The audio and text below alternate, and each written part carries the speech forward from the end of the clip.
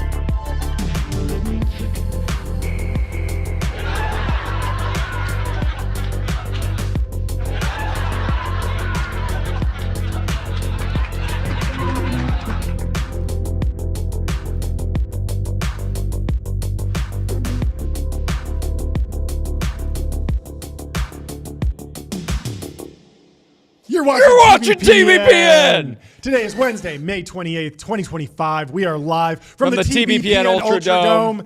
But today is the trenches of technology, the domicile of DeFi, the mansion of meme coins, the capital of crypto. It's Crypto Day on TBPN. We started early. We're talking to people from all over the globe. We just talked to Balaji. We've actually already been podcasting for hours. Hours. We cut it down for you. We have our first 3 interviews. They're going to play over the next hour. Then we're going to hop back on and do a whole bunch more live interviews. So stay tuned.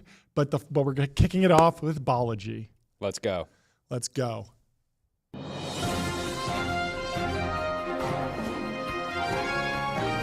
Big news. We have Balaji in the studio. We're going to bring him in, talk to him for about 45 minutes, take his temperature on what's going on in crypto. I want the update on what he's up to and really just take us on the whirlwind tour. We're going to get to the bottom of what happened in 1971.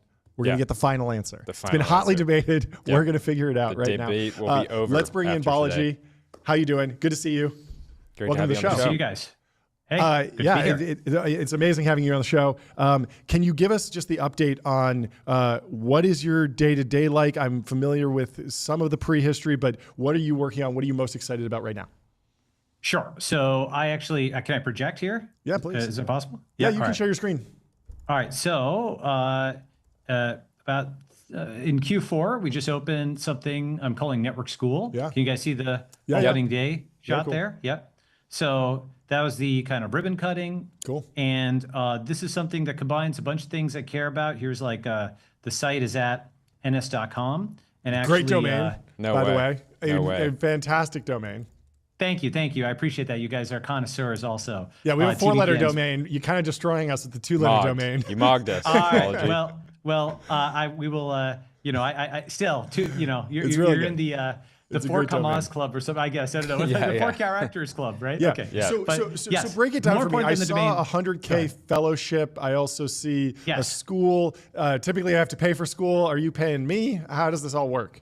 Right. So this is essentially, there's several things that are happening at the same time. Sure. Like obviously traditional academia is basically over as we know it. Yep. It's about 10 different things hitting it at the same time. It's lost trust and credibility and so on. Yeah. And what we've got here is we're doing global meritocracy. Anybody from anywhere. Obviously Americans are welcome, but anybody who's what I call internet first is welcome, right? So if you're, pro Bitcoin, if you're pro cryptocurrency, smart contracts, and so on, you're pro AI, you're pro biotech, pro nuclear, and whatnot, and those kinds of people exist all over the world, and so we're bringing them here, and so global meritocracy basically, and there's Vitalik, there's Brian Johnson. Can you see the video? Yeah, incredible. On screen? Yeah.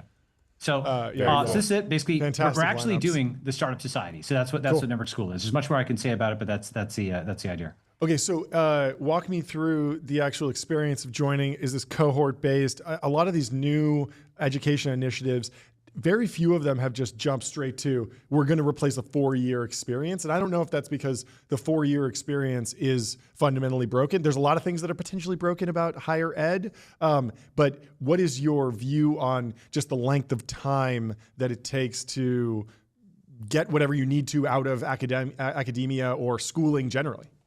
That's right. So, very good question. This is a long topic, but sure. Just to level set, I actually spent, 10 years at Stanford. I was an undergraduate, graduate, got my MS in chemical engineering, BS, MS, PhD, electrical engineering. I taught computer science and stats there. I'm a research scientist. I have 5,000 plus citations, blah, blah, did genomics, taught, computer science and so on at Stanford. So I know academia fairly well. And in fact, I thought for the first, I don't know, 10 years or so of my adult life that I was actually going to be a professor. And then I, started a genomics company and, basically became, got into tech.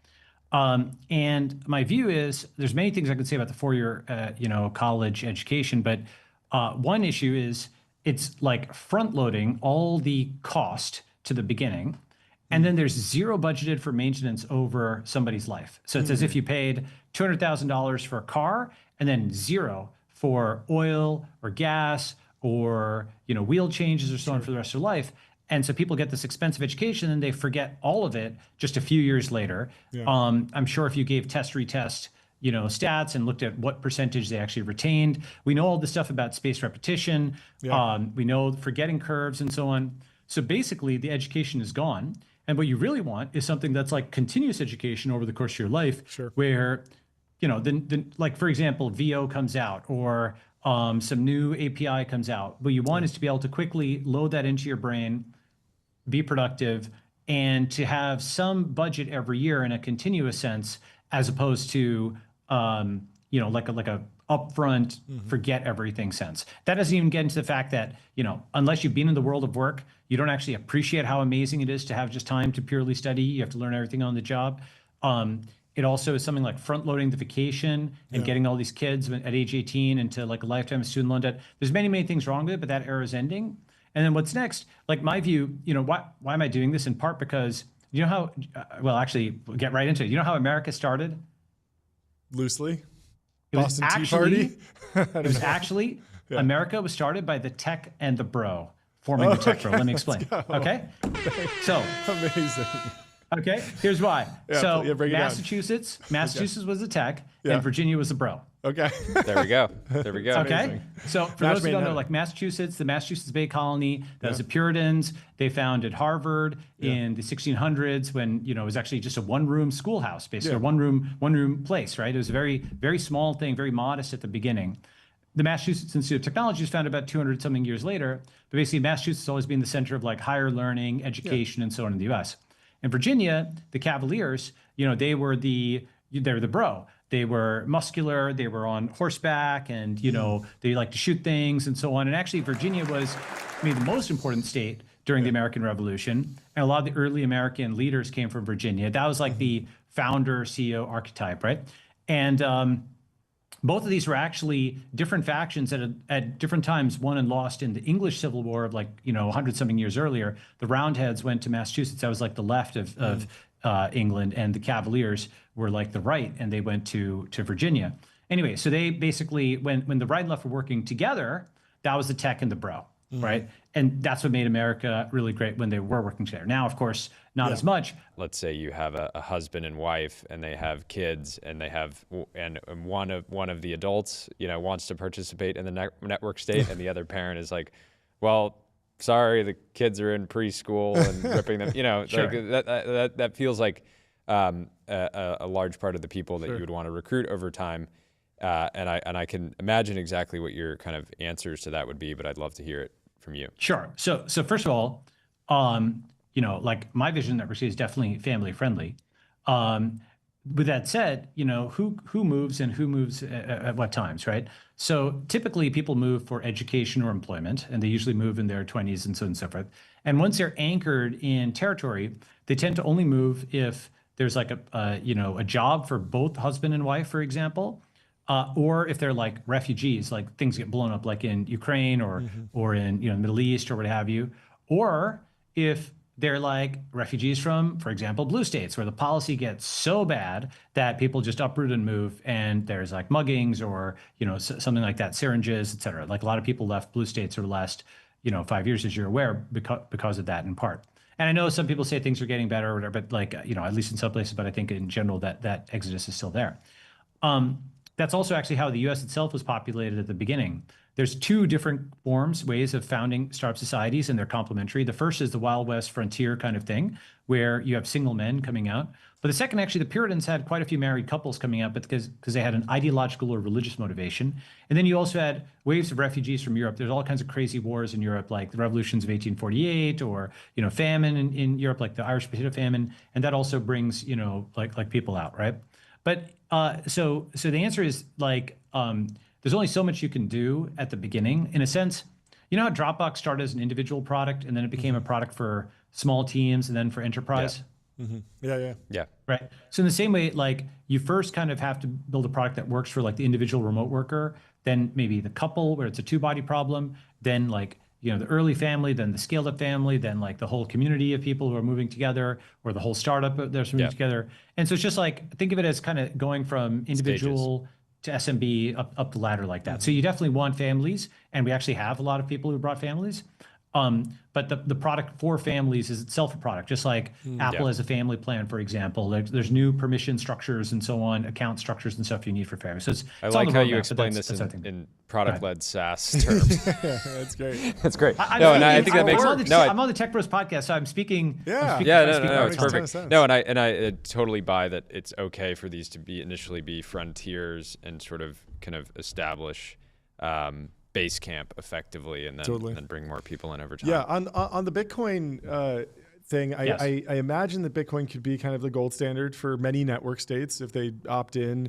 The interesting story that I've been toying with Bitcoin is that the narratives have shifted. Bitcoin promised a few things. It didn't deliver entirely on all of those. It wasn't entirely anonymous. It wasn't entirely used for transactions, but it's become a fantastic store of value, and that's kind of where it landed.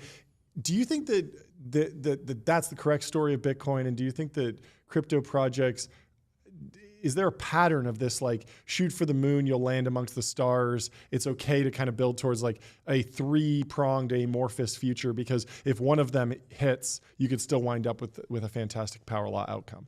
Oh yeah, I mean, like I think it's the only way of doing things. In the sense of, it's kind of like people who there's one guy who will remain unnamed who like critiques like Elon's self-driving schedule. It's like he promised it an X date and it only arrived like a year later. He sucks so much. and I'm like, like I think Elon is saying like Tesla or SpaceX, they turn impossible into late. Yeah. That's right? a good one. Yeah. You'll take that every single day, obviously, in my view, obviously, right? I want to answer to your point. So the way I think about Bitcoin is maybe the obvious way, but it's digital gold, right? That is to say, it is infrequently moved on chain. It stores large amounts of value, and it actually serves some of the purpose of gold reserves, where like you sort of want to show on chain that you have it. It's almost like meant to be public in some ways, right? And then the various kinds of features that people have wanted to add over time to Bitcoin. The problem is that like gold should be as immutable as possible, and mutability is in conflict with, programmability is a good value and immutable is a good value, but those are like, fire and water, they don't mix, right? There's you want a drink of water and sometimes you want a hot fire to keep you warm, but you don't want them in the same thing, then you get nothing, right? Yep. So immutability, Bitcoin's immutability, its stability and its predictability, think of it as locked, right? And then what happened was privacy went to like Zcash and zero knowledge, Tornado Cash, which is now legal again, and so on. And zero knowledge is booming. Zero knowledge is one of the big things that people are underpricing, I think. Cool. Bitech, arguably another, and so on. Then number two is programmability with smart contracts. That went to Ethereum and Solana and whatnot. Number three, transactions, as digital cash, that went to stablecoins, USDC, USDT. And then other kinds of things like storing data on chain and, using it as an oracle, that went to other stuff like Chainlink and other kinds of things. And then, basically other functions like on-chain data is NFTs, just like on-chain code is smart contracts, that went to NFTs. So all of these things that were initially contemplated did happen. They just happened on other chains that could tolerate the risk, because you have success and failures then, and Bitcoin couldn't tolerate that risk. Bitcoin was locked. Yeah, yeah. Well, with the zero knowledge stuff, I haven't been tracking it as closely most recently. Are you waiting for engineering challenges to be hurdled? Are you waiting for just more code to be written? I understand that it's incredibly complex code, some of the hardest hard code. programming software to ZK write. and quantum, or is it more on the customer adoption side? We're ready for on-ramps of kind of the masses, but it's just going to take time for people to build the bridges to actually make these new ZK products just lovable and Well, first, just to explain what zero knowledge is. Zero knowledge arguably is, and Vitalik's also made this analogy, ZK arguably is to crypto what the transformer is to AI, in the sense of it takes a bunch of things that were previously special case stuff and it puts it into kind of a common framework where you can, lots of special case subroutines can now be general case to oversimplify. And what that means is you can develop ZK protocols that, for example, ZKYC, where they just prove what is necessary for a government to be satisfied that this is a real human being and nothing else, right? And that's necessary because look at these, these KYC attacks on Raj of Salana and other kinds of people, right? Like the modern form of KYC is where governments force companies to store giant honeypots full of sensitive information. And then the governments themselves are often hacked, like the OPM hack and so on and so forth. So that's one aspect of where ZK can come in and be the solution. Another thing is that ZK is actually used as a compression technology. So for example, ZK rollups, not just a privacy technology. And so this stuff is actually already there and it's being deployed and it's working. There's ZK chains and so on. It's one of those things where, is it consumer visible? Maybe not, but I think it's just a really important technology. It might never need to be consumer visible, is what you're saying. I mean, that's right. But what it does basically mean is there can be sort of magical things where you can prove what you need to prove without giving up anything else. Yeah. Right. You I can mean, that's prove the way a lot of KYC stuff works right now. I scan my ID. Most people don't know that there is a machine learning algorithm with computer vision in there that's reading the ID and checking it with a database.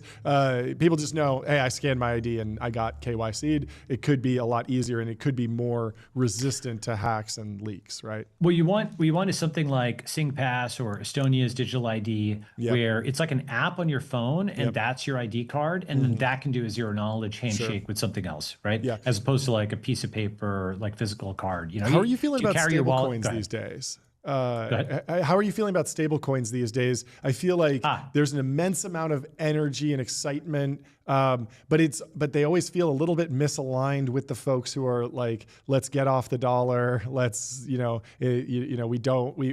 wanted to move away from that system and we're kind of maybe rebuilding it. How are you feeling about stablecoins? Are you optimistic? Do they play an important role in your vision of the future? Yes. Cool. Though, I think, so let me actually show you guys something. Ready? Here is a fun video. Okay. Can you see the screen there? The stablecoin video is dropping right now. Let's see. Coinbase and Circle announced launch of USDC, digital dollar. Yes. October 23rd, 2018. And so guess who's there? Were you behind this? That's amazing. Lore. This is great. There he is. I remember this video. Yeah, I remember thinking like, oh, I don't really understand this, but now I do. So you were, this is a long way of saying you were early and right. You were super long stablecoins, but I've heard it's hard to make money. That's right. And in fact, let me just show you, just to underline, here is the market cap of USDC, which is now $60 billion. Yeah, wow. And on October 3rd, let's see if I can get the cursor. Bang. Let's say October 3rd, 2018. Can you see that? Zero. Yeah. I can't see that, but I can see the broad chart. But congratulations for being early. You're always early. Where are we going in the future with stablecoins? How important are they going to be? Because it still feels like there's a little bit of tug of war with like, we're staying on the dollar. We're not really moving to new legacy financial institutions seeing that we're in a friendlier regulatory environment, seeing the product market fit of stablecoins, now wanting a piece of the action. Like when the Wall Street Journal reports like the dollar fell in value, like the stablecoins also fell in value, right? And so it solves some problems, but not all of them. So what's your take? Right. So, well, the term stablecoin obviously is historical because it was stable relative to Bitcoin. Sure. I think you could sort of separate that out into two things, like a fiat coin and a flat coin. Totally. Like a fiat coin is something that's an on-chain mirror of fiat off-chain. Yep. And a flat coin would be something that actually retained its purchasing power over time. Yep. And that's much harder to do because you'd have to maintain its stability against bread and PlayStations and whatever. And if there's an actual shortage of those things, then price might increase for no reason other than actual physical shortage. So, but keeping the historical name, stablecoins are, so first, why are they useful? Well, at a minimum, they're better international wire transfers. Yeah. That alone justifies their market cap. Totally. That's like tens of billions of dollars in market cap because they just save you from $25. And more importantly, banks are only open like 9 to 5 weekdays, right? So like from 40 hours a week uptime to 168 hours a week, which is 24/7 uptime, that's worth a lot. Imagine if websites were only up 40 hours a week, right? Yeah. So just that alone, the ubiquity, internationalization, then you add programmability and so on. When people say, oh, why just put $1 on chain? That's why, right? That's why they're valuable, right? And the space is partitioned in an interesting way. And I think many other things will partition this way into like a US and a global, right? Like the USDC coin or the USDC asset is like US regulated. And then USDT is like intentionally non-US regulated, right? Sort of like there's like Coinbase and there's like global exchanges and so on and so forth. I think that'll be a common partitioning of many kinds of markets. And so, that's a justification for why I'm bullish. But now onto your specific questions, I think that one of the things, once you've got something on chain, it can just be easily swapped, right? And so now that USDC is there, you're going to have probably every other fiat currency up there and what have you, because it's become so mainstream and whatnot. But when that happens, you get an interesting thing, which is similar to the launch of Google News in the mid 2000s. As you may recall, all these newspapers put their newspapers online in the late 90s and early 2000s. Then when Google News launched, it suddenly showed that the Des Moines Herald and the San Francisco Chronicle and NYT, WAPO, Miami Tribune, whatever, were all basically printing the same stuff. There was some custom stuff that they had in their own markets, but most of it was just reprinting the AP. The Newswire. Right? Yeah. Newswire. And you could see this on Google News. It's like 173 other outlets printed the story. And it's all the same story every time, Yeah. And that's because those newspapers, they had trucks and they had, used to say, never argue with a man who buys ink by the barrel. Now, never listen to a man who still buys ink by the barrel, lol, right? Okay. Because, they're, I love it. Are you buying any ink? I actually like pencil and paper to write, but not to print, right? That's certainly not newspaper. Early days. We went through a lot early of days. Never fight with a podcaster who live streams for 20 hours a week. Something like that. Exactly. Let's beat you on. Exactly. Yeah, this is the modern version. That's right. So point being, though, that they had these geographical monopolies that suddenly they put their stuff online and there was a delayed reaction. And suddenly they realized, wait a second, every newspaper's in competition with every other newspaper. And so, of course, all the local ones without any brand basically just all died. And only the national ones survived. And they became much more ideological. And the new partitioning of information space was on the basis of ideology, not geography. So you've got the, gym bros, and you've got like people who are interested in, I don't know, various political causes. You've got crypto causes. You've got things sectioned by vertical rather than geographic horizontal, ideology rather than geography. Okay. So the same thing is going to happen with assets. And the reason is, first, you've got these fiat currencies that are put on chain. And then we're nearing something which I call the DeFi matrix. The DeFi matrix starts with the observation that fiat can be swapped like Forex, but fiat crypto can also be swapped like USD BTC, and crypto can be swapped like BTC ETH. And of course, crypto can be swapped for NFTs and all kinds of this crazy menagerie of digital assets that are now out there. So you visualize this giant square of every asset that can be traded for every other asset. And there's amazing numbers of crazy financial machinery out there now that will basically do the complexity of finding buy and seller pairs, like Uniswap and market makers and so on behind the scenes for this swap. What that means is that whatever asset you have less need to get into a fiat currency. You can just hold that asset, and then when you want to, you just liquidate it for whatever other asset you want at some fee. Okay? What I mean by that is, what do people call it? What's a highbrow way of saying when you sell your company? You get a liquidity event. Liquidity event. That's right. That's another term of talking about cash. Cash is liquidity. Cash is universal barter. Cash can be traded for anything. But now anything can be traded for anything. which means there's less need for cash, right? Yep. And so all these countries will wake up one day and they'll find, wait a second, just like the newspapers, we had a geographical monopoly on our fiat currencies, but now we don't, and we're competing in this global marketplace of all these other cryptocurrencies as well as really big fiat currencies, right? And then they're going to have to compete, just like the information environment, you compete on ideology rather than geography.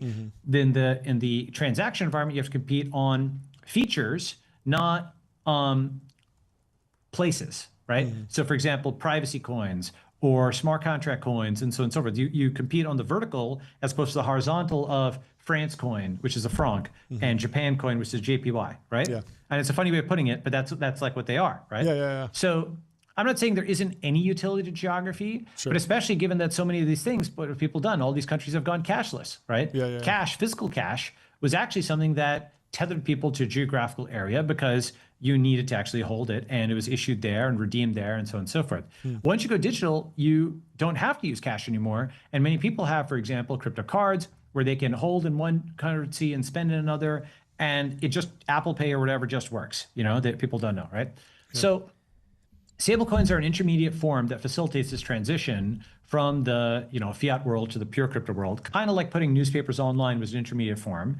And just like there was a whole battle in the 2010s where newspapers at one point felt threatened. Oh my God, I mean, not at one point, they still feel threatened, but they fought this whole battle of the bulge counterattack on social media, tried to take away your voice, my voice, everybody's voice, but they lost. You know what I call when Elon took over X? You know what I call it? What do you call it? X Day. It's like D-Day, right? Yeah. All the good guys amassed $44 billion for like the Normandy landing, boom, right? Like this, because it was still technically illegal. They were like, if you want your own company, why not build one or whatever to get free speech back? Remember those kinds of lines of argument prior to, right, 2022? And then Elon basically gathered the forces, and every tech guy, like some Marvel movie, put in a bill, 5 mil, whatever they could afford, pass the hat around. I mean, $44 billion in cash is like go ahead. Yeah, no, it's just funny passing the hat around, and Morgan Stanley puts in $13 billion in debt. It's kind of classic. Yes. So every center right, centrist, center left, in some cases, person who just piled it, because Elon obviously was the man, but so many people backed him, right? And this was something where Thor landing with a hammer, boom, like this, right? Poof, all of these communists just fly back against the walls. All these wokes just defeated like this. And X Day, right? Now, what that actually also meant was a Tower of Babel kind of moment, because Twitter no longer exists. There's X, there's Truth Social and Gab and whatever, all on the right. And there's Blue Sky and Mastodon and Threads and TikTok on the left. And there's the crypto networks like Nostr and Lens and Farcaster and so on, right? So you have a Tower of Babel moment where Twitter has been shattered. Anyway, this has been fantastic, Balaji. Thank you so much for stopping You're welcome to come on and screen share with us anytime. Yeah, this is great. Awesome. Great. Maybe I can be your Kramer special guest. And thank you for kicking off. I would love that. We have I think 10 plus other, exciting crypto entrepreneurs. Should be a big day. Welcome. How are you? There he is. What's going on? Hey, how's it going, guys? A pleasure to be here. Welcome to the Temple of Technology. Can you kick us off with a quick introduction on yourself and the company for those who might not know? And your PFP too. What is your PFP? Got to get the backstory there. Absolutely. I think not too many people are really familiar with the PFP. But to start with myself, I'm Alon. I'm one of the co-founders of Pump.fun. Cool. Pump.fun is a launchpad where anyone can create their own coin, and it's based on the Solana blockchain. And my PFP is Remilio. It is an NFT based on Ethereum. Very cool. A little crossover. Yeah, crossover. Over some Ethereum. Not pure Solana maxi. Why don't we start with, we have a primarily sort of traditional tech audience. Why don't we start with the origin story of Pump? I know you have had a crazy time, even fundraising, went through a couple pivots to get to the launchpad that is today. So I think it'd be great to hear the backstory. Yeah, absolutely. So my background, I mean, I've been in crypto for a while. Before we built Pump.fun, myself and my two co-founders were building a bunch of different ideas in crypto, consumer crypto, in NFTs and social fi and a bunch of different random corners of the space. Nothing really stuck. I mean, I think we built for around a year or so before we got any semblance of traction. Ultimately, we weren't really building for ourselves. And I think once people started trading meme coins on Solana is when we first saw that there's a problem or a few problems that we can solve that would actually be addressing some of our issues, because we were, trading on the side. We've always been trading meme coins and NFTs and all that different stuff on chain. And we noticed that there's a whole bunch of different problems that we could solve by building a launchpad where anyone could create their own coin, standardizing the way people launch these things in a more secure and safe manner, as well as in a way that is more user-friendly for people, so anyone can get involved and you don't need to be highly technical to launch your own asset. So Pump.fun, I would say, was the first product that really allowed for mass tokenization, and it's something that we're going to continue doing.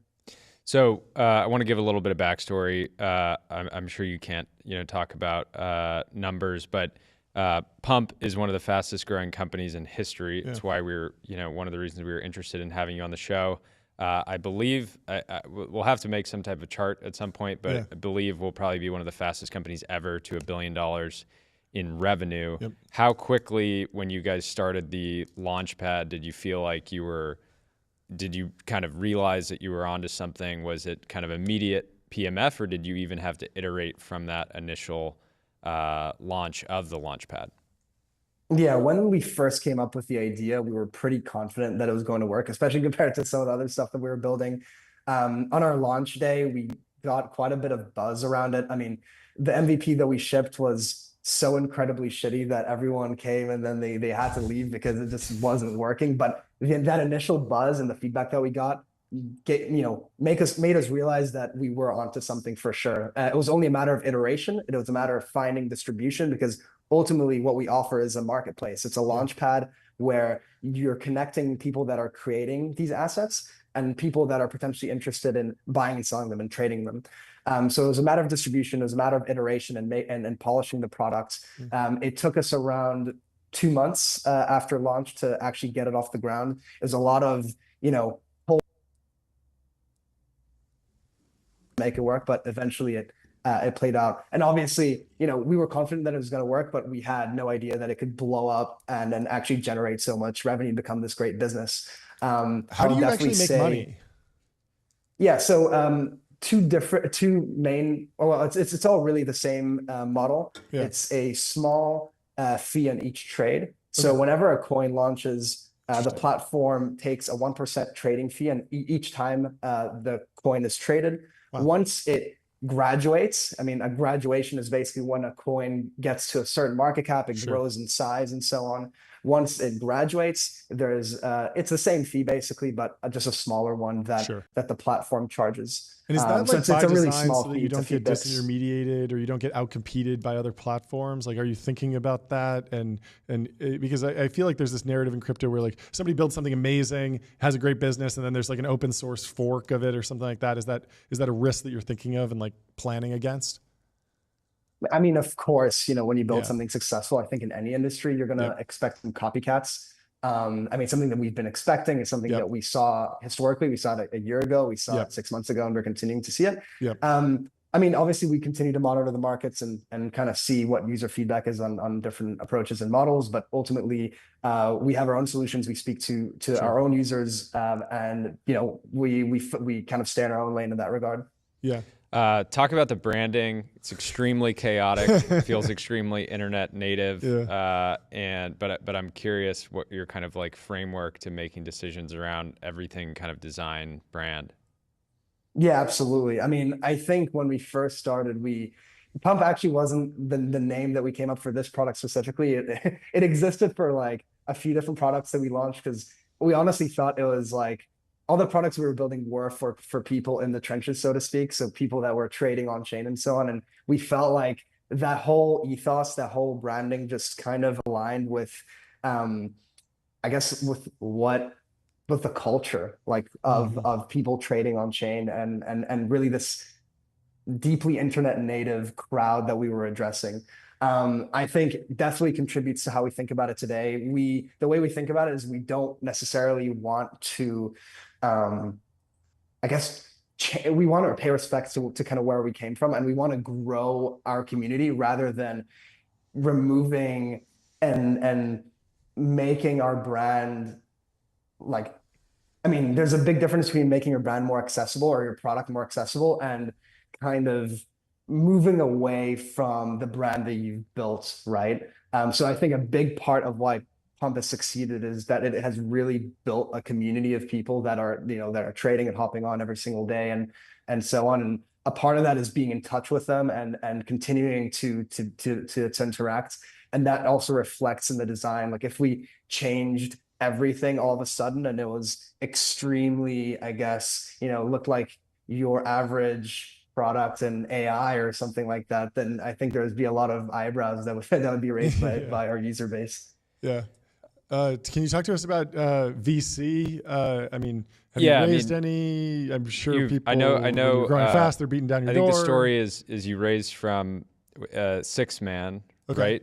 Is that correct? Dudas's fund. That's correct. I can't give too many details on the whole, I guess, life cycle.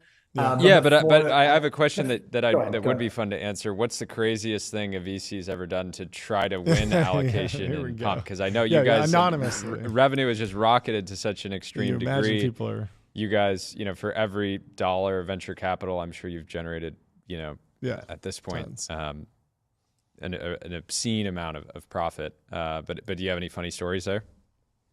I'm not sure if there's anything in particular there, but definitely there's so many stories where not just for VCs, but like, I guess influencers in the space and stuff as well, where we DM'd them multiple times and received introductions and didn't get any responses, only for the exact opposite to take place once the platform has gained traction. And yeah, this has happened many times.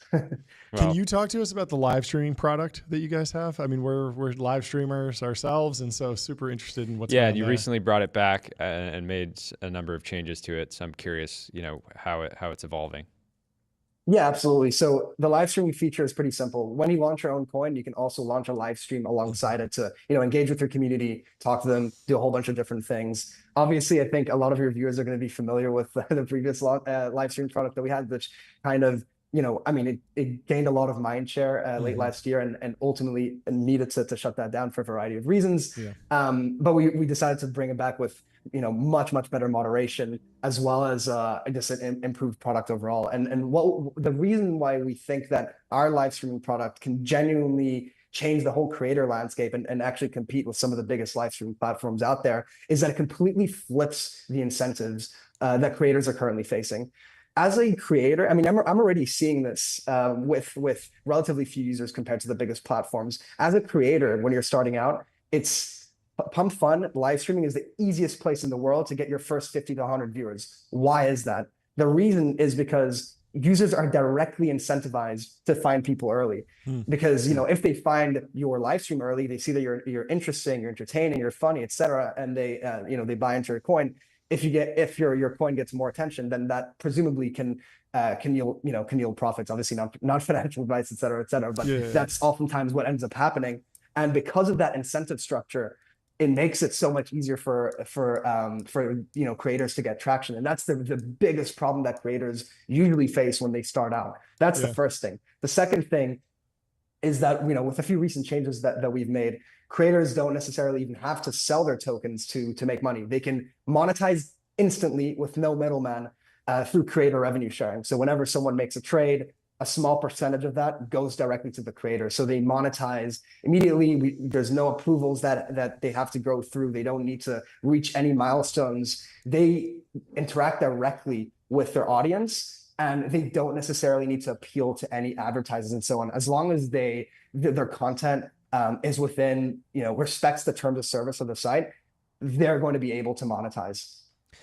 Talk about why you chose Solana early on and why you're continuing to double down there, and if you're looking at opportunities on other chains at all. Yeah, so we love Solana. I mean, I mentioned Ethereum earlier on with my PFP, so that's, I guess, kind of where our background is. We built on Ethereum for many years in that ecosystem. Eventually, because we were building products and we're getting, I guess, like increasingly desperate to get users, we saw that, especially for this, for meme coins, people were starting to trade them on other blockchains, specifically Solana, and that was gaining a lot of traction back then. So we start, we wanted to go to where all the users were, right? Because that would maximize our chances of succeeding. So we went to Solana. Obviously, after we gained success, we got a ton of inbound from other blockchains and so on, and people were asking to get their favorite blockchain added. But ultimately, our goal is to bring tokenization to the masses. Our goal is to kind of expand this universe and really break into the mainstream. And I don't necessarily believe that going onto any other chain would contribute to that. Solana as infrastructure has improved so significantly over the past year and a half since Pump.fun has been live, that we're very confident that once, I guess, that critical mass is reached, the infrastructure will be able to support the activity on the platform. And more than just that, there's so many ecosystem applications that utilizes Pump's marketplace infrastructure and so on, that actually contribute to the not just to the bottom line, but contributes to the overall user experience. Like, people can use whatever interfaces they like to get the best experience possible. So all in all, couldn't be happier being on Solana, and we're not considering leaving anytime soon. Very cool. Fantastic. Thank you for jumping on. I know you don't do a lot of interviews, do a lot of media in general, so appreciate you coming and telling the story. It will. I legitimately think there will eventually be a Harvard business school case study on what you're building, because it's completely unprecedented, the growth. I think we'll probably just start to see this year people realizing how big a business Pump has become in such an incredibly short period of time. So thank you for jumping on and sharing, and we'll talk to you soon. Absolutely. Appreciate it, guys. Cheers.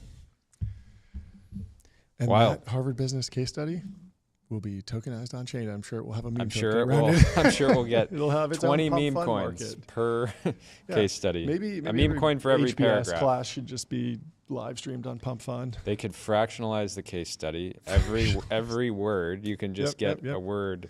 Well, But next anyways, up we have Katie Haun. it's interesting that I think meme coins were working on Ethereum, but the gas fees on Ethereum were so high or something. You couldn't make a trade for $100 because somebody would be like, are they going to pay $50 in gas to make speed a trade like and that? price? You drop, you increase the speed, you drop the price. Like, you always just see more activity, and so fascinating. That $1 billion revenue number, is that something that you can just inspect on the blockchain if you just add up all the Solana transactions? I think a lot of it is, like, is that possible? Yeah, to do? it's visible. I had seen a post as of maybe last week that they had passed $750 million in revenue. Wow. And when did they actually launch? It seems like it was like a year ago. Is it like roughly a year ago? Wow, impressive. So 1 year to $750 million in like crypto. real, and it's not marketplace. That's like their That's not GMV. That's actually their take net home revenue. Anyway, next up we have Katie Haun from Haun Ventures in the studio. Welcome to the show, Katie. Thanks so much for hopping on. We're excited to talk to her. Welcome. Hey guys. Good morning. Good morning. How are you? Wherever you may be. I think you're at the conference. No, we are not. We're in Los Angeles. We're in Hollywood, the future of media. Yeah, Good morning. we're bringing Good media morning. back to Hollywood. But thanks so much for joining. Would you mind kicking us off with just a little bit of an introduction, and how are you spending your day-to-day these days? Oh my gosh, a little bit of an introduction. Well, my name's Katie Haun. I founded Haun Ventures, which is we're investing in blockchain technology through an early stage fund and a later stage fund. And we're about 3.5 years old as a company and as a fund. Do you do liquids or how all many decades companies? has the last 3.5 years felt Oh like? my gosh. Well, you know That's a what, good guys? question. I've actually been in the space over a decade. Yeah. Wow. Over a decade. So how many years has that felt like? But the last 3 years have been wild.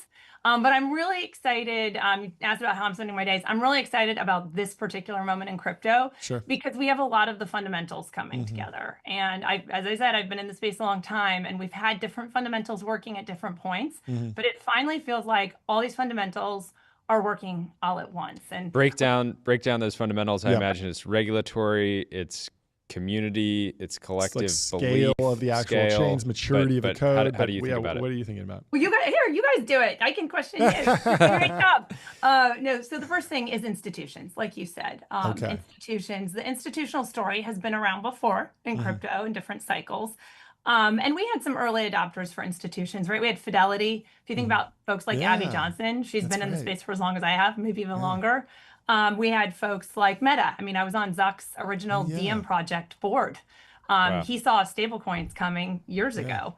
So we had Meta leaned in as an institution kind of early. And then we had other institutions, folks like BlackRock. I think Larry Fink is actually a great exhibit A for someone who really changed their mind on crypto. Totally.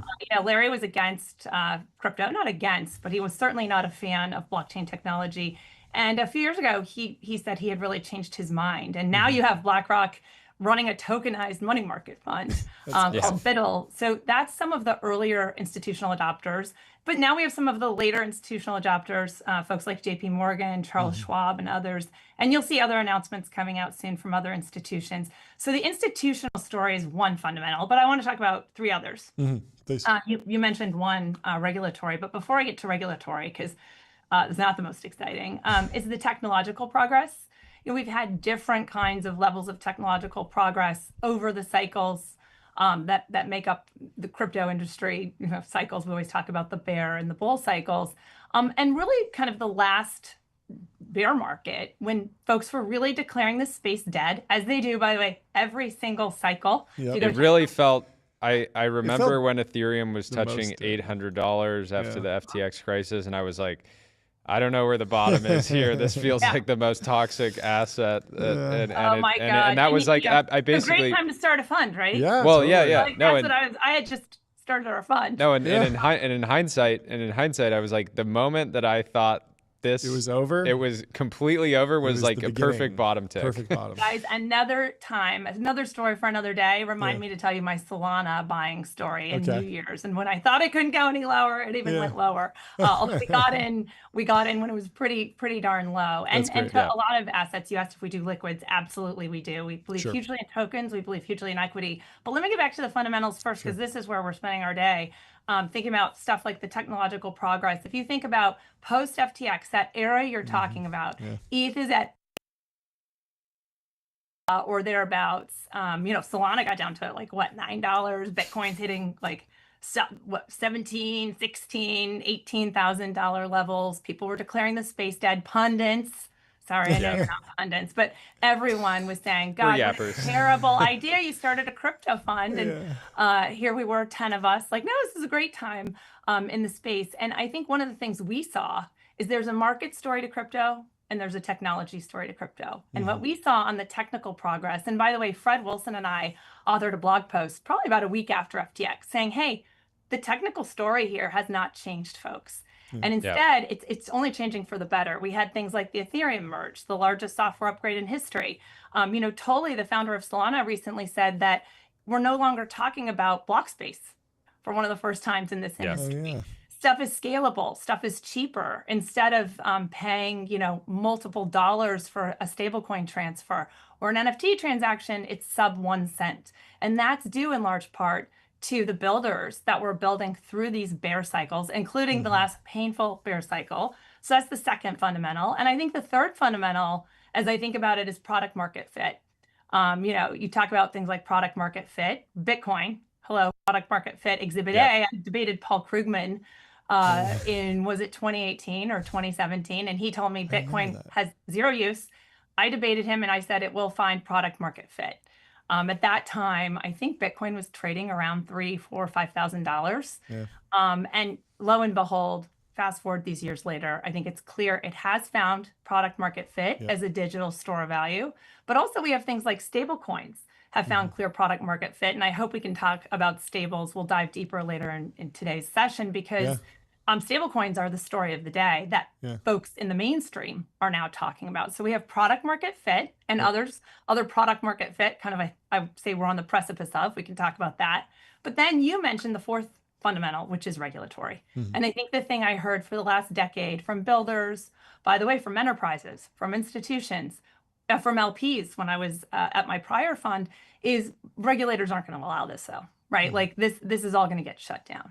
What was your answer then? Was it like the obvious rebuttal is regulators are going to make code illegal? Like it's pretty hard to ban code, right? Anybody can kind of create it and put it out on the internet. I'm sure you were always confident that it wouldn't be made illegal, but at the same time, the sort of U.S. regulatory regime was making it pretty difficult to exist as a crypto founder in the U.S., which had the same, sort of effect in some ways. Yeah, fun fact, since there's the conference going on today, I don't know if you guys are aware of this. I was asked probably around 2012, 2013 to help shut down Bitcoin for the US government when I was a federal prosecutor. Wow. So it's just crazy to think about. I mean, hey, Katie, little project. I don't know if you have time this weekend to look into it. Can you shut down? Open the case, Fanu Lanu, first name unknown, last name unknown. Wow. Somewhere in the Tenderloin, San Francisco 450 Golden Gate said file of Fanu Lanu. But look, I realized early on that this was a really powerful technology. And regulators, by the way, and we've been saying this for the last decade, regulators should love this technology. I mean, for its kind of permanence, right? All of the things that make a blockchain great for a lot of things. Also, by the way, look, as I always said when I was a criminal, I hoped that criminals would use this instead of cash or wires, which I don't know how many banks anyone has ever subpoenaed. I've subpoenaed a lot of them. Good luck getting compliance with a subpoena. But at the same time, I really do worry about the erosion of financial privacy, and not just now that I'm in the crypto industry 10 years later. I talked about this when I was a prosecutor and the kind of reach of the Bank Secrecy Act, and we can go really deep on that. I think there are parts now under the third party doctrine that if it went back to the Supreme Court today, I think you might have a very different result than the last time the Bank Secrecy Act was challenged was in the 1970s. And of course, the velocity of payments has just skyrocketed since then. And now, unlike in 1970, where I couldn't glean too much information about you from your maybe couple payments or people writing out checks back in those days, now, if you think about if I have all access to all of your payment information, I could probably like predict where you're going to go every day, just about, right? I mean, it's a really great, almost in that way, and this is not crypto, this is just all financial data, right? Every time you use your Apple Pay, you're using a credit card, you're using stable coins. I mean, this is something that we should talk about at another time. Talk about your kind of early stage investment framework, philosophy. What are you, I imagine there's investments that you get the opportunity to make that you believe will be successful, but maybe aren't the best use of your capital if you have this sort of broader vision of where the asset class can and the technology can go. But I'm curious how you think about opportunities and even kind of your moral framework for investments. I've never heard it described as a moral framework, but that's an interesting framing. I mean, I think first of all, we start with the founders. Like any other venture investor, it's all about the founders and the market opportunity, right? And if you think about founders that I've previously kind of known in my gut, this is an amazing founder, an exceptional person who's going to build an amazing business. I mean, the first instance of that, as far as I was concerned, coming into crypto was Brian Armstrong and Coinbase, right? And I think one of the things that makes Brian so remarkable is he had a huge business going, just spot trading Bitcoin and then Ethereum and adding all of these other assets. But he was never content to just rest on those laurels as an exchange. It was always about diversifying the business and the Web3 economy. And he was thinking about things like stablecoins many, many years ago. Obviously, USDC was a partnership between Coinbase and we had Balaji on earlier, and he showed a video of the launch, the web's page for the launch video, and he's like in the first 5 seconds in that video. I remember that. I remember that. Did he have a bowl of cereal with cream or something in that dating? I remember those days with Balaji with the USDC launch happening. And I think, again, I remember being in the Coinbase office, by the way, the day the day that Bitcoin first hit $10,000 for the first time. Imagine, by the way, if we were having this conversation, you know, now we would be like, oh my God, $10,000 market correction. Well, just a few short years ago, that was like cause for celebration. People couldn't believe it was $10,000. I was in the office. The euphoria was kind of everywhere, except Brian had his eyes on what's happening next. We're not going to get comfortable with this. We're building an open global financial system for the world. Where are we taking our revenue lines next? You know, he's been thinking about that day the S1, you know, day the direct listing happened in April of 2021 at Coinbase. So I was so excited to be a director of that company for almost 8 years and see that company through a remarkable series of events. And I still am so excited watching from the sidelines about what they're doing. So I think the first thing we look for is an amazing, exceptional founder. And that, you know, Brian's a great example, right? So we're just trying to find the next Brian's, but also the market opportunities and the space. As I said, the asset class is so broad. So it really, we're talking about, what are we talking about? We're talking about prediction markets. One thing, that's an area we're very excited about, but we kind of think about it as where will this evolve? Not the current state of innovation, but more of the end state of innovation, or the midpoint state of innovation. And in the case of prediction markets, I'll tell you, one of the things we think about is, think about like Netflix. Netflix was very centralized. It curated content.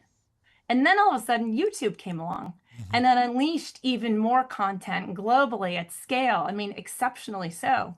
So for prediction markets, when are we going to get that user-generated equivalent, or the YouTube moment? I think that's really interesting. And I think what makes crypto special in that story is the programmability that people around the world, 24/7, you know, the internet operates 24/7, and anyone with a smartphone can access that. So we think that's exciting. So we're looking for, you know, exceptional founders. Well, it sounds like an easy job. Just find 10 more Brian Armstrongs and you're great. So 10 more. Sounds like an easy job. job. I believe it. I believe in you. I think you can do it. And thank you for doing the work to surface the Brians of the world. Yeah, we're talking to him later today. We're very excited. Oh, great. Well, I'll tune in for that also. I think, though, you mentioned moral. I think one of the things we've done...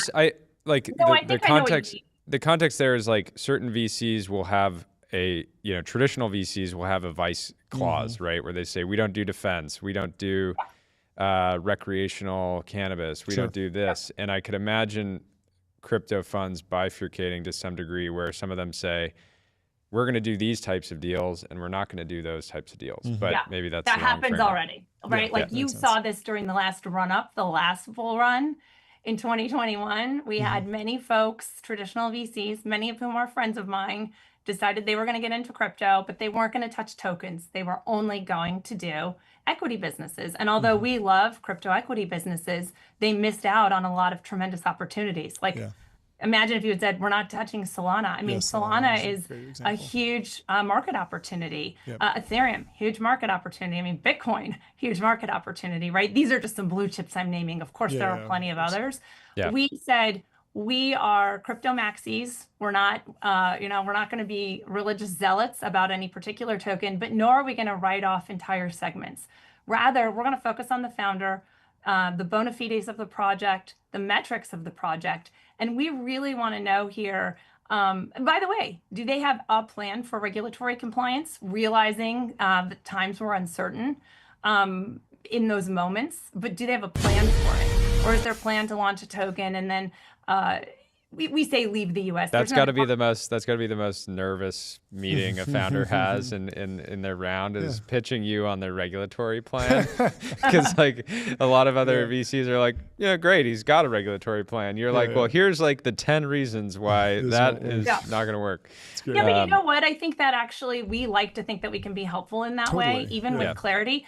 I was talking to probably one of the most legendary biotech investors in the world a couple months ago, and he told a group of our founders, he said, I'm in a regulated space. We've got plenty of regulatory clarity. And believe me, we still need to kind of navigate. Like it doesn't just go away just because we have legislation passed, which we think is really important, and clarity. You still got to comply with it.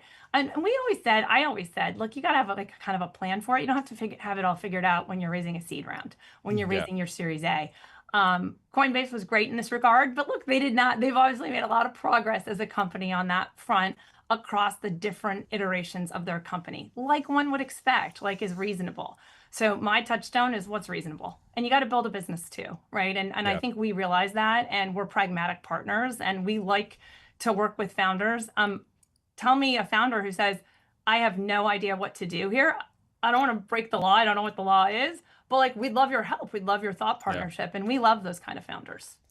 It's amazing. Well, thank you so much for stopping by. This was a fantastic conversation. Yeah, come back on again Thank you soon. guys. Thank you for having me. We'd love to go way deeper. I'm sure we're going to learn a lot today. This is good. Okay. Sounds Talk good. to you Cheers. soon. Thanks for Bye. coming on. Up next, we have Chris Dixon from Andreessen Horowitz. But first, let me tell you about Ramp. Time is money. Save both. Easy to use corporate cards, bill payments, accounting, and a whole lot more, all in one place. Go to ramp.com to get started. Ramp.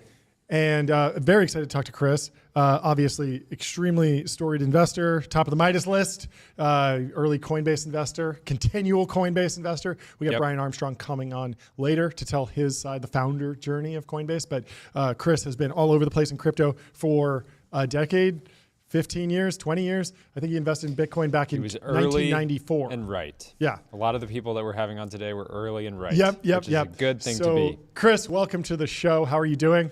I'm great, John. Good to see you. Good to see you. Also an early Solana investor. Yes. Jordy, good to see you guys. Congratulations on all the success with the show. Thank you. Thanks Yeah, it's been a lot of fun. Where should we start? Can you give us a temperature on the crypto markets? It's been up and Come down. on, let him take a victory lap.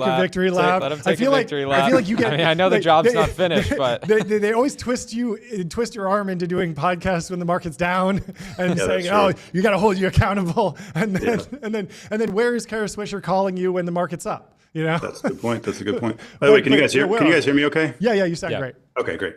Yeah, good. I mean, it's been a long journey, as you guys pointed out. I think that we had a lot of challenges the last 4 years, regulatory challenges with the last administration, and that looks like it's trending much better now with the new administration. It's sort of more pro-tech, and I think we have a lot of momentum in Congress, and that's a big deal because that created a lot of headwinds. So that's great, and then also like the kind of core infrastructure, and I don't know if you guys want to talk more about it, but like, so for example, one of the things happening right now are stablecoins are really taking off. So like last month, it was something like 2 trillion in stablecoin volume, which is more than trillion with a T, which is more than Visa. And so, quite a lot of volume, and a lot of that's due to the fact that the infrastructure, so Solana, Ethereum, and so forth, has gotten really good. So you can now send an arbitrary amount of money anywhere in the world for under 1 penny in 1 second. But that took years and years of work, investment, founders, technical folks doing a lot of work. So that's great. And so there's a lot of good things. I think that there's a lot of challenges too, but overall it's been fun. Do you think that the narrative around stablecoins is still going to morph into micropayments for the internet? Ben Thompson was talking about this with MCP. It's not in the standard, but you could easily imagine that getting worked into the second version of the standard.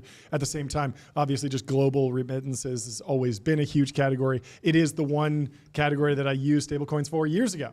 And it felt very real in that moment, even while people were saying, "Oh, this is useless." It felt like, okay, this is the value. But I'm interested in like kind of the next application of stablecoins and then the one after that. Yeah, great.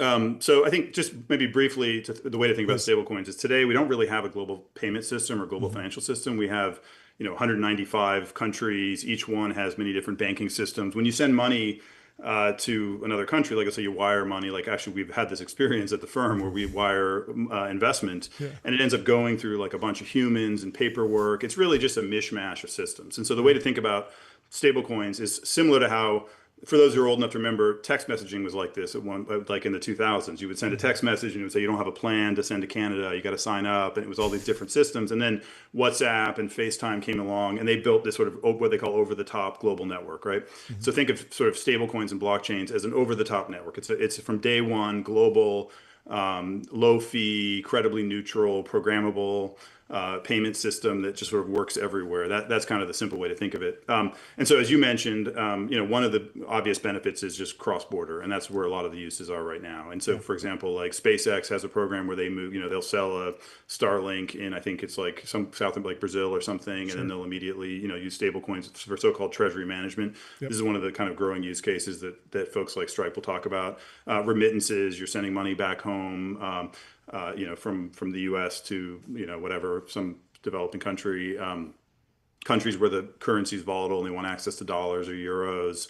And then, as you mentioned, John, the idea that and actually, I encourage those who are interested to go listen to the Collisons. They were an All-In podcast a few weeks ago talking about this. What they're actually say they're really excited about is less the low fees and more the programmability, as you just described. And so you can so this is like one obvious thing is, invoice fraud. So people will send, these faxes type things. That's really old fashioned, where they'll say like, here's my wiring instruction. And if you've done this, you'll say like, please make sure you call first. But of course, calling doesn't work in an age of AI because it could be a fake voice.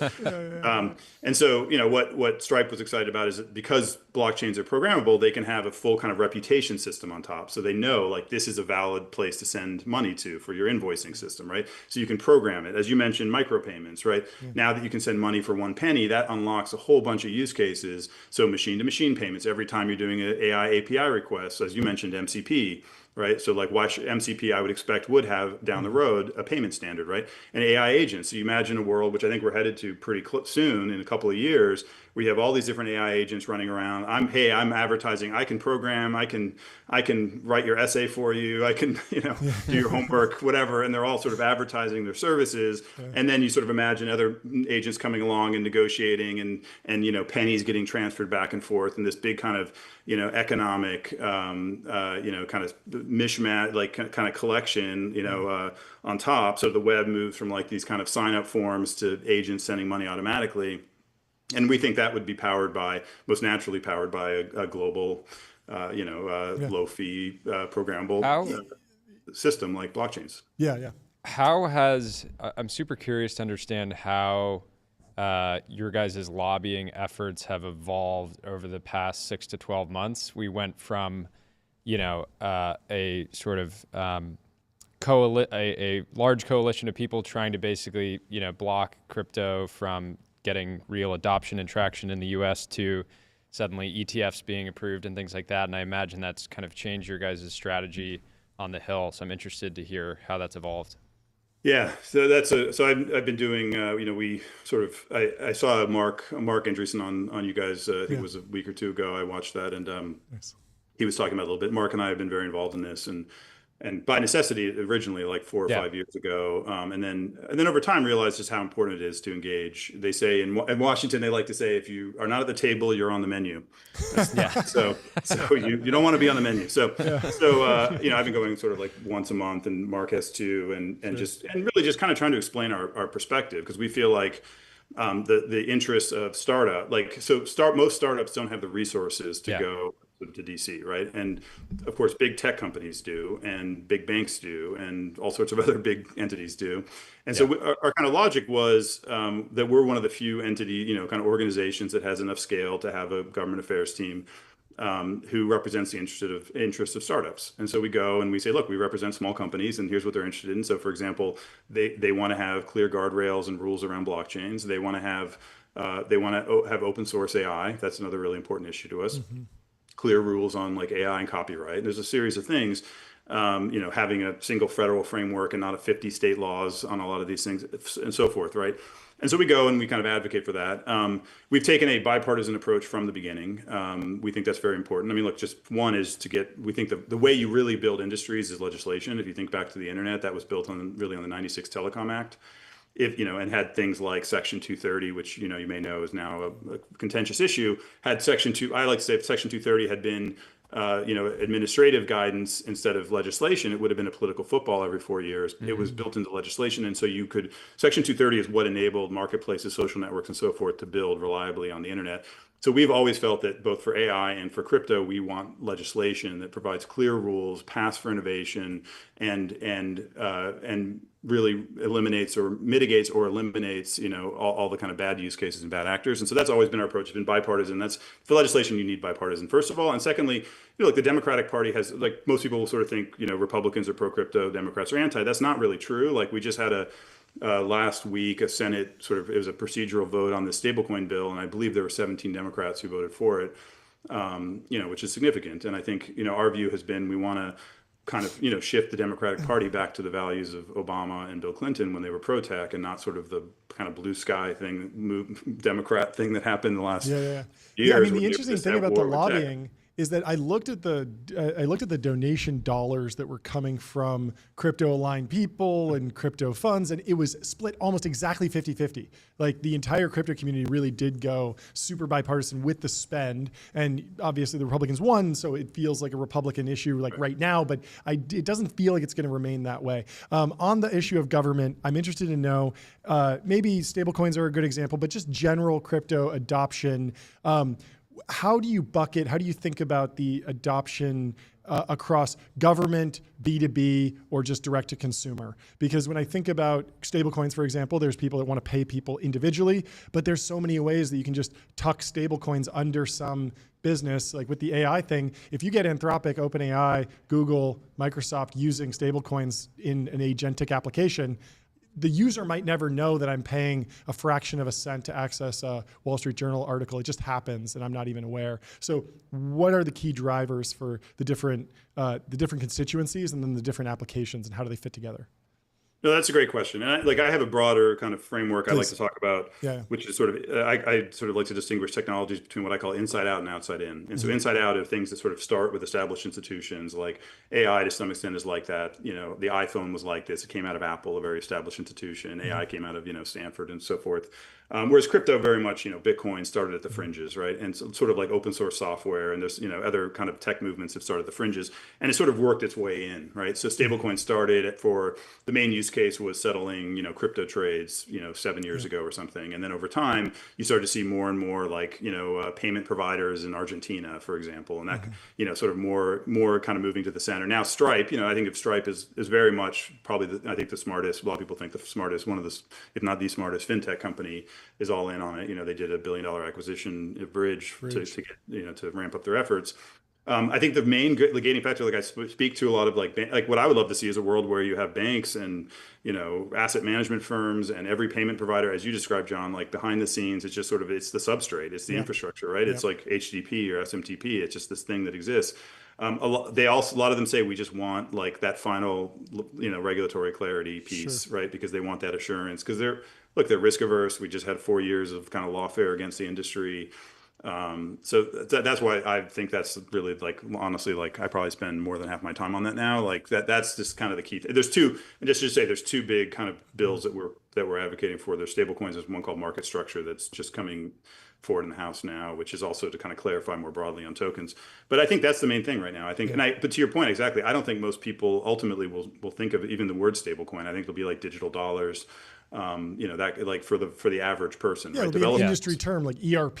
People interface with that, but they don't know. But we'll see. Like we have a fintech group at the firm that's not crypto. I don't know if you know folks. Like I think you interviewed Anish and all those folks. And they like crypto, but they're not like crypto. And they'll tell me now, like it's become pretty standard in the fintech stack that people will use stablecoins. Yeah. So let's. You're like a 3-person startup, and like boom, you push a button and you got 190 countries. That's very different than the old days. I want to get your point of view on the competitive forces and dynamics right now, because we have startups, which there's entire subcategories. You have hyper decentralized, crypto companies. You have sort of hybrid companies like maybe Bridge that are kind of sitting in between fintech and crypto rails. And then you now have big institutional players that are coming in. Maybe they brought ETFs to market to start, and then now they're thinking about stablecoin applications as well. How do you look at the market, and what kind of advice do you give to portfolio companies that are trying to figure out who they are, whether that's fully decentralized or some type of hybrid or so on? Yeah, I think that's a great question. I think that I mean, the point is not for like decentralization and kind of this new architecture of blockchains for its own sake. The point is they have specific benefits. So like why would one build on a blockchain like Ethereum or Solana as opposed to a traditional, on AWS, like a traditional architecture? And the answer is when you build, and the way I like to describe it most simply is blockchains allow you to build digital services that remove the intermediaries. So for example, stablecoins, you have no intermediaries that are taking fees. You don't have the banks and the payment providers and the payment networks, right, that take all the different layers of fees. So that's an important benefit is you're building these, you could build social networks without fees. You can build games without fees. You can build AI systems without fees, right? Without fees, it's like very low, like a couple basis points. I actually have for those interested, I wrote a book, Read, Write, Own, and I have a chapter on take rates where I go through this in detail. But it's essentially you're going from like 30% in the App Store, 100% in Facebook and 50% on YouTube to like 5 basis points or something, right? So, or 2.5% for payments and so forth. So the first question is why would you want to build on them? The other one we mentioned before is programmability. You can do all sorts of cool stuff on top. And so I think to your question, I think it depends. Like ultimately, I think of startups as you want to work backwards. You want to say, what do you want to do for the world? What kind of service do you want to provide? And then you work backwards and you say, how do you want to build that? Right. In some cases, that means you want to build something on a blockchain, like a pure service, like a protocol, we call it, with a token and so forth. In other cases, you want to build more traditional software that may be like, for example, like you mentioned, that bridges between a bank and an asset manager and a blockchain system, right? So I think ultimately we think of it through that lens as kind of, now as an investor, I skew towards things, I like things with, for example, network effects, because it's just, they can be my career, I've found that network effects can be very powerful, right? You invest in something, it grows, it kind of has a natural kind of defensibility and kind of gets better as more people use it. So there's just kind of different lenses you can look at it. The last thing I would say is, to your listeners, I know you have a broad audience, I think that the crypto space right now, the real shortage we have is startup talent, in that there's a lot of obvious good ideas where there just aren't many people pursuing it. So I think it's actually the opposite problem than you might have in AI right now, where I imagine in AI, it's an amazing technology and deservingly people are excited, as they should be excited about it. But you probably for every idea have, 50 good startups pursuing it. In crypto, I think we're undercompeted. Like we have too little competition, honestly. So I would just say to your listeners, if you're a smart person thinking about doing a startup, I think there's a lot of white space right now. If you're in AI, pivot to crypto. We heard it here first. Or do both. We love AI. It is my how are you? I'm sure you're perpetually going to be unsatisfied with the technological progress because you understand the full potential, right? Where are you at right now? We had Balaji on earlier. He's, was very bullish on ZK proofs and what's coming down the pipeline there. Prediction markets, and there's obviously, prediction markets. That was cool. Feel like during the election, it was like, wow, this is no one was talking about this during the Bitcoin white paper. And yet crypto has created something that everyone gets value out of in one way or another. Yeah, I think we are still, I think of these technology things always go in S curves. We're clearly still at the somewhere in the bottom of the S curve. Like I think there's just a lot more growth, and just like user base, there's something on the order. There's tens. Most of these applications I'm describing have, up to 50 at the highest end, probably 50 million users, which is 1% of the internet. So it's still very early. And Polymarket is doing incredibly well, but I assume it's still in that kind of sub 1% of the internet. It's not.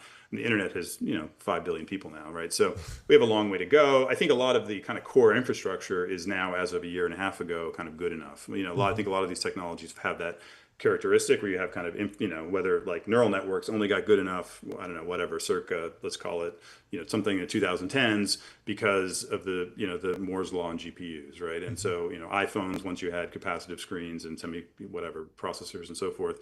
I think blockchains, I think we no longer have the infrastructure as an excuse anymore. Like now it's about building applications, about getting regulatory clarity. And I think we're pretty far along there. I think we have a long way to go fully exploring kind of the idea maze and all the different cool things you can do. And then bringing it to billions of people is the goal. How have you been advising crypto emerging managers? One of my favorite, I'm going to kind of butcher the stat, but apparently like the sort of median crypto fund massively outperformed like the median venture fund for most of the last decade. And so I thought that was this beautiful narrative violation because, traditional venture would love to poke fun at crypto VCs, yet they were sort of like systemically outperforming the other party. But what kind of general guidance are you giving to somebody that maybe was an active trader and wants to get more into the actual, kind of venture side of the game? I've been investing in venture funds and crypto funds for a long time. I've just sort of, after I sold my first company. In fact, Mark Andreessen and I have done it together for a long time, and have been doing crypto funds since, probably 10 years, and just consistently. And I'm still very bullish. And to your point, I think that's probably correct. Like on the the data, like they've done. And I think it's just traditional finance in the sense of you have to non-consensus right. Like as much as we hear about crypto, it's still very non-consensus. A lot of venture funds just simply, maybe they'll have a little bit of Bitcoin, but they'll rule it out if there's tokens and things. You talk to funds, a lot of them will say we have a no crypto rule, sovereign wealth funds, so all the kind of giant pools of capital that fund the venture world. And so it's still kind of considered this kind of weird sideshow. Like obviously the past doesn't predict the future and so forth, and we don't know how things will play out, but it's still very non-consensus, I think, from a financial investing point of view, the broader crypto world. So I believe that's where the opportunities are in venture investing. Obviously you have to also be right. And time will tell, but I think it's still much more it's surprisingly non-consensus in the investing world, I think, to this day, despite the performance. Can you explain a little bit of the dynamic of how venture fits into the life cycle of a new crypto company these days? Because there's liquidity available from retail in some cases. There's some companies that are going to be profitable very early because of their insane product market we had fit. Alon from Pump on earlier, and that's classic example Seems of a like they're company very profitable, that was able to be very efficient. And I think we've seen on the other side, you have companies like Hyperliquid that got out and have a token very early. So I'm curious, how you think of the capital life cycle. Yeah, so let's see if I can answer that. So like one reason we started a separate crypto fund originally, like I guess 2018, was so that we could, before that I was doing like crypto investing, but I would always get these questions from the LPs and like, what is this? Is it equity? Is it tokens? And so create a separate crypto fund with the basic idea was we have maximum flexibility. And we went to the LPs and we said, look, this is going to be different. And here's the idea. And and a lot of them opted out. Some of them opted in. But we were very clear up front what it was. And so what we think of it is we can do everything from we buy Bitcoin or something just directly, which we do. People see our funds and they assume it's all ventures, not like we do a lot of just buying like tokens that we think have upside. We also do we can do equity investments like a Coinbase, which is a classic equity investment. We have a bunch of those that the goal would be to someday IPO. They could be cash flow heavy ones that do dividends, like the ones you're describing, Jordy, like maybe some of those, or maybe, I don't know what their plans are, Pump.fun, maybe they IPO, maybe they dividend, maybe they do buybacks, right? If you have cash flows, you have a lot of options. And then the third one, which is actually, one of our core ones, is you'll do an equity, a project will start as an equity investment, but then over time we'll launch a token, and the equity investors get sort of pro rata rights to those tokens. And that was sort of the new thing that we really wanted to lean into back when we started the crypto fund. That was a new idea that we helped kind of pioneer that, I think. And that was like the warrant structure. Well, it's basically it's very simple. It's a term sheet with two extra things that has essentially token rights. And it can be a warrant, and there's different ways to structure it. And what's nice about that is one of the reasons startups work so well is that they're when they work is that the investors and the founders are fully aligned. So before that structure existed, I don't know how deep you guys want to go on this. There were these things called SAFs and these kinds of things where you do token purchases. And the problem is it created all these weird incentives where the founder would try to create a token just to do something. What we believe very strongly is alignment between the investors and the founders. And so there's sort of this equity structure with token rights or token warrants is one where if they decide they can stay an equity company and they can do, just do traditional kind of go for profits and things, or they can create a token, or they can create two tokens, or whatever is best for that service they're trying to create. And in whatever way that they eventually decide to, whatever business model they pursue, the investor will participate kind of pro rata alongside the founders. What happens to the C Corp in that scenario where they launch a token, the token grows, and the community is, and like the asset is now controlled by the token, and the C Corp still exists? Are there roles for foundations and nonprofits and different transitions that could happen? Yeah, it's a great question. A lot of times they'll just become like kind of one software provider in the network. Oh, right? sure. Like, so for example, think of the Ethereum Foundation. I don't know if you guys know the relationship between Ethereum Foundation and Ethereum. Ethereum is a network. Ethereum Foundation, they help make a little bit of software. They give some research guidance, but they don't control the network. They don't, it's just like kind of in the same way there's just sort of a foundation that has some kind of a bully pulpit. Sometimes they can have a separate business model. So like Uniswap is a decentralized protocol that we're investors in. That's sort of think of it as a decentralized New York Stock Exchange or something that's doing very well, multiple trillions in volume traded. And they spun off this protocol, and then they separately have a website that they operate, which is what the company does. And the website is now, I believe it's sub 5% of the volume on the protocol, but it's still 5%, right? And so they're just sort of one front end to it. And so I think that's probably one of the best examples of what you're asking, John. That makes a ton of sense. Jordy? What are you expecting to see out of the kind of real world asset category over the next couple of years? It feels like this year, at least to me, it's felt like we're days or weeks away from some pretty high profile assets coming on chain. I'm curious how you think about the category broadly. Yeah, I think of stablecoins as sort of the initial real world asset, right? So you have dollars in the bank account, and then the great thing about that, the kind of adoption there, and hopefully all the regulatory clarity we're getting, is that will be a natural stepping stone to, you have Robinhood talking about stocks, you have BlackRock talking about treasury bills.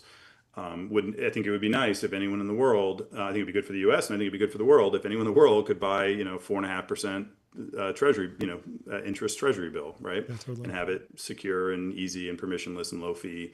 I think it's good for our the U.S. the popularity of the dollar, and I think it's it'd be nice for somebody who has a volatile currency to have access to those. So stocks, bonds, and then you can imagine all of these sorts of so-called dark pools. So, still a large part of finance is people using Bloomberg and calling each other. And a lot of that, like trading bonds and muni bonds and corporate bonds and things like that. There's a lot of interest from the banks to think about ways to use blockchains to create essentially marketplaces there, maybe permissioned marketplaces where only kind of certain participants can participate. For them, the benefit is, why haven't they created a network like a marketplace before? Because they don't trust each other. They don't want, who's going to create it? Is Goldman going to create it and JP Morgan's going to use it? They don't trust each other. They don't trust startups to do it, because then the startup will start taking big fees. They've just sort of kept it informal and by phone. And so in a way, a blockchain kind of solves a political problem of getting these 20 entities or 100 entities who previously wouldn't kind of coordinate together. I think that's one broader way to think of blockchains, is it's like if AI, is solving all the problems in the world that they need more intelligence, right?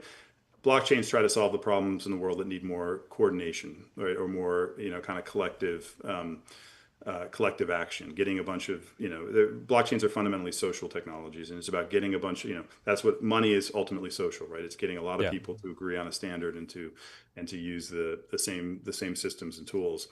And so similarly with real world assets like that. And there's other interesting ones to your question, like we have one called Story Protocol, a project we're investors in, that's putting intellectual property on blockchains, and letting people, do capital formation and licensing and so forth around, so you create a new, a superhero theme thing, and someone wants to make an AI remix of it, and how do they AI really important for their rights? And so we think a lot about, in an AI world, how will creators get paid? How will IP work? How will money flow on the internet in a world with abundant content, right? And I think we think blockchains have an important role to play in that.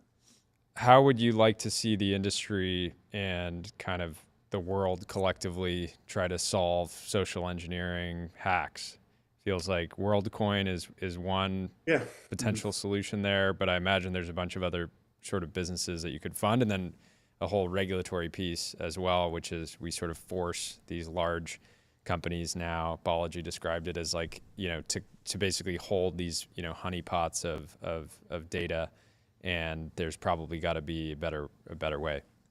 Yeah, a great question. So you mentioned WorldCoin. I'll just say briefly. So what WorldCoin does is what we call proof of humanity. So it's a way for you to get a cryptographic key that proves you're human. And the idea is, in a world, as we're moving too quickly with AI bots and deepfakes and so forth, it's useful to be able to say, hey, I'm truly a human. And then, I can imagine a blue check on Twitter that actually cryptographically means you're human, and not just that you paid $10. We think that would be useful. it's sort of a missing, kind of building block, so to speak, for the, for the internet that I think we all want. And so one thing we think about is like, what are those missing building blocks? You mentioned zero knowledge proofs. Zero knowledge proofs are, I think, a really interesting cryptographic breakthrough that I think people underestimate in the broader world, how important they are. What they let you do is essentially prove things. So I can prove, like a bank needs to know I'm a U.S. citizen, let's say, or I'm, have a certain income or a certain profile, health data or so forth. What zero knowledge proofs let you do is I can prove that to the system without revealing any of that, like my actual, where it can basically send me a cryptographic kind of a game that says prove that you're a U.S. citizen, and I can prove it back without revealing all my name and all the other kind of stuff that might dox me, right? I mean, we just saw like day after day we see these giant hacks, KYC hacks, so forth. Like at this point, you should just assume all of your information, sadly, has been hacked many times. And having Social Security as like your unique ID and password is just like a ridiculous system in this era, right? So and meanwhile we have these, we carry around these supercomputers with biometrics and advanced cryptography. Like, why aren't we using it, right? The problem is not the tech, the core tech. The problem is coordination again. Like, it's how do you get everyone to agree on what the standards are, right? And that's why I think blockchains can be important, because it's really all the pieces are there, but how do you kind of put them all together in a broad kind of standard or coordinated system? Amazing. That's great. Thank you so much for coming on. We'd love to continue for we could go way hour, longer. We need to have you back. Awesome, guys. Talk more. Appreciate it. And congratulations. It's great to see somebody, a contrarian idea that a tech show that actually likes tech. What a concept. I'm very bullish on it. So thank you. Thank you so much. We'll talk to you soon, Thanks for Chris. coming on, Chris. Have a good one. Bye. Bye-bye. Next up, we have Kyle coming on. Yeah, play the Round of applause. soundboard. We're talking to some big people. Just because he's the #1 guy on the Midas list doesn't mean you can't hit him with the Ashton Hall. Yeah. You can't hit him with some sound effects. I should have. But we have Kyle Samani coming on. Let's bring him in the studio. How are you doing, Kyle? Welcome to the stream. Good Welcome. to meet you. What's up, John? What's up, Jordy? Pleasure to be here. It's great to see you. What's How you happening? doing? Dude, I'm doing great, guys. I'm actually in Vegas right now. I'm actually looking at the Sphere out my window in my hotel. Amazing. It's Bitcoin Vegas is going on. It's a fun time in crypto crypto. company sponsoring the Sphere right now, or maybe TBPN should buy the inventory this very moment. I think y'all's faces would look really good at 400 feet wide and tall. I think that we should just be live broadcasting this there. That's the real alpha. Well, anyway, it's great to have you on. A bunch of places to start with. So I don't even have context. What event is happening in Vegas? I think Katie Haun is there as well. Is that correct? It's a Bitcoin conference. Bitcoin right? conference. Can you break it down? What are you expecting? What's happening on the ground? Yeah, it's Bitcoin Vegas is going on, largest crypto conference ever, more than 30,000 people at Venetian Palazzo. Vance either just spoke or is speaking shortly.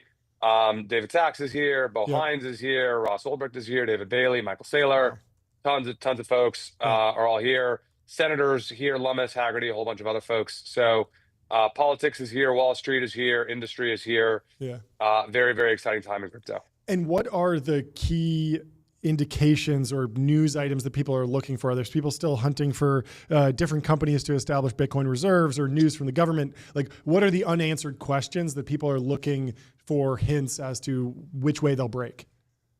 I think probably the biggest questions are, how is the Bitcoin Strategic Reserve going to be funded? Senator Lummis has proposed the Bitcoin bill, which proposes open market purchases authorized by Congress. That hasn't made it very far in Congress, but it's at least in the public domain.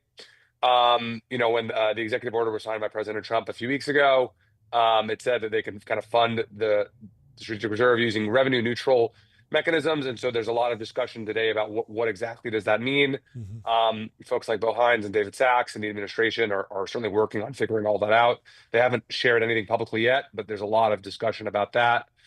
There's a lot of discussion around Bitcoin L2s. These are kind of ways to bring DeFi to Bitcoin, with like 2 or 3 or 4 asterisks after that end of that statement. But like a lot of people are trying to figure that out. And then obviously the kind of hot subject of the moment is these Bitcoin treasury companies. The most recent of which I believe is DJT, which is, I think it just announced a $2.5 billion offering.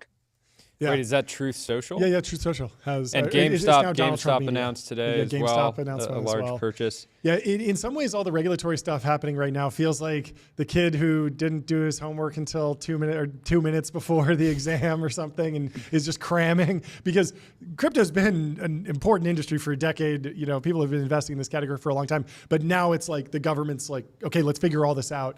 Is that just because we've really finally gotten to adoption and breached the technical milestones, or do we, and I guess the question is like, do you expect us to get through this regulatory kind of crunch period and then go back into build mode? And if so, like, what are the technical milestones that we're trying to build? What's coming on the horizon after we get through the political arc that we're in right now?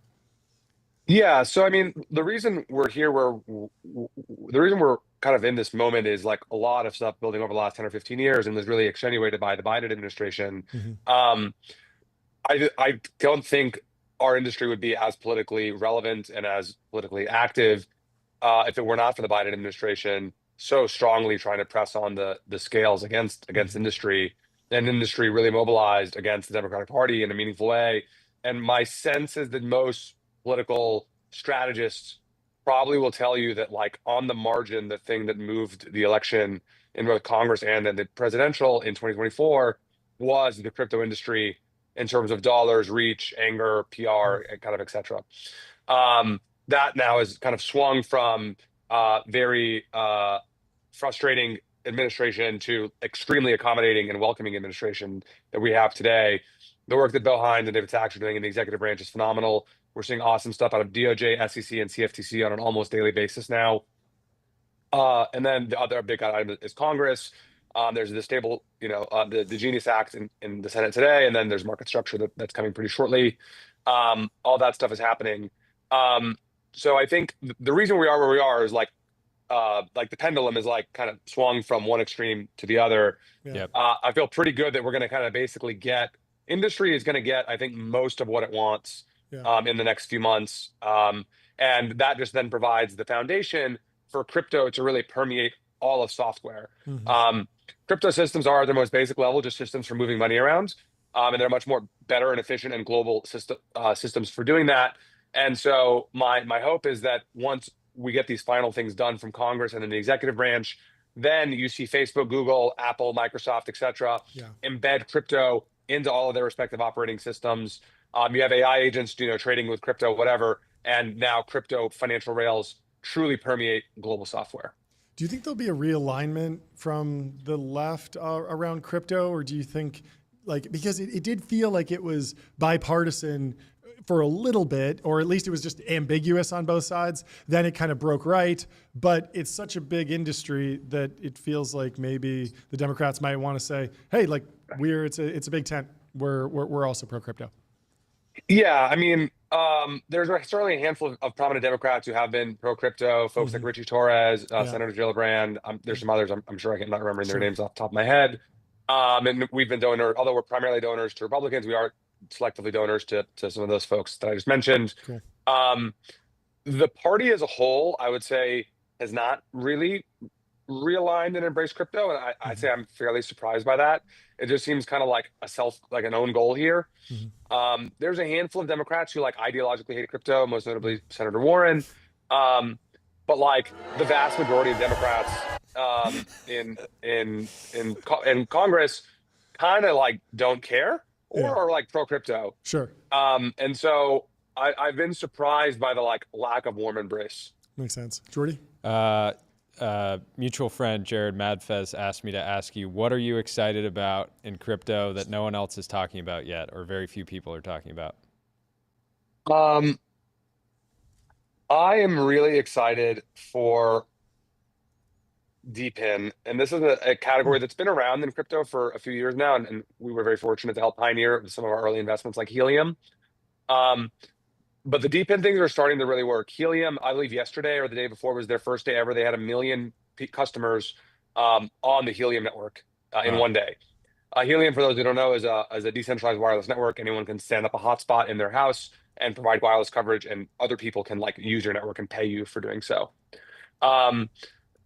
We just invested recently in a very high profile DeFi project called Double Zero, which basically is bringing private fiber to anyone who wants to pay for private fiber per byte of data. And this is going to go live over the summer. And it's going to really change low latency trading on public blockchains. There's a handful of other kind of major DePIN teams like Hivemap or Pipe Network and a number of others that we're involved in. And I think these are, crypto is fundamentally financial in nature, but like finance is hard for people to grasp. And what's cool about these DePIN use cases is that they are like fairly easy for people to understand.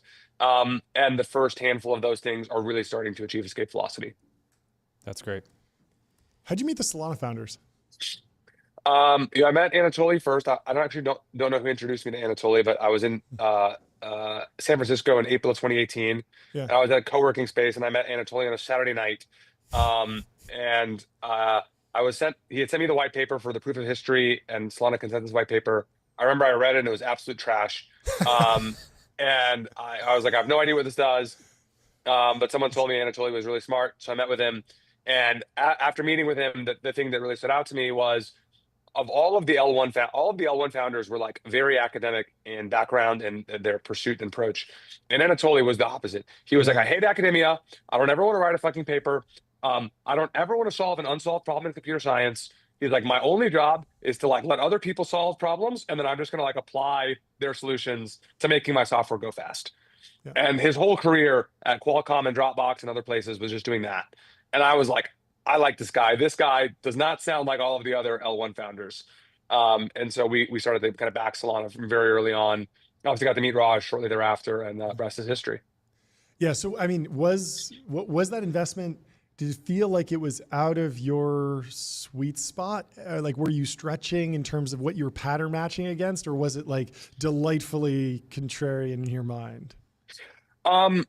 I mean, look, Multicoin was very young. We were 6 months old at the time we kind of made that first investment. And I don't think we had even a sense of like, what is our strike zone or not. We just kind of were like young and running as fast as we could and seeing what happened.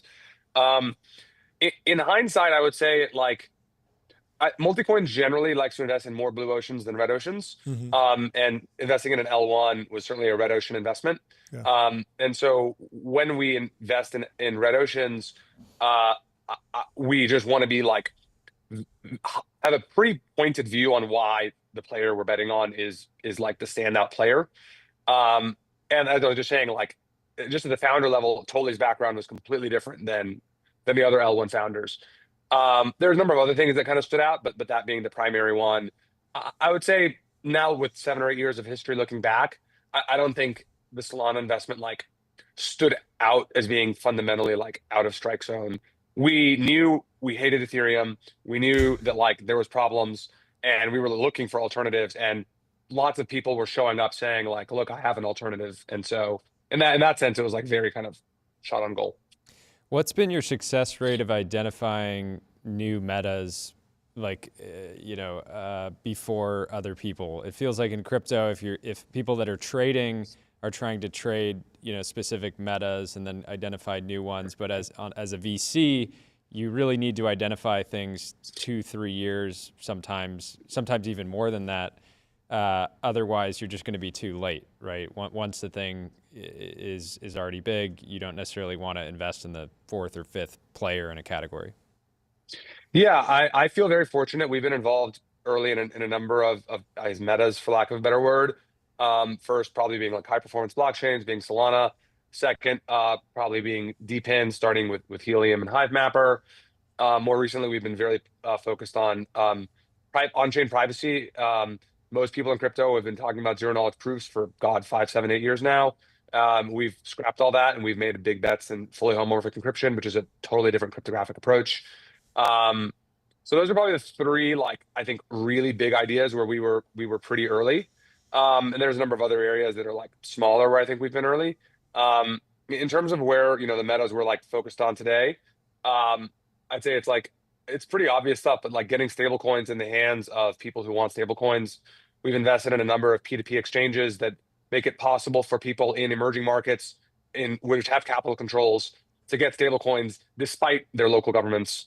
And so that's a lot of focus area. And then we've been thinking about what are as more stablecoins come on chain, what are the secondary and tertiary impacts of that? And then we've been going along a lot of those things in both public and private markets.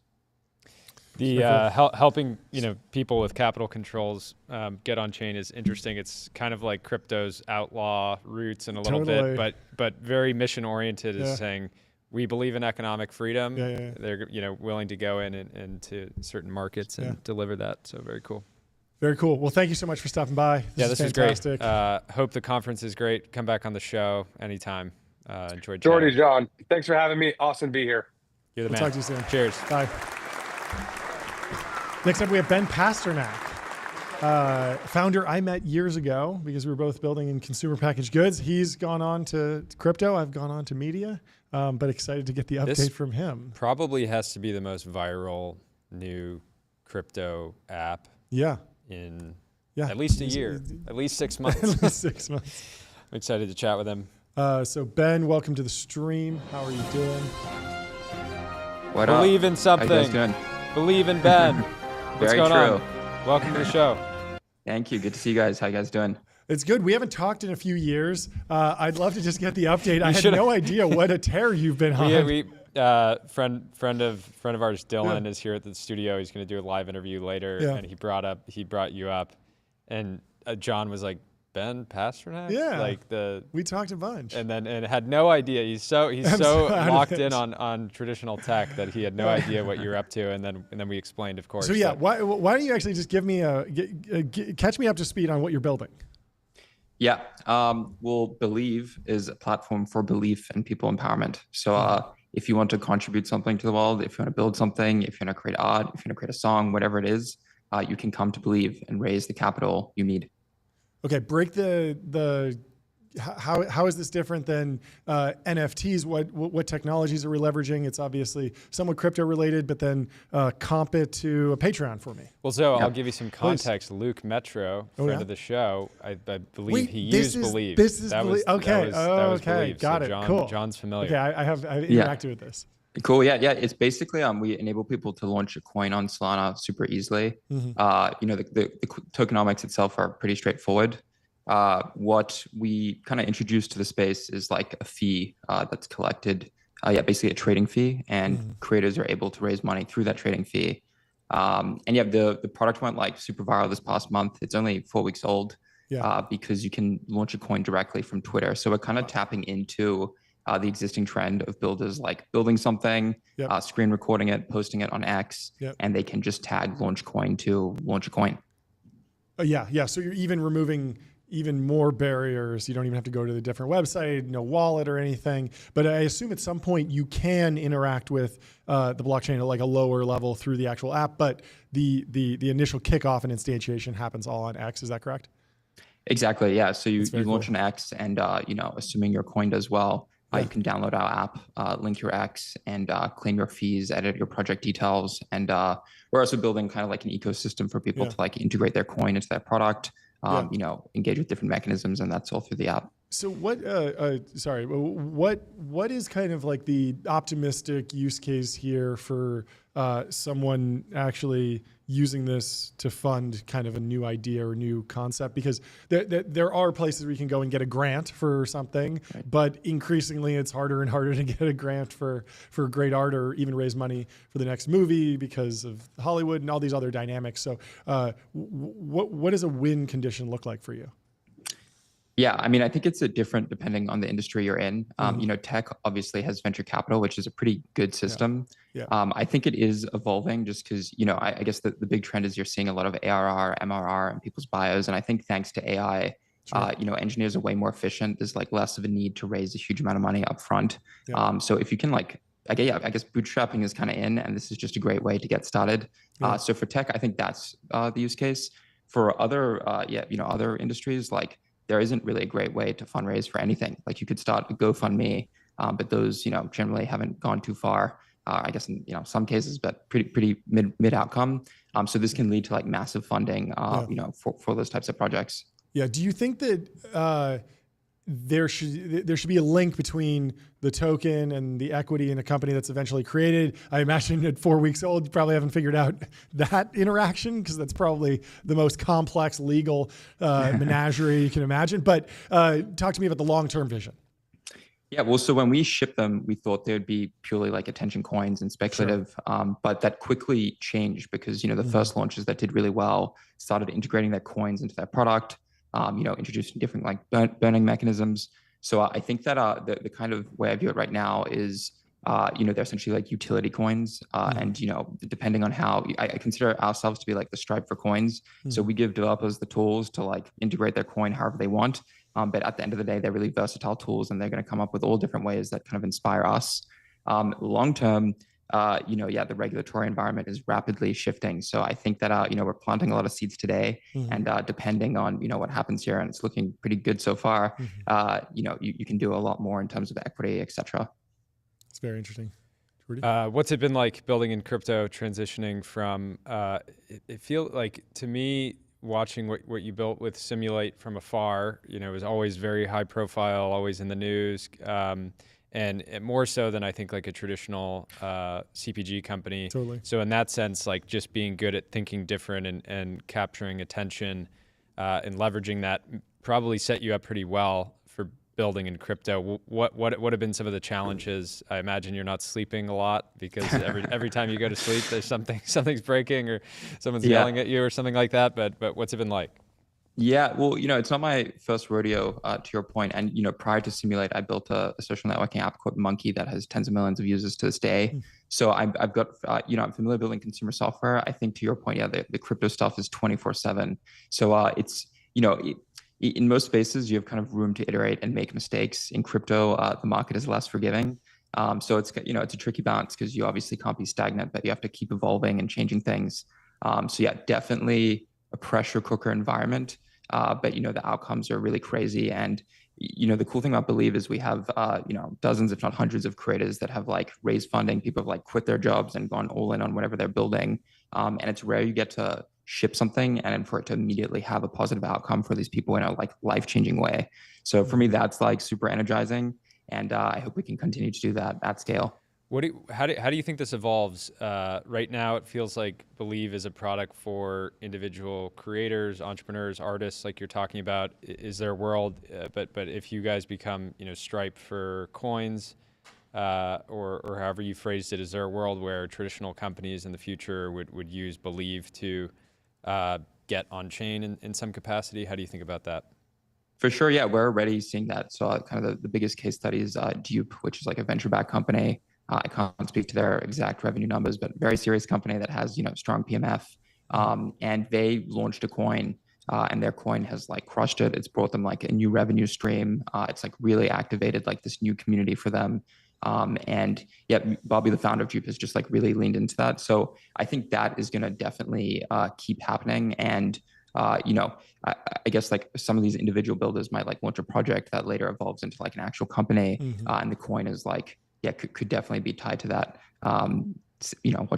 Watching how things unfold. I want to talk about the line between like good and bad projects, essentially. Like there's two narratives. One is, look, it's all a casino, no crying in the casino. The degens love to just do whatever and just like, what you're getting into.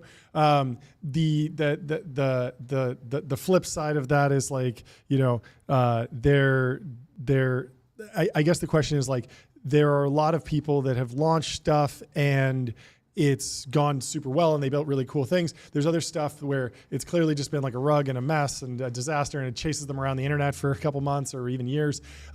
Where is the line? What would you counsel people to kind of rules of the road today for getting involved in this and not just frustrating a bunch of people, and actually having like a good experience and kind of not just obeying the letter of the law, but like the spirit of the law. Yeah, and on that, like decision making around going, doing curation versus just creating a platform and letting people do kind of whatever they want. Totally.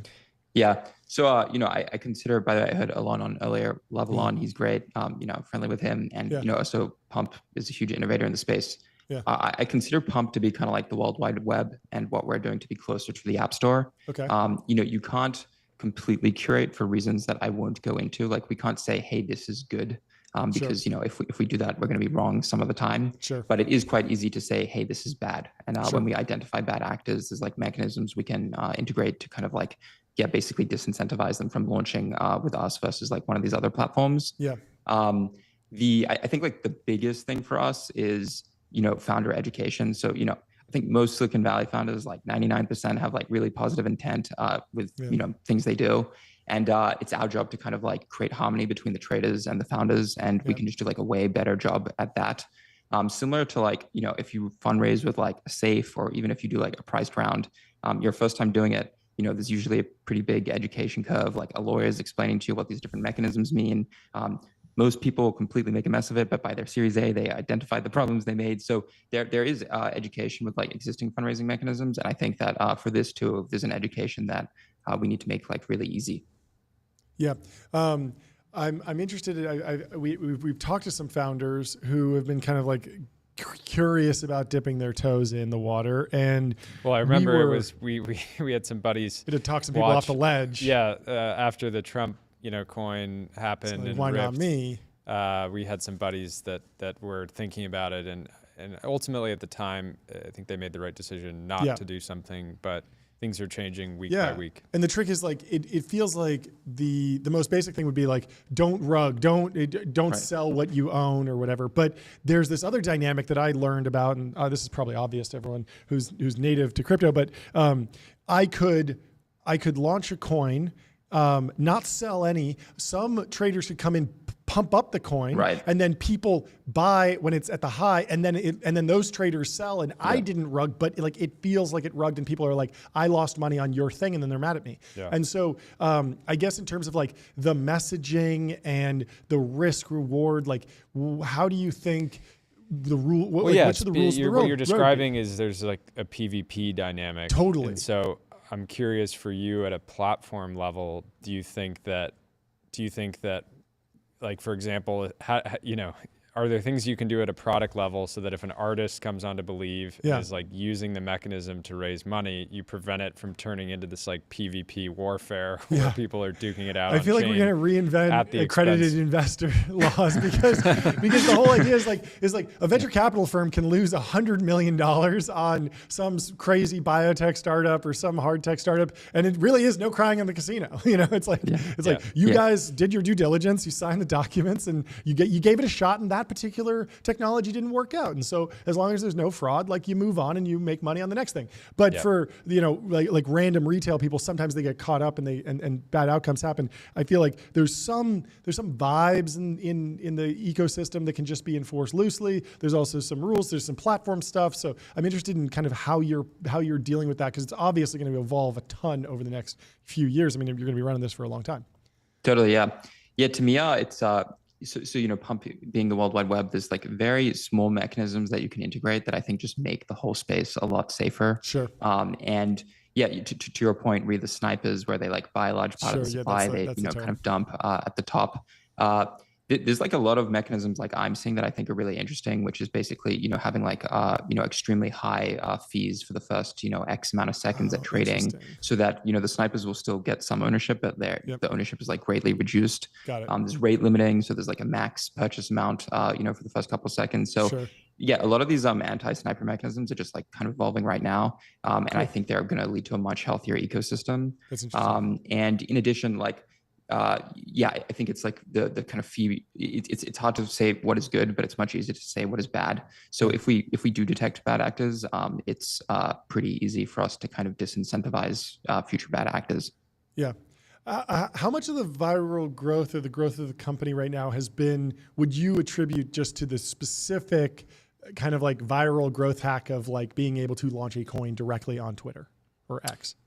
Yeah, I'd say maybe like 50%. I think the other thing is that within the so-and-so trenches is they've been trading these kind of like traditional meme coins forever, and there's it's a really fun game that everyone enjoys, but there is hunger for a new game, and I think that the vision here has really like energized the whole space. So that narrative alone, I think, has done a lot of damage in a good way. The opportunity, right? Yep. Anyway, anything else? Very cool. We're good. This was thanks great. Thank you so much for breaking it down. I'm sure you have a bunch of new things to work on in the 15 minutes that you've been on. So good luck. Good luck building, and excited to follow. Yeah, thanks for breaking it down. I actually thanks for having me, guys. It's been cool to see everything blow up for you guys in a good way. Yeah, we appreciate it. Thanks a lot. Thanks, we'll talk to you soon. Great to chat. Cheers. Fantastic. A little round of applause. Love to see him winning. If you're in CPG, pivot to crypto. Yeah, I guess it works. I guess that's the play. Every once in a while. Next up, we have Tom from Dragonfly Capital coming in the studio. We'll break down some more trends. It is interesting to look at companies like Pump, which was only launched something like a year ago, and now is done close to $1 billion of revenue. And then you have Believe, and both these businesses look pretty obvious in hindsight, right? But just required a specific type of founder to unlock it. Really quickly, if you're designing a crypto app, you got to be on Vanta. Go to Vanta.com. Think bigger, build faster. Figma helps design and development teams build. What? You said Vanta instead of Figma. Oh, sorry, Figma. Go to Figma.com. I was like, it's a big day. Whoa. Go to Figma.com. Yeah.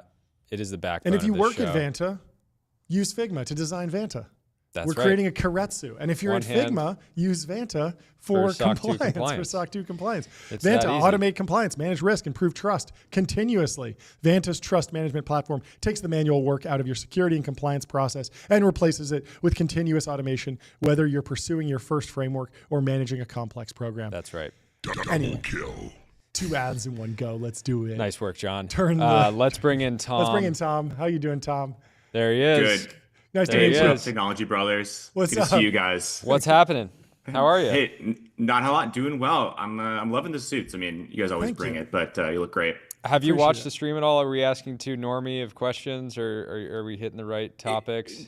No, it's the right blend of norminess. There's a lot of stablecoin conversation, but that's to be expected. You know, people love the stables. So no, it's been good. It's been great. I mean, my bear case on stables is I went super long stable coins and my portfolio is completely flat.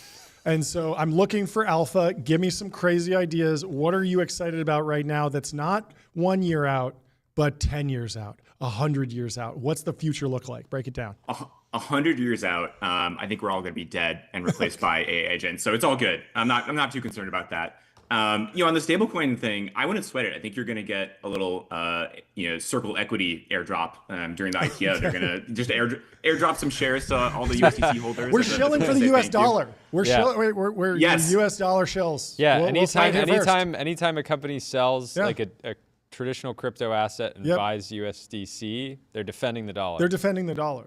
Yeah. I agree. I actually, I think you're talking about stablecoin, and when people talk about stablecoins, they talk a lot about flow, right? They talk about using stablecoins for payments, B2B payments, P2P payments, whatever. I think the stock thing is actually underrated. And there's a few people in DC who talk about this. I think Paul Ryan was actually talking about basically stablecoins being a way to mitigate a lot of the US debt, because now you have all these new treasury holders. Tether is like the 7th largest treasury holder at this point. And I'm like, this feels like a very pro-US bipartisan topic of, yes, we want people to be buying. We want more marginal treasury buyers. Stablecoins provide that route.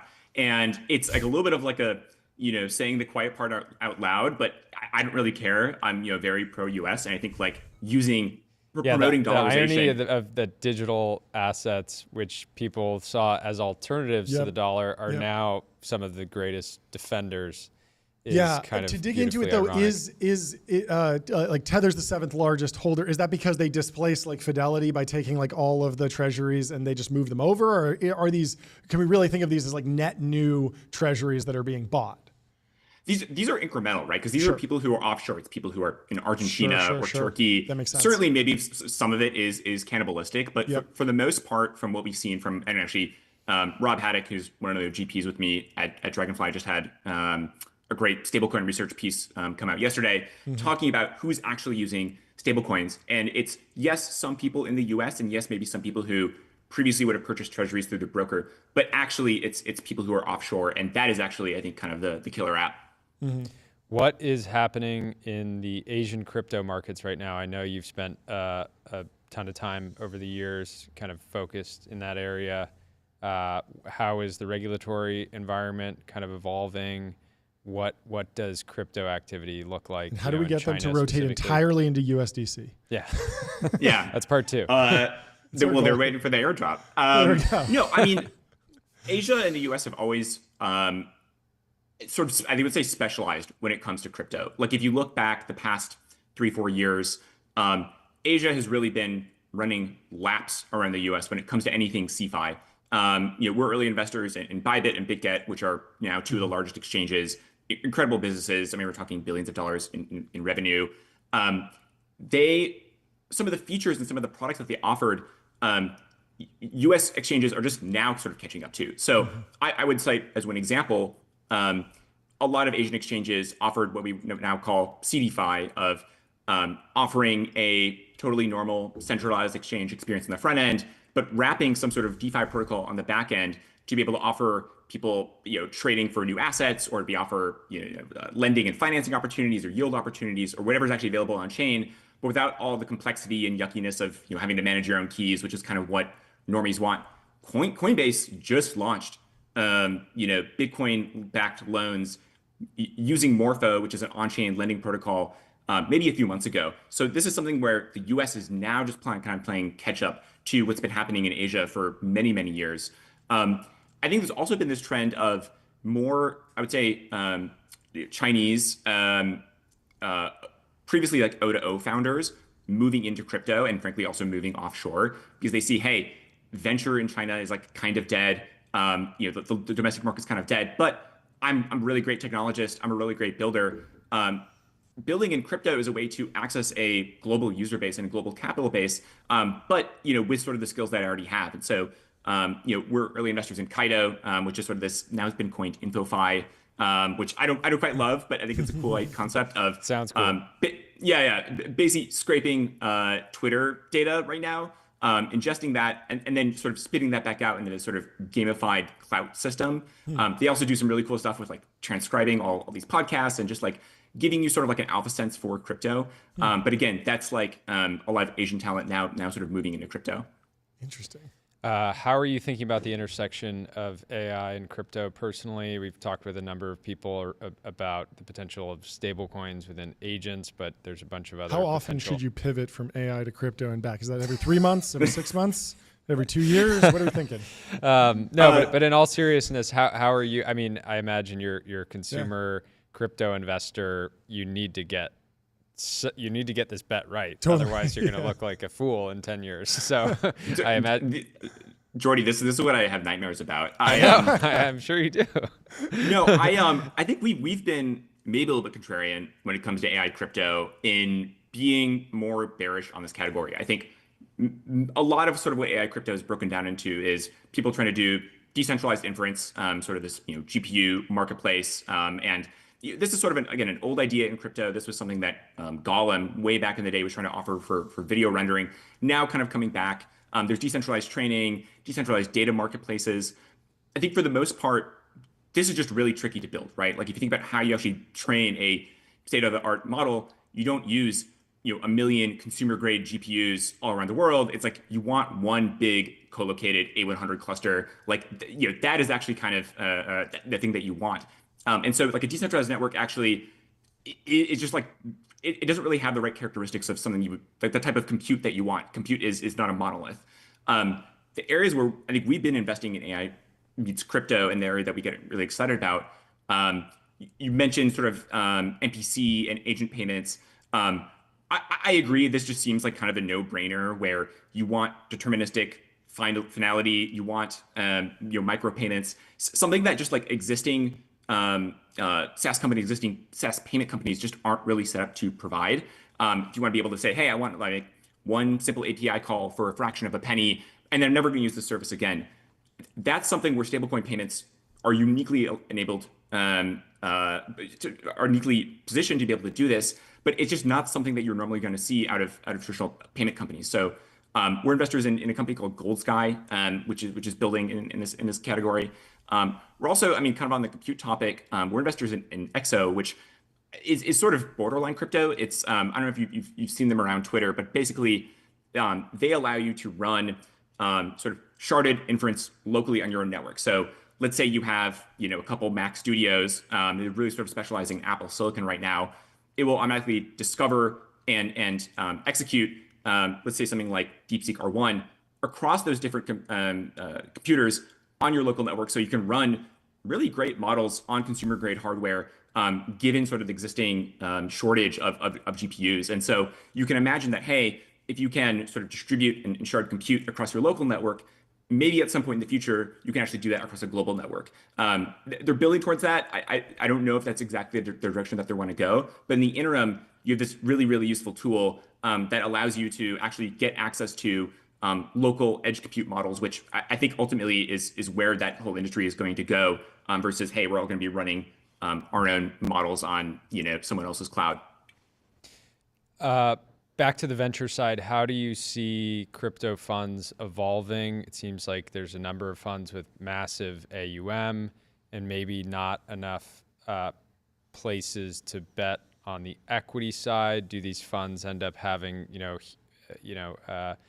end up 80% sort of liquid, 20% equity, sort of early stage focused, or how do you see that evolving? Especially, I was talking with Ani on your team offline, and he was talking about how with AI being so deflationary, we just have companies now that have massive potential but just don't really need capital. So you're sitting in the investor seat being like, please take my money, versus maybe 10 years ago would have been reversed. Totally. I think that is definitely a trend that we see. And I don't think it's even necessarily a crypto venture thing specifically, but you were talking earlier about people throwing ARR in the bio, and it's like, yeah, that is downstream from just operators having so much leverage now that they didn't have before. Crypto amplifies that, where now you can sort of go public, you can access a massive user base, you can be way more sort of revenue positive than you were before. And so maybe the history of crypto funds, just to sort of take a step back, if you think of sort of like 2017, 2018, for reference, Dragonfly was started in 2018. Crypto was a monolith. You give some capital to a fund manager, and they're going to decide, okay, I'm going to buy some Bitcoin, I'm going to buy some ETH, am I going to invest in a early stage equity round, am I going to buy a SAFT? Whatever that sort of blend was, they're going to be managing that for you. And oftentimes that was in a true closed-ended venture structure, but sometimes it would be in a liquid hedge fund structure with some side pocket. And it was like the whole thing was kind of, no one really knew what this asset class was going to look like. And so you give capital to someone else and they figure it out. That was also obviously a byproduct of the fact that even getting access to something like Bitcoin previously was so difficult, right? Like you couldn't buy it through your brokerage, your bank, no ETFs, most like you had to use some wacky custodian. The whole process was very convoluted. And so great, you invest it into a fund, that's something you can underwrite, and they can actually go and determine how much of the Bitcoin exposure that you want. You fast forward several years, and now, hey, if you're a reasonably sophisticated LP, you can go and choose how much Bitcoin you want to buy yourself. We actually don't buy major liquids in our fund at all, and it's like I don't need to charge you 2 and 20 to go buy Bitcoin or ETH or Sol or whatever it actually is. You can go do that for yourself. And so there's been more specialization in the crypto fund area, where now you have true dedicated venture funds like Dragonfly that are kind of doing, let's say, seed through B, in addition to, hey, maybe doing some treasury purchases for some liquid assets that we think have sort of venture upside. And then you have sort of true dedicated liquid funds. Maybe those are delta neutral funds or credit funds, or actually just sort of long only discretionary funds. But there's sort of this true split. And I would say it's a bit like the Sharks and the Jets. I think the liquid funds always talk shit about the venture funds, and the venture funds, I don't really talk shit about the liquid funds. I think they're great. But it's there's sort of the specialization in the strategy. Maybe to what Ani was mentioning and what you were mentioning earlier. Now the trajectory of fundraising goes, hey, we're going to raise a pre-seed, though maybe we'll raise a seed, maybe we'll do an A, TBD, but generally, hey, you'll launch a token, the token will go public, and then maybe you'll do a treasury sale after the fact if you need more capital. And so if you've raised north of $1 billion, to your point, where do you actually go and deploy that? Maybe there are some equity-only companies, and certainly we do a number of those where we think, hey, this company's going to IPO. We don't think there's going to be a token. It can be just a pure sort of revenue-generating company, and I think that's like actually kind of an underrated area of the space. But it's sort of unclear where the rest of that capital goes, which is why you sometimes see these very wacky rounds where some company raises some insane amount of money and you're like, what is going on here? And I think there's just this lag effect between capital raised by VCs and then capital actually deployed into startups. What keeps you up at night about the industry right now? Potential risks? It feels like the industry broadly, this year has been up and down, but so has every year in crypto to some degree. But generally, the industry is sort of like riding on a high, getting more regulatory clarity. There hasn't been, a $20 billion hack in a while. But like, what kind of risk do you see at a high level that actually worry you? Yeah, a million things, honestly. It's an industry that is always changing, and therefore there's always more things to be worried about, but also things to be excited about at the same time. Maybe to your point around regulatory clarity, I'm more worried that we don't get regulatory clarity, and we fail to get a stablecoin bill passed. We fail to get a market structure bill passed. Both of those are, in the short term, not terribly bad. I mean, I would say it's impressive how well stablecoins have grown in spite of being in this sort of regulatory gray area. In the long term, the question is, can we get a digital version of cash that can have privacy for peer-to-peer transactions?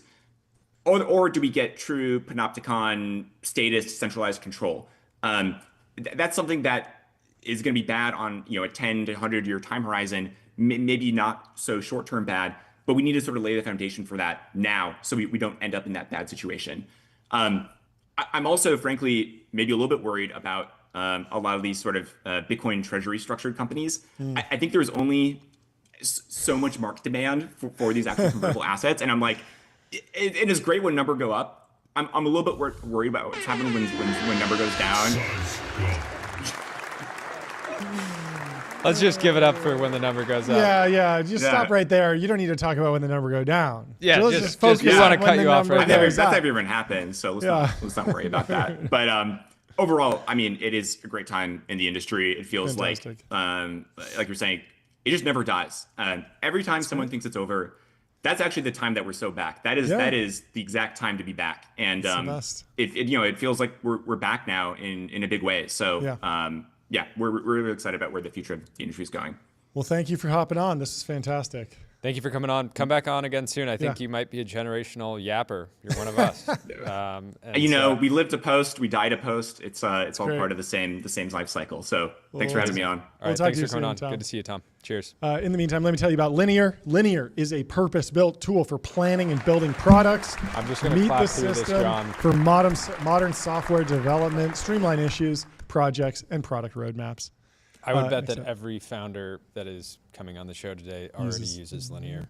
Don't say that. They're all about to convert with our coupon code. We don't have a code. We don't have a code. Linear is going to eventually get to 105% market penetration because certain companies will have 2 instances running. That's ideal. Yeah, that's our complete goal. and total domination. Yeah, we're trying to capture 110% of the TAM. Yeah. We'll go into that more later. Next up, we have Constantine from Block Demon here. How you doing? Welcome to the stream. Hey guys, how's it going? Thanks so much for joining. Would you mind kicking it off with a little bit of introduction on yourself and the company, just to get us started? Listen, it's a great question. Block Daemon, the word daemon means in computer science an operating system that runs silently in the background, and that's really what Block Daemon is. We connect institutions to blockchain networks, and we allow for compliant and secure monetization of the underlying fee and earn structure, right? And so, translated, it means we run nodes for institutions, and so we're pure B2B play. And so we run core infrastructure. We run around 250,000 nodes across 40 different data centers around the world, enabling basically institutions to purchase and hold assets in their respective consumers.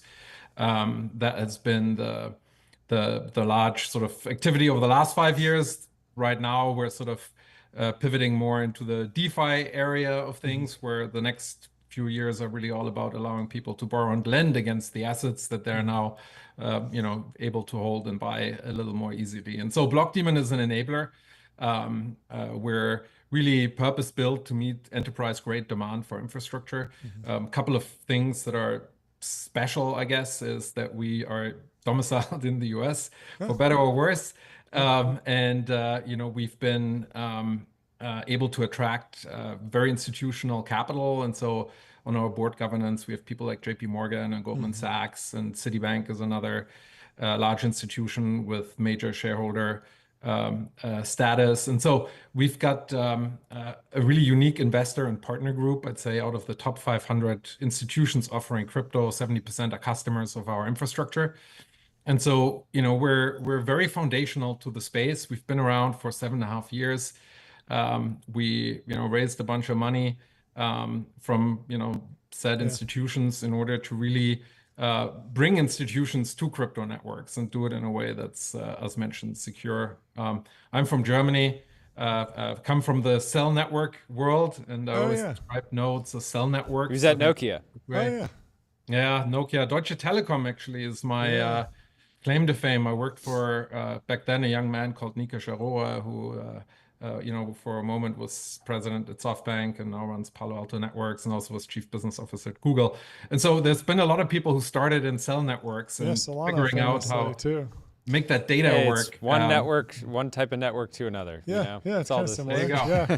Well, can you give us a temperature check on the enterprise? In the last cycle, a lot of the pitches for the enterprise, it was a lot of exploratory budgets, a lot of, maybe we can put our inventory on a blockchain and we'll store the data, but now are institutions coming around, and are they more up to speed on what crypto can do for them? How are they thinking about plugging in, and what is kind of top of mind for crypto amongst like the Fortune 500 from what you've assessed? Yeah. So I think there's different categories, right? And so first off, obviously the core financial institutions, the Robinhoods, the PayPals that enable people to purchase crypto and hold it, are now all investigating, how do you earn using these assets, right? And so I think you have existing fintech players that have offered basic crypto services that are now feel a lot more empowered in what we call staking or DeFi to offer sort of earn adjacent products to their customer base. I think you'll see a big trend there. In the TradFi world, I think you're going to see a lot more interest in wallets specifically. And so they're really at that stage of like figuring out, hey, how do we actually, what technology do we use in order to custody crypto assets in our own infrastructure?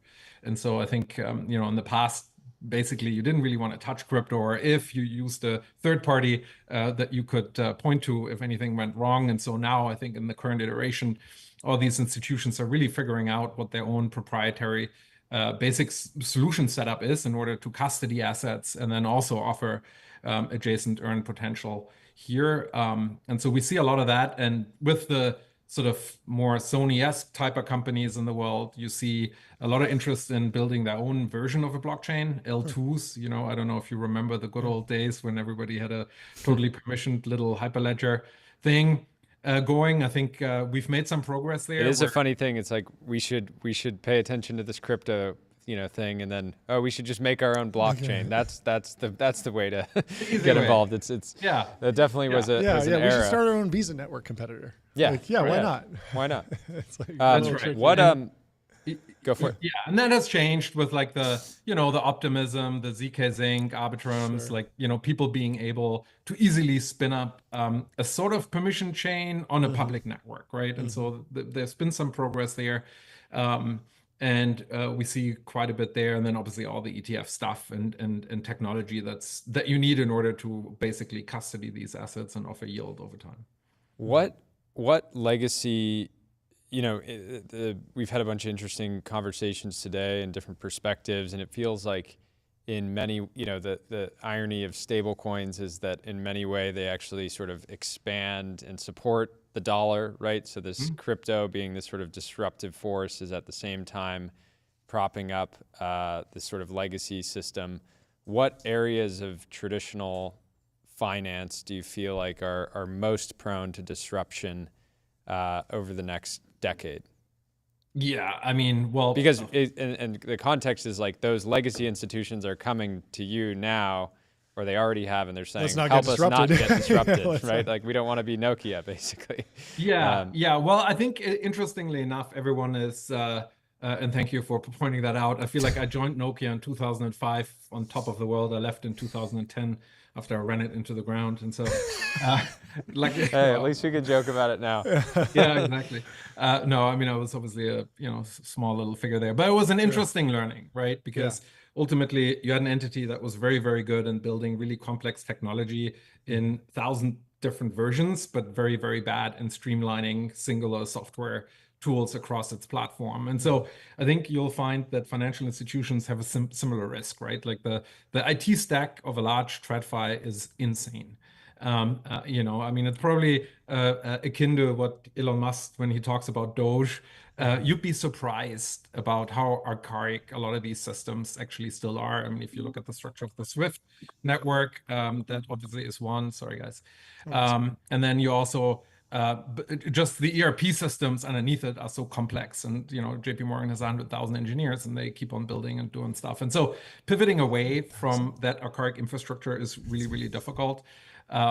They're starting to do it. I think, frankly, we're all way behind here, even as institutions, because the beauty of AI and blockchain and the opening up of financial systems via Bitcoin is going to accelerate the movability of money. And so remittance specifically are sort of areas where I think time's running out for institutions. It's like either you can innovate really, really quickly, or people are going to find other ways to do it, and let it be a Coinbase issued stablecoin or something like that can actually take care of a lot of these things. And so it's going to be really, really interesting how financial institutions hold on to also the custody component, right? And crypto has a self-custodial cryptographic sort of component. And if you think about what you pay your bank, first and foremost, you pay them so they hold custody of your assets, right? And so often custody can be fairly archaic, but with that custody, you also obviously lose a lot of control. And you have technology and solutions today that can replicate basically what an institution offers here for zero cost, right? It's really the consumer that is nervous in touching them, and the infrastructure currently is way, way too complex for anyone to use. But you're going to see a lot of improvements there on the user experience front. Also with AI, I heard you guys mention AI, and obviously, you got to pivot into AI every 3 months. But I think one use case that I kind of want to point out that we're working on that I think is really interesting on the wallet layer is using AI to issue very simple commands to crypto networks, right? To just say, hey, I just want to send Ethereum to this address. And that can be an AI. It'd be nice if you could tell a wallet, an agentic wallet, just make me a 10% return daily, compounded daily, just forever. Correct. Please don't make mistakes. Just get me a 10x this. Correct. But basically make the interface that simple, right? Wire securely $100 to France. I don't know if they need it, but we can those type of things I think are going to be real improvements on how this works. Yeah, Jordy. What's happening with emerging markets? We've talked about with other guests today around the risk that certain governments might not want their citizens to be, selling their native currency for something like stables or other assets. And so how much attention are you paying to the policy decisions in markets outside of the US, or is that not a focus for you right now? No, for sure. I mean, the outside of the US is still our largest market because we were in the US and obviously got clobbered by regulators and by basically Operation Choke Point 2.0. And so we expanded massively into Asia. Asia is a really exciting market for us. You'll see, Asia is lots of things, lots of different technologies and standards. And you have the full spectrum of really, really dogmatic and suppressive systems and very, very open ones technically. And so, yes, we follow this very closely. I think if I may age myself again, it reminds me a little bit back in the day we were trying to figure out how to distribute music via digital channels and cell networks, right? And so once you pixelate stuff in ones and zeros, it's just really difficult to contain it, right? And you're going to see that with currencies on a very basic level as well, right? Like it's this you can try and do the China and ban Bitcoin and things like that, but the reality is it's a temporary solution people are going to find ways around it. And so I think we've like the piracy, media piracy has not been solved, right? Like at all, not even close, right? It's probably easier than ever to get movies online that without paying for them. Yeah. So the idea that you're going to sort of regulate crypto out of its existence is a bit silly. Last question from me. MCP, people have been talking about potentially integrating stablecoins into that standard. How do you see it evolving? What are you excited about? Or do you think it'll just live side by side with crypto rails? I mean, it's a good question. I mean, I have a preference, right? I think. What is your preference? Well, my preference is that it's all integrated in one, right? Like I really want to. Ultimately, I'm an old school crypto guy. I want access and inclusion via crypto rails for everyone that no single entity can control, right? And so my job is to bring a substantial amount of volume from hard-coded institutional rails into open source on-chain networks, right? And so that's my preference. I think it's going to take a minute with regulators, even though we have a much better administration that's a lot more open to thinking about how to regulate this, and a market structure bill coming that we're working with and trying to ensure that this gets done correctly. I think it's going to take a few iterations. Like we're going to get something done, some regulation at first, and some of it is going to be good, some of it is not going to be so good, and then we got to see how much support the industry can continue to garner across also the aisle. Basically, it has to be a bipartisan issue on the regulatory front as well if we want to see real progress. And so, but obviously we're very optimistic here that we can come up with something that is as open as possible and replaces as many of the legacy rails as possible. Fantastic. Thank you so much for stopping by. Hope you have a great rest of your day. Fun. Yeah, really would love to get the update from you as things progress and we get more clarity on the regulatory side too. But thanks so much for stopping by. We'll talk to you soon. Cheers. Have a good one. Next up, I got to tell you about Numeral. Sales tax on autopilot. Spend less than 5 minutes per month on sales tax compliance. Benchmark Series A. Benchmark Series A. Yeah, I wonder how sales tax. Well, you know who has to pay sales tax? Pudgy Penguins, because they sell real things in the real world. Oh yeah, they do. They do. And we have Luca from Pudgy Penguins coming on the stream next, talking to us about. We should just make the next 20 NFTs, minutes just us pitching Numeral. Exactly. How you paying sales tax? Let's get to the really important questions. Yeah. We don't want to know about the NFT market. The people want to know. We want to know about your sales tax stack and how Numeral's fitting in. Luca, welcome to the stream. We are, of course, joking. How are you doing? What's going on? Welcome. Hey guys, happy to be here. Thanks so much for hopping on. I'd love to start with kind of a little bit of the history of Pudgy Penguins, because I know that there's been like a series of eras for the company, and you're obviously taking it in somewhat of a new direction or expansion now. But what's the story that you tell about the genesis of the project, your involvement over time, and like where things are going? So the 60-second version is, I was a huge collector of Pudgy Penguins when they launched about 3.5 years ago. They were kind of one of the 3 golden projects of the NFT bull run. It was really Bored Apes, Punks, and Penguins. Yep. Unfortunately, Penguins kind of got mismanaged. They were founded by a bunch of 18-year-olds in their college dorm basement with no operational experience. So at no fault to them, Bored Apes ended up being a $4 billion business. Punks became a legacy collection with a multi-billion-dollar market cap. And Penguins kind of withered to the wayside. But at that time, while I was collecting the NFTs, I was CMO and co-founder of a company called Gel Blaster, which was North America's fastest growing toy business. No way. I was really involved in just IP. You gotta get those for the studio. Yeah, I see those ads all the time. I didn't realize you were behind this. Ben, order some Gel Blasters right now. Yeah. I'll get you guys I'll send some to the office. But fantastic. that I was really immersed there. And so when I just closed my eyes and I thought Pudgy Penguins, I just thought this is a multi-billion-dollar business. And so rather than being like a disgruntled holder who was complaining all day, I decided to step up to the plate. And I bought the project for about $2.5 million 3 years ago, April 4th. So we're about 3 years and 3.5 months into this. I think what we want to be today is, I think, twofold. I think on one side of the spectrum, we want to be the face of crypto. When you think crypto today, I think crypto is intimidating. It's taboo, but I think there's no better way to invade the hearts and minds of everyday consumers than with cute pudgy penguins. And I think there's no better representative from a mascot perspective for the industry than the pudgy penguin. You know, the story all encompassing. And on the other side of the spectrum, we want to be the face of penguins around the world. When you think penguins, I want you to think pudgy penguins. And I just believe that the penguin animal is severely underdeveloped. Do you guys give? Do you guys like do any charity things for the actual penguins? You know, kind of like a royalty, a little give back for those down.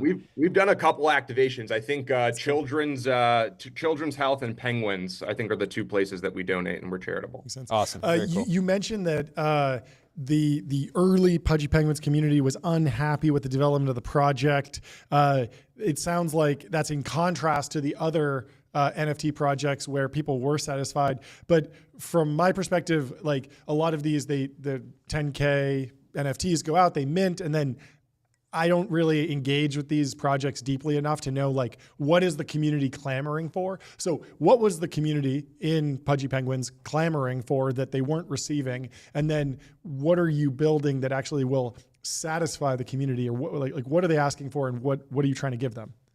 Yeah, I think what every community member in crypto wants is productivity and pushing the boundaries and forward progress within, you know, both the internal IP and maybe just for the category in and of itself. But just to be clear, like, we bought Pudgy Penguins under the guise that the NFT race and the NFT build out was severely underdeveloped. And there was a bar still yet to be set. And we bought this business to win in this category and ultimately to win in the broader crypto category. And so I think from our perspective, it's not just winning for our community members within our small niche and within our, you know, within the Pudgy Penguin universe. It was really winning for the entirety of NFTs, because prior to us, NFTs stayed in this digital universe, in this, you know, vision that Ready Player One was going to come 20 years earlier than it actually was going to come. And I thought, you know, if this was the next generation brand and all of these companies were raising billions of dollars under this guise, then as a brand builder for the last 8 years, I felt like they just weren't doing all of the obvious things that all these brands have to do to win. Are we going digital? Is everything going to be digital 20 years from now? Sure. But today, people need physical interactions. And I think that's a huge reason why we've won and we've been so successful the last couple of years, is we've really blended the two worlds, right? We have, you know, toys and 10,000 retailers. Every toy is tied in with an NFT and crypto experience. And the whole thing really segues. You would build this thing the same way you know, Hasbro or Mattel or Disney would build it, but it's crypto native, it's internet native, and I think that's the difference. How do you balance developing the IP in the way that you believe will create the most value long term, and kind of the desires or wishes from the community of initial holders, right? Because as a business, you constantly need to be evolving, reinventing yourself. And I imagine there's a bunch of good parts about having this super loyal, dedicated fan base that's, you know, heavily invested in the projects, but then there's also some hard decisions to make at different times. Yeah, I think the community's bought in under this guise that we are creating the internet's Mickey Mouse and that everything that we do is to support that thesis, and they're aligned in that vision. I think the problem, or not the problem, but I think the hard part about this business, and it's relevant for a lot of crypto founders, but I coined this like 3 years ago, which is we're basically building a publicly traded startup where I have all of the cons of being publicly traded with none of the pros, and I'm a startup. Right? So if I shit the bed, right, my price in crypto is the best marketing because it's such a hyper financialized asset class. And you know, I do something great, price goes up, you know, holders are in the money. The more in the money they are, the more they champion, the more they recycle those profits back into the product and the different product lines that we have within the business. But then obviously if you shit the bed, you know, the financialization to me is a hyper form of alignment, and it can be your greatest superpower, which I think we've been able to harness and galvanize over the last couple of years, or it can be your greatest kryptonite. And you've seen situations like this with basically 98% of founders in crypto that ends up biting them in the ass. They make one wrong step, they don't have that relationship, they don't have their rapport with the community, and then the whole thing just kind of backfires. Yeah. Do you think if you look back at the NFT category holistically, are projects is part of that kryptonite just being overcapitalized? Has that how much of a strength have you? I don't know how resource constrained you guys have been exactly, but I imagine it's quite a bit more constrained than many other projects in the space, especially as certain projects got marked really, really high, a bunch of capital flooded in, and I don't really have a good lens on how that's worked out. Yeah, I think that's just entrepreneurship 101. I mean, crypto in general makes people more money than they're supposed to make. It's kind of like there's an arbitrage that I talk about a lot where there's a real opportunity for builders in Web 2 to come here because the premium on users and success here is probably 10 to 15 to 20x what it would be in the real world. Meaning like the EBITDA of Pudgy Penguins, might be, we might be a $350 million business today. We've created, $5+ billion in value over the last couple of years. And, our total ecosystem is north of $2 billion. So I think from our perspective, it's really just a matter of, being resource constraint has been the one of the biggest things for us, and probably the lens that I'm most proud about. I mean, our next 10 competitors that we've outperformed over the last couple of years have 9 figures in funding, whether it's from venture or community. But that's naturally every entrepreneur gets into that problem at some point, unless you really fight tooth and nail over the course of a long period of time to earn that capital. But in crypto, you can make a lot of capital and raise a lot of capital really quickly. And the NFT cohort of 2020, 2021 is exactly that. I mean, guys made, 50, 100, $1 billion, within 12 months of being in business. You're not going to be a superstar organization, off of that type of growth, unless you're just a 1 in a million entrepreneur and group. But that wasn't the case here. And so I think us being scrappy has been huge for us. We raised, $9 million our seed round, and we haven't raised anything else for Pudgy since then. And this year we'll do $40-50 million in revenue. So, so far so good. That's awesome. Can you talk about the decision to surface crypto functionality to the user, to the customer? The Instagram has 1.8 million followers, never really mentions crypto. There's a world where you're communicating to a non-crypto native audience. You have a different group of customers that's very crypto native. How do you balance those things out? Is it all just one on-ramp, one direction or the other direction? How do you think about that dichotomy? So I'm a consumer product guy, and in consumer products, conversion's an action. Sure. In crypto, I think with building IP and character and love and affinity, I think conversion is a process, right? And so I think the idea that you immediately sell people on something that is still taboo and still intimidating, I think is a mistake. And so my objective is, how do I create love and affinity around this character, positive impact around this character, positive association around this character over the course of time. And as they become super fans and participate in fandom, they then go and figure out that this is crypto and go down that rabbit hole. And I think that's a really beautiful story. Now, on one side, that's epic. But I think a lot of people always misinterpreted our strategy, which is like, oh, how do you get the non-crypto user to then go buy our assets, whether it's our token or our NFTs? And it's actually a misappropriated way of how I think people look at the strategy. It's more impactful if you're a crypto native. Let's say you're a crypto whale and your mom or your cousin or your niece or your nephew or your son or your daughter is then participating in a Pudgy Penguin, buys a Pudgy Penguin product at Walmart, or shares you with an Instagram piece of Instagram content or a game or something like that. That aha moment for that crypto whale is then like, oh, I've been in crypto for how long? Nothing has transcended into my family the way that this has. This is clearly doing something for the industry that nobody else is doing. And that's kind of like our edge, is like, we believe crypto's for everyone.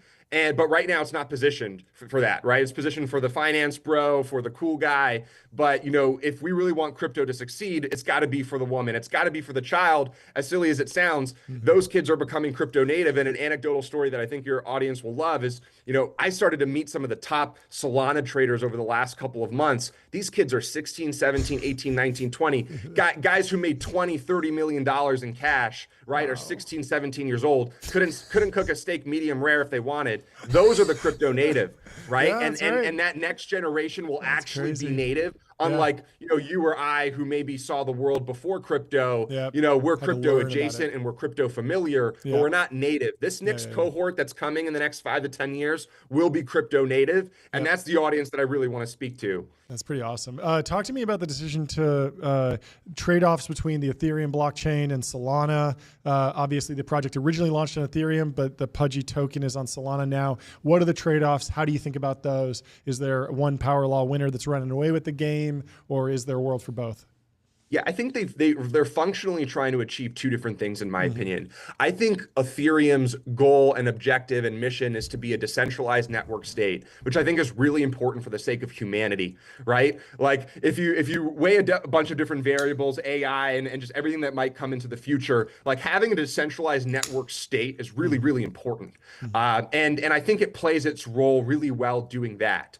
I think Solana is the first blockchain that I've really interfaced with from an outside org in that I think is really trying to be an organization that's built to win, right? And they want to capture as much value in winning and building the biggest and best blockchain in the world, and then all the things that come with that, right? Like low latency, really fast, amazing BD, getting all the top advisors in to come and help bootstrap and help ecosystem apps. It's really run like a Silicon Valley organization, and its function I think is to win, right? But there's two different functions. I think building a decentralized network state and building a blockchain to win, right, and to dominate tech and to because blockchains fundamentally are, what are they really, right? A lot of people tell themselves a lot of different stories. To me, they're borderless payments, right? And they're global liquidity and global composability, right? Like those are its two functions. And if you actually understand that as like an entrepreneur building in the web, those solve two really big problems, right? Like immense problems, right? Like Stripe used to, Stripe and PayPal would take your money and shut you down and do the whole nine. Like blockchain will remove that edge. And so I think they're functionally two different organizations. I think from our perspective, we wanted to launch our token because we wanted everyone to have a piece of our main character, this internet's Mickey Mouse. We wanted our followers on Instagram and on YouTube and on TikTok to be able to participate in purchasing that token. And today it's hard to argue that Solana doesn't have the best experience for that person coming from Instagram to then go in and purchase something quickly, right? Like Ethereum today, even with cheap gas fees, like no one wants to spend a couple bucks, on some gas fees, even when that's relatively low for the ecosystem. They'll want to spend a couple bucks buying the token, and that's about it. So it seemed like a good fit. That's awesome. Well, thank you so much for stopping by. This is a fantastic conversation. Yeah, I really appreciated your perspective. Would love really to have cool. you back on again for a longer interview. Yeah. This was great. Yeah. And I'm excited for our Gel Blaster Nerf battle, basically. Yeah, I need to be If able you guys to send me an address, it's going to be pretty obnoxious, the packages I'm going to send. So stay tuned. Okay, great. We'll talk to you soon. Amazing. Goodbye. Thanks for coming on. Cheers. Really quickly before our next guest, Public. Investing for those who take it seriously. Multi-asset investing, industry-leading yields. They're trusted by millions. And of course, crypto.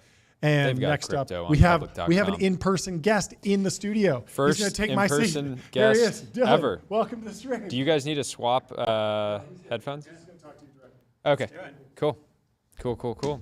I should have worn my suit. I know you should have worn your suit. Yeah. I mean, it's feel so underdressed. Yeah. Well, fitting that you're the first guest. You've been Yeah. a close friend and advisor to the show here informally. Yeah. Thanks so much for a long time. Happy Crypto Day. Crypto Day. It's been very fun. It's such a it's amazing to get perspectives from so many different parts of the industry, investors, et cetera. And there's a lot to be optimistic right now. A lot more so than when you started Crypto the Game. Yeah, I feel like we launched season 1 kind of in the depths of the bear market. It was, early 2024. was trying to think about what to do next. And I know we had spoken. Well, you had this idea forever. Years, yeah. I can kind of give you the whole backstory, which I know you know, but could probably be helpful context for the listeners. But when I first started working on it for real, everyone was like, "You're crazy to build in crypto right now." But in hindsight, it was kind of the best time to launch. Totally. But yeah, I mean, I kind of grew up an obsessive Survivor fan. Watch every single season. They just announced the cast for season 50. I was like off camera reading up on that and apply every year. Never got a call back, but kind of played this like CD-ROM version of Survivor called Survivor Ultimate with my friends growing up, and it was like very, very rudimentary. You picked your tribe mate, you played tic-tac-toe for immunity, and you voted each other off against the computer. It was like very, very early, like early 2000s. And I don't know, just kind of like always envisioned this world where I could play a version of Survivor online with my friends. Fast forward to my professional life, I worked at HQ Trivia for The Rise and Fall, which if you're listening, might remember a live interactive game show, and started my career in TV, but joined HQ for kind of the grand vision of a live interactive TV network. So in the same way that HQ took a game show and made it live and mobile and interactive, the same could have and should have been said for a Shark Tank format or a talent competition or a dating show. And of course, in my mind, a Survivor show. So actually first pitched the idea for what is now CTG internally at HQ, probably 6 or 7 years ago now, which is crazy. And then, it's just one of those ideas that kept coming up. I think I pitched it as an idea for a party around drop, and just kind of like, was starting to think about what was next a couple of years ago. And well, it's interesting because it was this one of the most complex products that you can build, right? Yeah. This like social, interactive, multiplayer, constantly evolving game that's happening on chain. So watching you build it, I mean, you and Tyler and Brian and the team just did it very quickly and then got to market. And I remember it very quickly took off, and you very quickly were just you probably didn't sleep the first week. No, not at all. I mean, it kind of ballooned into this 24/7 game show. I mean, I kind of assumed, the way that it's set up, it's a 10-day season. Every day kind of follows the same format of a daily immunity challenge in the morning. Think like classic arcade games or crypto puzzles or digital scavenger hunts. If you win that challenge, you have immunity and you're safe from the vote that night. Everyone else votes people out. Basically, last person standing wins the pot. And I kind of assumed people would log in the morning, meet their tribe mates, make an alliance, register a score of a game, go back to work, and then kind of come back on that night to vote. But it just was so time consuming for the players. And as a result, it was just 24/7. No, I remember, weren't people like basically calling in sick or taking vacation days so that they could just fully walk in? Most heavily requested question basically from players between seasons is like, when's the next season so I can request my PTO? What was that early controversy you guys had? I think you navigated it well, obviously, because it turned into a second season and then an acquisition by Uniswap. But I feel like you quickly ran into the nature of crypto is that I forget who we were talking about this, but maybe it was Balaji, but crypto, because it's so financialized, is effectively incentivizing constant penetration testing and incentivizing the world to basically try to hack your system. And I forget the guy's name. Anish. I'm sure you guys are buddies now. I mean, we made up in the DMs for sure. Yeah. So the way that it works is basically you buy your entry for 0.1 ETH.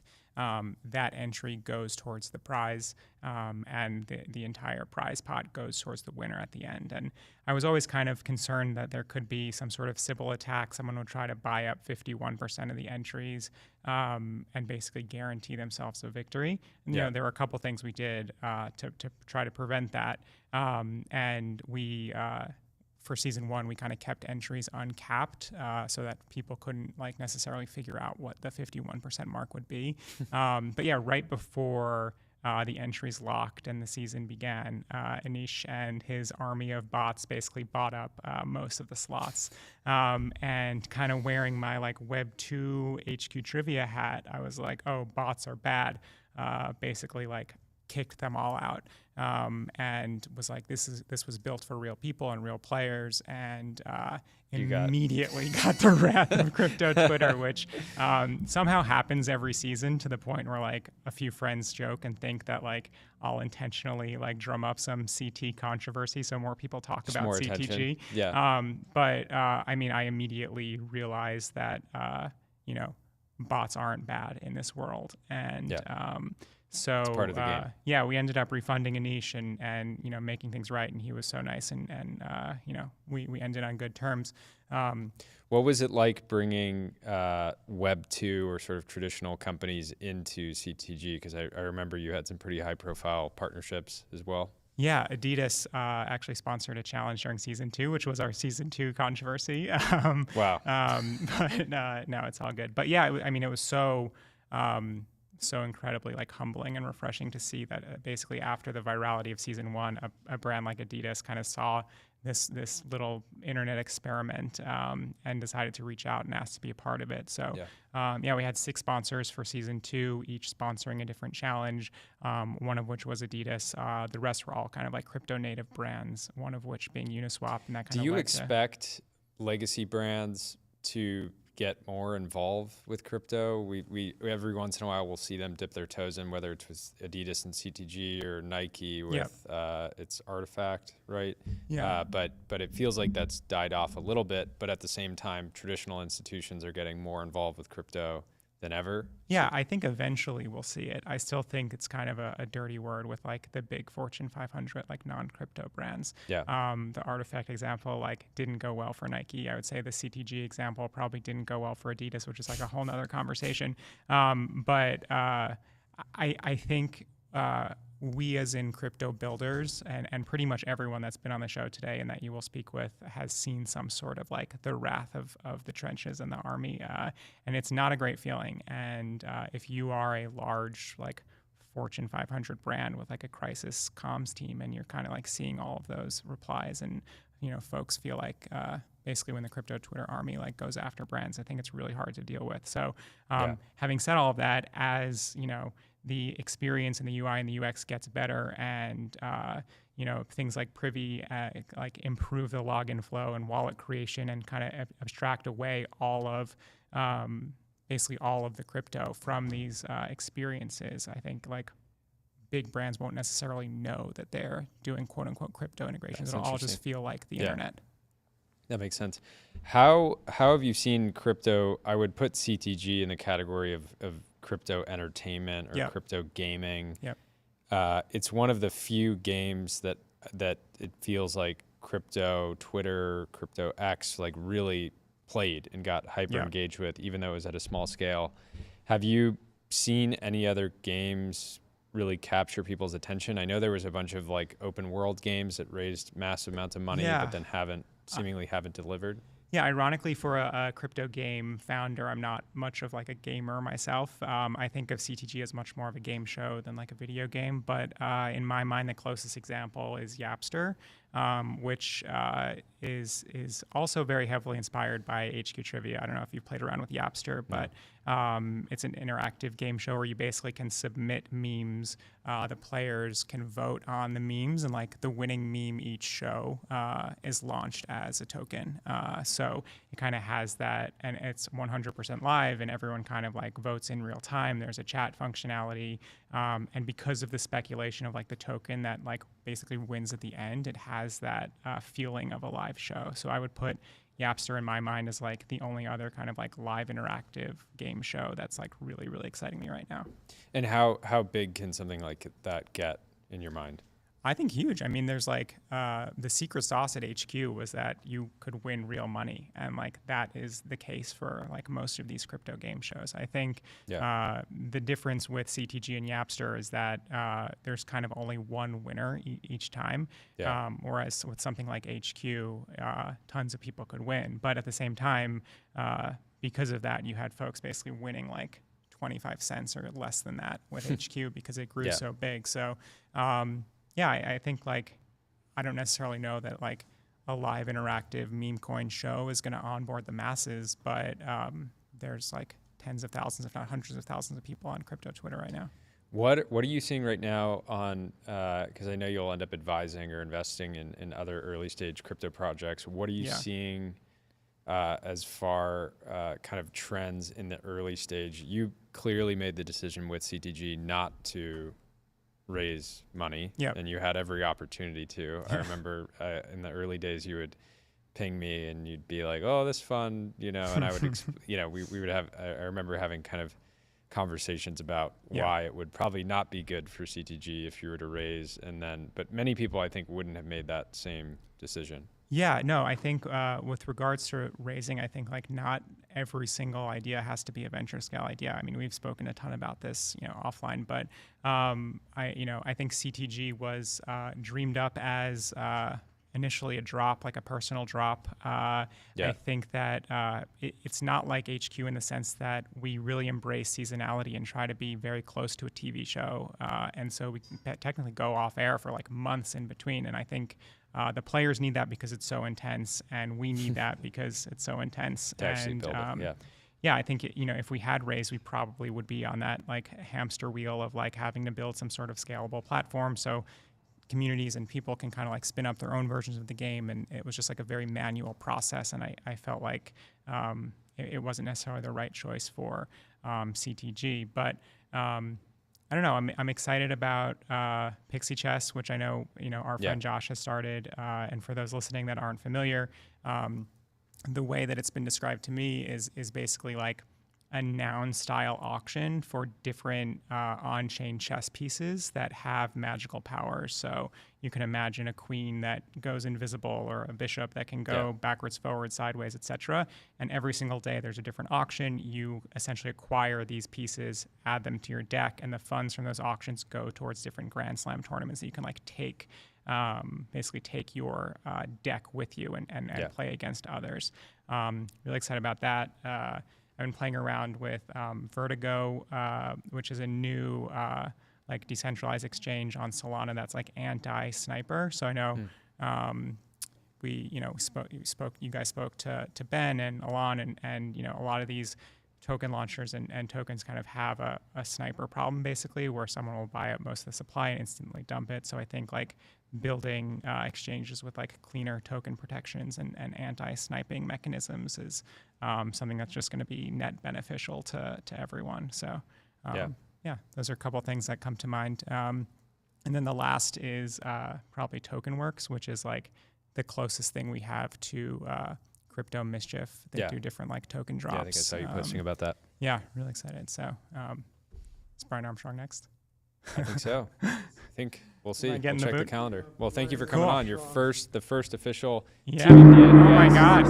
Gone. Thank you so much for having me. Not on the set, John, but there you are. Thanks for coming on, Dylan, and thanks for all the help on the show. We got Brian Armstrong next. The gong is still ringing. In the studio. The real gong rings much longer than the fake gong. Yeah. While we're waiting for Brian, let's tell you about AdQuick. AdQuick.com, out-of-home advertising made easy and measurable. Say goodbye to the headaches of out-of-home advertising. Only AdQuick combines technology, out-of-home expertise, and data to enable efficient, seamless ad buying across the globe. It's out-of-home built different, John. It is. It is. And we have Brian Armstrong here. Welcome to the stream, Brian. How are you doing today? I'm doing great. Thanks for having me, guys. It's great to have you. Thanks so much. Welcome. I don't even know where to start. I mean, we were kind of in the same YC batch. My first company was in YC Summer 12. That was Soylent? Or which yeah, one? Soylent. Yeah. It's a weird story because I joined the company shortly after YC, and I was in a different YC company. So, but that's a story for another day.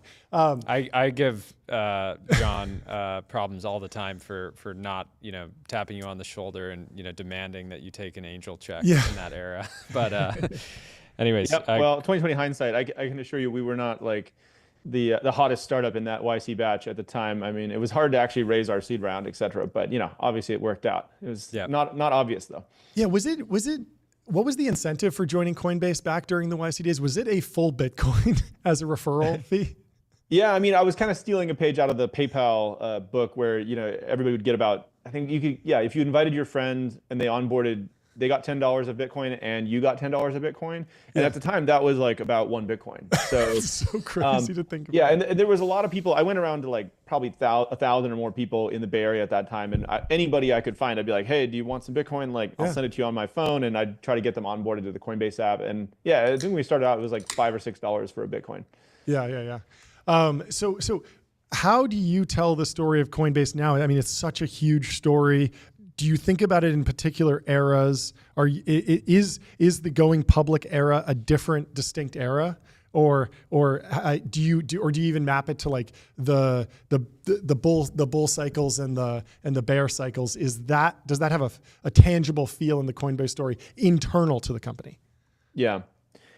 Yeah, well, I think of it in different. So Fred Wilson had this great thing he told me one time. He said, like, companies have multiple founding moments on the way to being a public company. Yeah. And that was definitely true in our case. So the first era was like Fred Ursum and myself in an apartment, just grinding it out, like, 14-hour days, just doing everything ourselves, like answering customer support tickets, like trying to recruit people, trying to get anybody to join, writing code ourselves, right?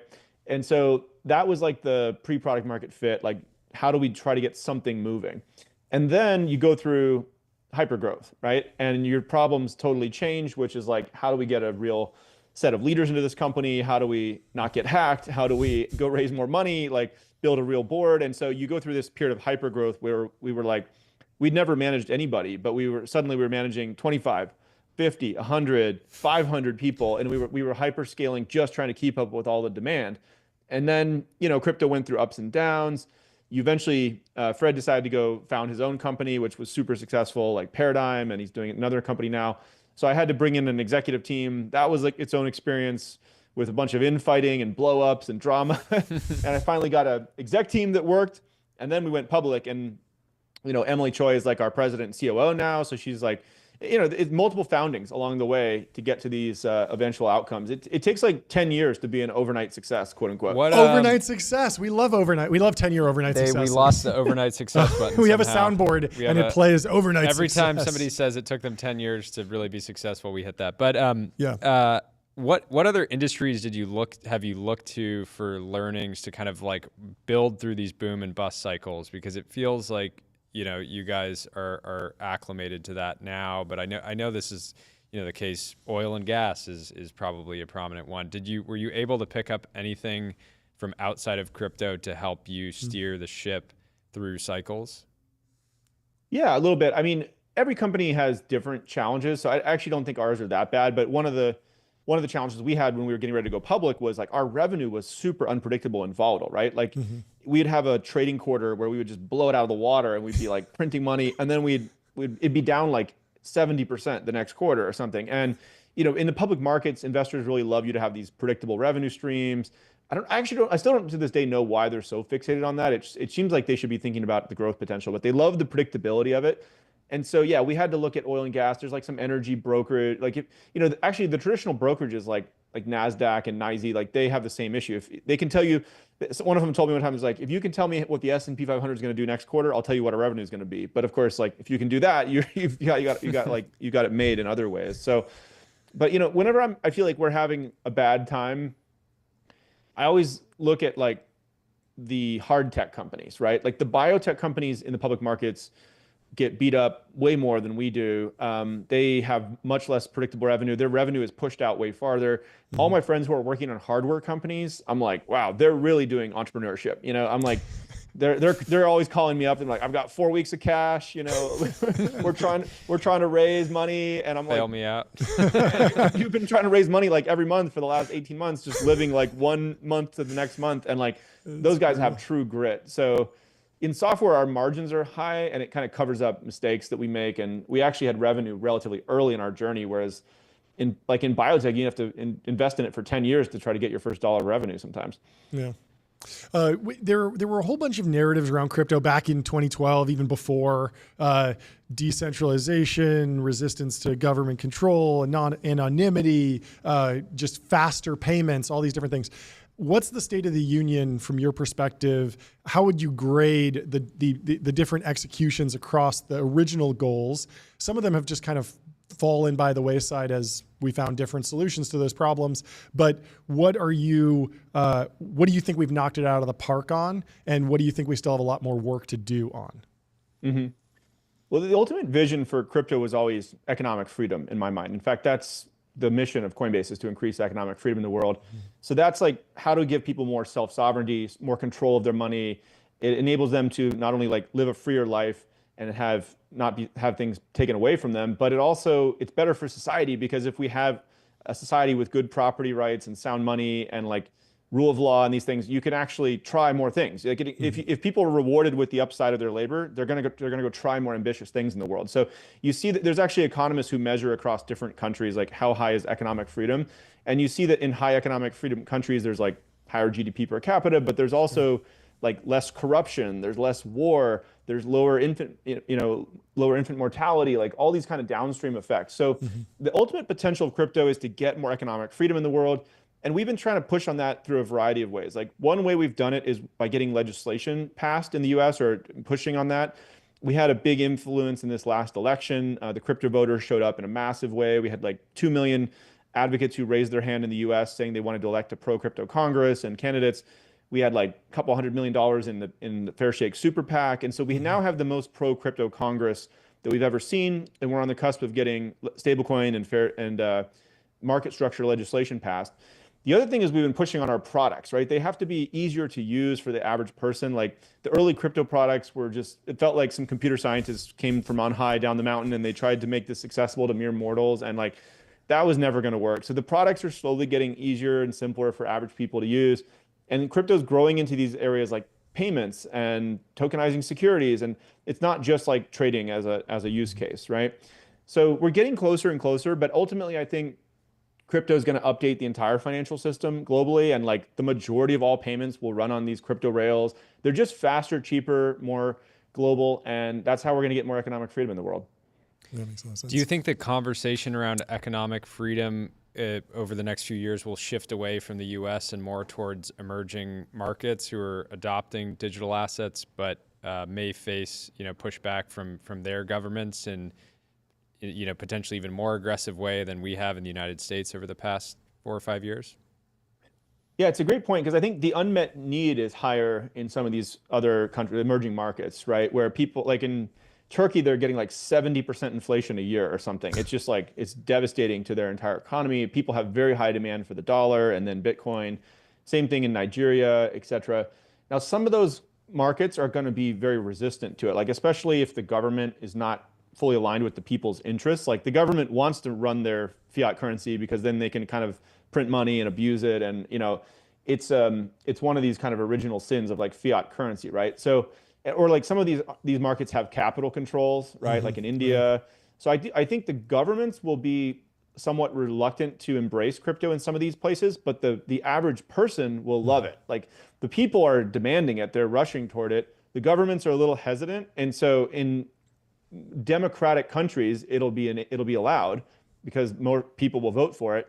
But in places like China, they're really cramping down on it. I don't think North Korea is going to add it anytime soon. So it's a little bit like the internet, right? China has the Great Firewall of China. North Korea has their own private internet.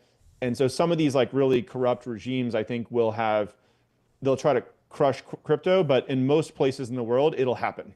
North Korea even has their own Linux distribution, Red Star Linux. Did they? I didn't know that. They gave it a cool name. I mean, you got to admit it's a cool name. It is a cool name. I want to talk about Base. Obviously, it's powering a lot of consumer crypto use cases right now. Like, how did that come about? What has it been like incubating something like that inside Coinbase? Yeah, a lot of people have asked me about that because they're always surprised that like a relatively big company can still innovate or whatever. But I think the way that it, I can't take too much credit for it, by the way. The biggest thing that I did was we have a very entrepreneurial culture, different people we've brought in. And Jesse Pollock came to me at one point and he was like, hey, I want to work on a new chain. And I was like, cool, like take a small team, go run at it, like 2 pizza team or whatever, like 5 people. And I had no idea if it was going to work. But the biggest thing, he deserves all the credit, to be honest. The only thing I did was I kind of shielded it from the rest of the organization a little bit and just gave them time to cook. And he went through like 5 or 6 iterations. And I saw a couple of these along the way. And I was like, honestly, I have no idea if this is going to work. and it turned out to actually really hit. And so if there is like a secret to this, which I don't know if it's a secret, but it's like you have to allocate some percentage of your budget to these venture bets and make them small bets, because you want to have two, 3, 4 people like working on it, kind of like a YC company, not like don't put 100 people on it or something. It's going to be like a big bureaucratic thing. As long as they're small bets, you can tolerate like 75% of them not working out, and once in a while something hits and it pays for all the rest of the bets. I mean, it's kind of like having a venture capital internal at the company. So we actually set up this thing called we call it like Next Bets, and twice a year anybody in the company can come pitch. It's like a group of people, we call it like internal venture capital, and they're basically the people who run different product groups, but there's also some really kind of like smart young engineers, etc. Basically, if any one of them raised their hands and said, I want to fund that out of their budget, then you're greenlit to go do it. You don't have to get a unanimous yes. You just need one person to say yes. And there's actually some pretty big, like USDC, I will tell you, I actually voted no on USDC, which was a terrible. Now it's like almost $1 billion of revenue or something for us. And I voted no because I was like a little skeptical. I didn't think it was like decentralized enough or something. But luckily, somebody else on our team voted yes, so it got funded, and it turned out to be a massive thing. So it shows you how much I know. That's incredible. I want to talk about putting stocks on chain. You go back to that original like Peter Thiel lecture in the 90s talking about maybe we could have a digital dollar that's not backed by gold or the treasury, but actually backed by stocks. Is there a world where that happens? What needs to happen? Is there a world where Coinbase shares are securitized on chain? And I know you probably can't give like forward guidance around that, but like, walk me through the changes that would need to be made, and is that even a good idea in your mind? Yeah, well, just starting first with that PayPal point that you made. I mean, there's a great book, I think it's called PayPal Wars. I believe it's about the founding of PayPal, and there was a lot of like that libertarian ideology of like economic freedom was in the founding team. As you can imagine, they went on to do many other things, and I think, like in many ways, crypto is fulfilling the vision that the early PayPal team started with around economic freedom.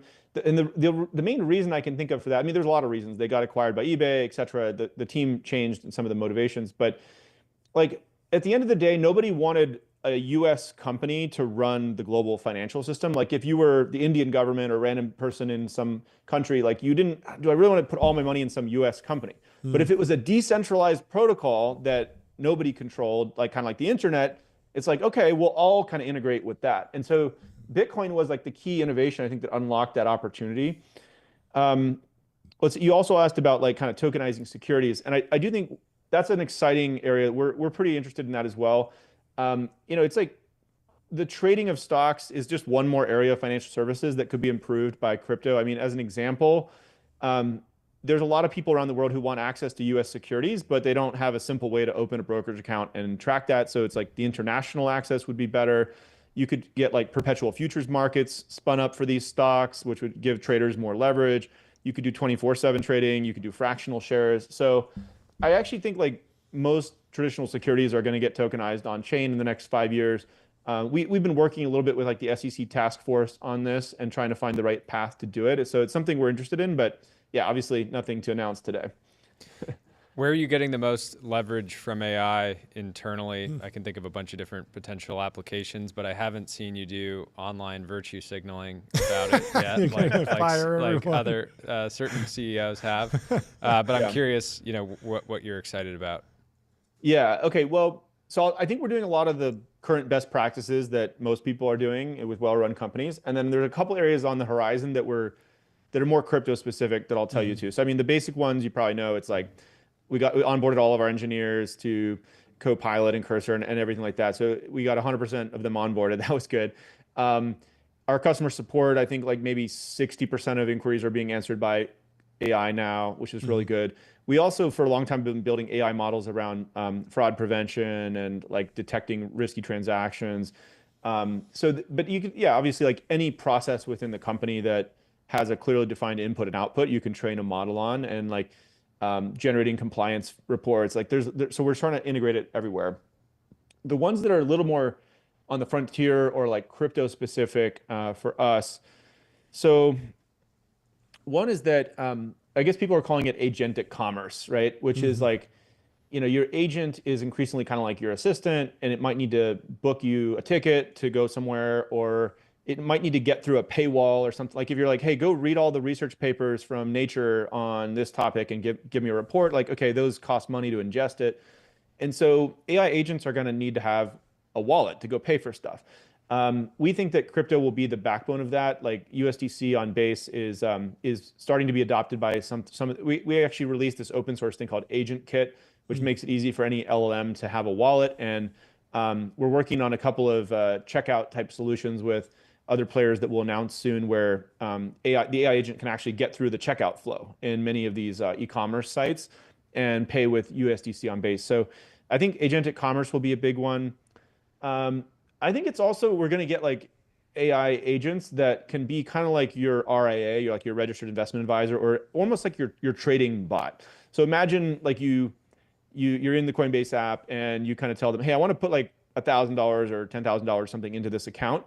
And you're talking to a trading bot and you're like, just go make me money. I don't know. Like, don't make mistakes. Tell it, make me, I joked about this before, 10% compounded return daily. Yeah. Don't make mistakes. Don't make mistakes. Yeah. Yeah.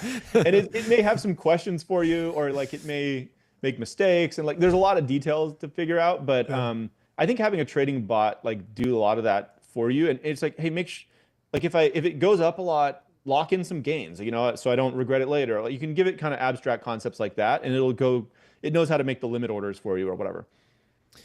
Yeah, how do you think that, how do you imagine that type of capability really being dispersed? Because I mean, obviously there's people with, trading bots today, and they're actually, I imagine some of them are so effective that they just say, well, we don't actually want to release this because we should just use it ourselves. But it sort of could potentially tie into this dynamic between closed source AI and open source AI. And is that, do you think part of Coinbase's opportunity is to make sure these types of tools are available to as many people as possible versus just a handful of traders? Yeah, it's so we're not doing prop trading on our own balance sheet. So we're not like trying to be a hedge fund or something with a proprietary algorithm. So our goal would be to like make this available to as many consumers as possible. And yeah, I mean, it's kind of adjacent to financial literacy, right? Like many people might come in and be like, yeah, I want to make like crazy returns. And this thing can kind of tell you, well, okay, that's pretty high risk. Like, why don't you like dollar cost average into this diversified portfolio over time? And like that might be more in line with your risk appetite. But if you want to take 10% of it and try something more high risk, like, so it can teach people about these concepts. And while also doing what they ultimately want to do, what they would have done anyway in the app, but it's just making it easier for them. Totally. Can you talk about the extortion attack, how you handled it? And I'm particularly interested in going forward. There's a lot of tools in your toolkit. You can throw more money, more people, more technology at the problem. What's the next few years look like in terms of beefing up security? Yeah. Yeah, well, I mean, we've had a really good track record on security at Coinbase over the last 12 years. And even in this attack, we didn't see any private keys or funds accessed directly by the attacker. So what unfortunately, they were able to do is they were able to bribe some of our customer support agents and to share with them like personal information on customers, like name, address, et cetera. And, they want this information, attackers want this information because they want to text people, call people, try to socially engineer them and to get them to send their money. And so unfortunately, they were able to successfully do that with a handful of customers, which we've reimbursed 100% at this point. And then they sent us this demand once we were, they realized they'd been found out and customers were kind of getting educated about this. They sent us this demand for $20 million, or we're going to release all this information. And it was an interesting moment. We came together and thought about it. And, on the one hand, we could have paid them the money, right? But we talked to a bunch of security researchers and people, and they were like, there's really, what typically happens in these cases is if you pay the extortion, they're just going to come back in 3 months and extort you again. Yeah. And it's like, do we really want to be in this situation where we're like funding their next attack and like rewarding this kind of behavior, or do we want to try to create a deterrent to this kind of behavior? So we decided to flip it. And as you probably saw, we put out a $20 million bounty for any information leading to their arrest and conviction. And that's been kind of a crazy experience. I mean, just as one data point for comparison, after 9/11, the US government put out a $25 million bounty on Osama bin Laden, and we put out a $20 million bounty on these guys. So crazy. We had like maybe 5,000 like tips or inquiries like come into the email that we put out there. Most of it was junk, and we kind of whittled it down. There's about like 70 or so credible leads, I would say. We always have to be a little careful because some of these could be like the threat actor themselves sort of trying to throw us off the trail or run down some wild goose chase. Some of the other people sending in tips or leads are like other threat actors who kind of have beef with these guys, or they're there's kind of like no honor amongst thieves, right? Yeah. And so which is fine with me, but it's I really enjoyed the I saw the video that you put out, and I enjoyed imagining the dynamic of the thieves, sitting around a table, realizing that the sort of game theory of who's going to turn in who. It was a nice visual. Yeah. So that's exactly what we wanted to create, was a real deterrent here. It's like if you're going to attack our customers, you need to look over your shoulder and always wonder like who's going to turn me in, or who did I interact with in my entire life who might have known about this, who's going to turn me in. So anyway, I can't say too much more. We're working closely with law enforcement, but we're going to run down those leads and hopefully get a good result. I mean, you asked about beefing up security too, I think. And just kind of going forward, you can imagine let's hire more people, better people. Let's throw technology at this. Let's monitor comms and where data is flowing. Is this more of a technology issue or a talent issue or an oversight issue or policies? Like how do you see investing in the next round of security? The thing that popped into my mind, the way that you're already leveraging AI, is there's a world in the future where a more secure CX function would be entirely code. Right. And you wouldn't, it'd be much, you could create an environment where or at least AI oversight of everything, of every interaction. But yes, I'm interested to hear what your take is. Yeah, well, it's a great point. I mean, the 60% of inquiries being answered by AI now, I mean, they're not going to get bribed. I mean, there are other threat vectors with AI too, right? Because people are always trying to jailbreak these agents and things. So there's not a perfect solution, and I don't think we're still gonna have like human in the loop on a lot of things for a long time. But yeah, never let a good crisis go to waste. Like this was definitely a good moment for us to go implement a bunch of changes, and we mobilized a team of about 300 or 400 people right away that just went into overdrive, kind of trying to lock down a lot of these systems. A lot of it was not just our own systems. There's vendors that we work with that we needed to push them to hit a higher bar as well. We did relocate some of our customer support operations. The ones that got targeted the most were these overseas contractors and things like that. And you can imagine like some of the money being offered as bribes that would have been like pretty impactful even in the United States if people were there. And we need to have 24/7 coverage, et cetera. So it's not a perfect solution to like just move it all in the US and pay people more. Like it doesn't 100% solve it, but we are relocating some of those support operations and then essentially just hardening our systems. Like, luckily, we had some good controls already, which limited the scope of it, but we obviously didn't do enough, and so we've got to keep investing in that. Yeah. Do you have any advice for younger builders, maybe the younger version of yourself? We had Chris Dixon on the show earlier today, and he said that crypto, one of crypto's biggest problems now is just a lack of talent. There is talent here, but it's probably could have 10 times more to create a lot of great outcomes. I'm curious if you feel the same way around kind of talent in the industry today. Yeah, well, I think we've never had it easier actually recruiting great people into Coinbase. I think there is like a great, partly that's due to our scale, right? Startups have to really fight for talent.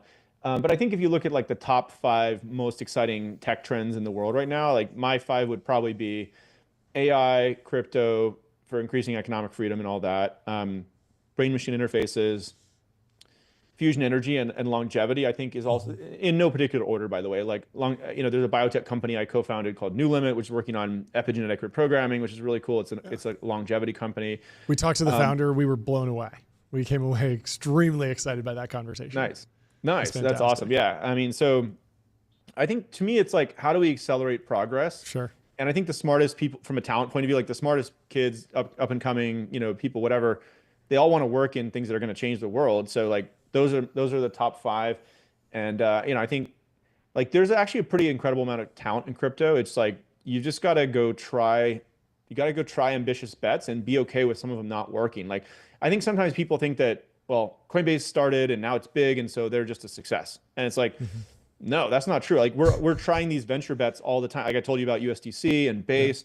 I mean, there's others that didn't work, right? Like we launched Coinbase NFT and it was pretty much a flop. Like we launched Coinbase in Japan. We invested all this money and time, like didn't work for a bunch of reasons I can tell you if you want. And we shut that down. And so we're constantly like, stay hungry, stay foolish. Like we're trying new ideas a lot, and you have to be okay with like two out of three or 3 out of 4 just not working. What about the Super Bowl ad? Was that a similar one person green lights it, and who greenlit it, and what was the story with the QR code? Yeah, well, as usual, like success has many fathers and mothers, but it partially came out of a rushed, like a short time, time constraints breed creativity, right? So we actually didn't. I think by the time we bought the ad, we didn't have enough time to like go film something for months and months, and so the team just got really creative. And I don't even remember who it was in the meeting, like our CMO, and there was an agency involved, and it was a collaborative effort where someone was like, well, what if we did kind of like a direct marketing type campaign where we want people just to install the app. But you can never measure the result of most of these brand ads, right? You're always like, I don't know, did it drive revenue or not? Nobody really knows. So we're like, well, we could actually measure how many people just like scan it and sign up if we just put a QR code on the screen. So I don't remember who said it actually in the room, but obviously it worked. It was cool. Yeah, and you tracked the ROI and it was positive? Okay, so that's actually a very complicated. We looked at this for you with the exact details, but long story short, like, so our site actually crashed because we got about like 20, it was like 20 or 30 million visits in 20 seconds. And we knew there was going to be a big surge. And so we had like, I think the first page loaded and it was heavily cached, but then like 20 million people started going through the sign up flow and like everything shut down. So we had to email a bunch of them later to come back and finish it. Long story short, so we lost like probably about a third of the value in just like overwhelming demand that we unfortunately couldn't scale to, but it would have been very profitable. It was still profitable depending how you count it. The fact that we're talking about the ad today means something. Very memorable. Yeah, Very the brand memorable. value alone maybe paid for itself, even with none of the direct revenue. I have one last question, then we'll let you get out of here. And feel free to just take it as like meta commentary on the nature of the question. But who is Satoshi Nakamoto? So well, the official answer is it doesn't really matter because like the idea stands on its own. And so if anybody ever comes out and we find out who it is, like in their will or whatever, but the unofficial answer I think is probably some combination of like Hal Finney and Nick Szabo and maybe one other person, but that's my guess, is that it was a collaboration between those people. And, but ultimately it doesn't matter. And Hal Finney is frozen at Alcor, but he's no longer living. So we don't, but maybe if Alcor actually works, which is a big if, in the future we could bring him back to life, we'll find out. Yeah, that'd be amazing. We'll have him on the show then. Yeah, we'll have him on the show. We'll have him on the show. Yeah. That'd be fantastic. Jordy, any other questions? No, this was great. This We'd was love fantastic. to have you back Thank on you again so much. soon. You're our first public company, Fortune 500 CEO. Yeah, that's right. So thanks for doing this. This is a big milestone for us. We really appreciate it. Well, I love that you guys are championing tech, and the enthusiasm is palpable. So I get to see your clips all over. Enthusiasm? What are you talking about? Enthusiasm. We're gonna need a bigger gong. We're gonna need a bigger gong. We're gonna need a bigger gong. Thank you. It's for great. stopping It's by. great having you on, Brian. And all right. Thank you for the work that you do. We'll We'll talk to you soon. See you guys soon. Bye. Cheers. I love great hitting hit, the gong. John. Great hit. The gong it's working wonders. Next up, we have Suna from Volt Capital coming in. Is it Volt? I'm gonna take 1 minute. Yeah. I'll be right back. I'll talk to Suna. Let me tell you really quickly about Wander. I got to sing the song alone. Find your happy place. Find your happy place. Find your happy place. Book a Wander with inspiring views. Hotel $50 million amenities. Series B Oh today. yeah, today. Congratulations. Let's go. Hit the gong one more time. I mean, Jordy, on your way out. size gone for Wander. $50 million Series B. Congratulations to John, team. Andrew, Kyle, the whole fantastic. team. You guys are crushing it. Book of Wander with you. inspiring views, hotel-grade amenities, dreamy beds, top-tier cleaning, and 24/7 concierge service. It's a vacation home, but better, folks. And John Andrew is coming on the show tomorrow. Finally. Fantastic. I'm very excited about that. Fantastic. But amazing milestone. Well, stay locked in. We got 4 more guests. Our next guest is Suna. Hopefully, we can bring her in and keep the conversation going. How you doing? Hey. Oh, sorry. It's been a big stream, been a big day, but glad to have you here. Would you mind kicking us off with list? I was so happy about it. Oh yeah. It was great puzzling everyone together, getting everyone. It's also hard because I'm not, as it's very clear from this stream, I am not crypto native at all. And so the first time we tried to schedule this, and we tried to schedule you, was during that big crypto conference in Dubai, and everyone was like, "What are you thinking?" Everyone who matters in crypto is going to be busy, and they're going to be 12 hours off your time zone. And then we wound up scheduling it today, and there's this massive Bitcoin conference. But fortunately, some people, were able to hop on the stream. But it's a great community, and so everyone's been able to break it down and explain it like we're 5 because we effectively are. But would you mind kicking us off with an introduction on yourself and what you're excited about? Yeah, sure thing. So I am at Volt Capital. What we focus on is pre-seed and seed crypto companies. Mm-hmm. And the reason we even started Volt Capital is if you look at the landscape of crypto funds, there aren't really that many that have a senior partnership that have all founded companies before or built a team from the ground up. And that really is the DNA of the fund. And so what we do is we focus on founder first philosophy in terms of how we index on investments. And then also we've all been founders ourselves as well. And we're focused in terms of on a barbell strategy in terms of the thesis. Mm-hmm. One, there's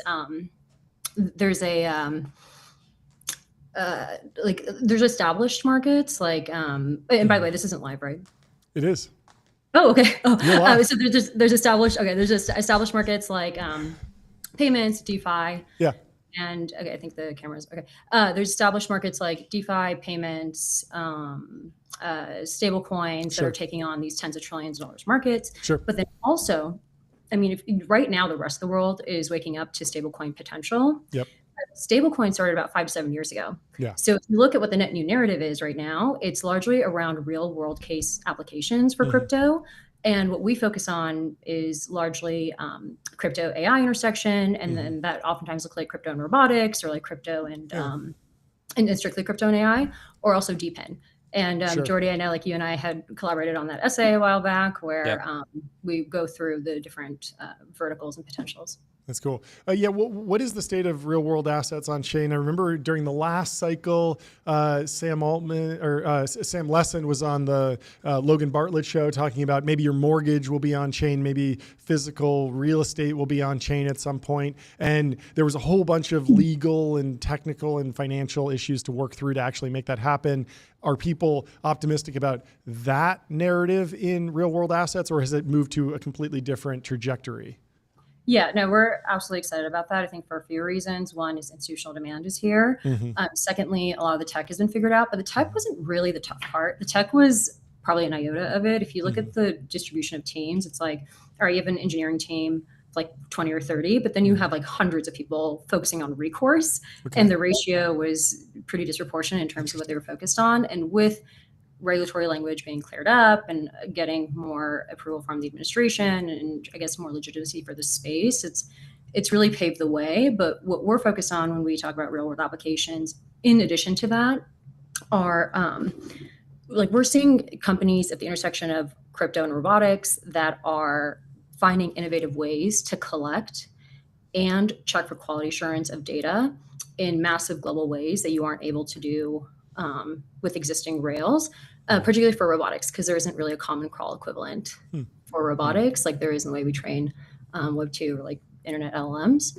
And then also space and crypto. We're seeing companies build at the intersection there, out of steady research, so really domain experts in space that are finding really interesting ways to create data marketplaces at the intersection of crypto and space. Jordy? One thing that we've seen, and great to see you, by the way. One thing that we've seen from, I think, a number of the different conversations today is it feels like consensus that agents will use tokens, or that the agentic web will be leveraging tokens.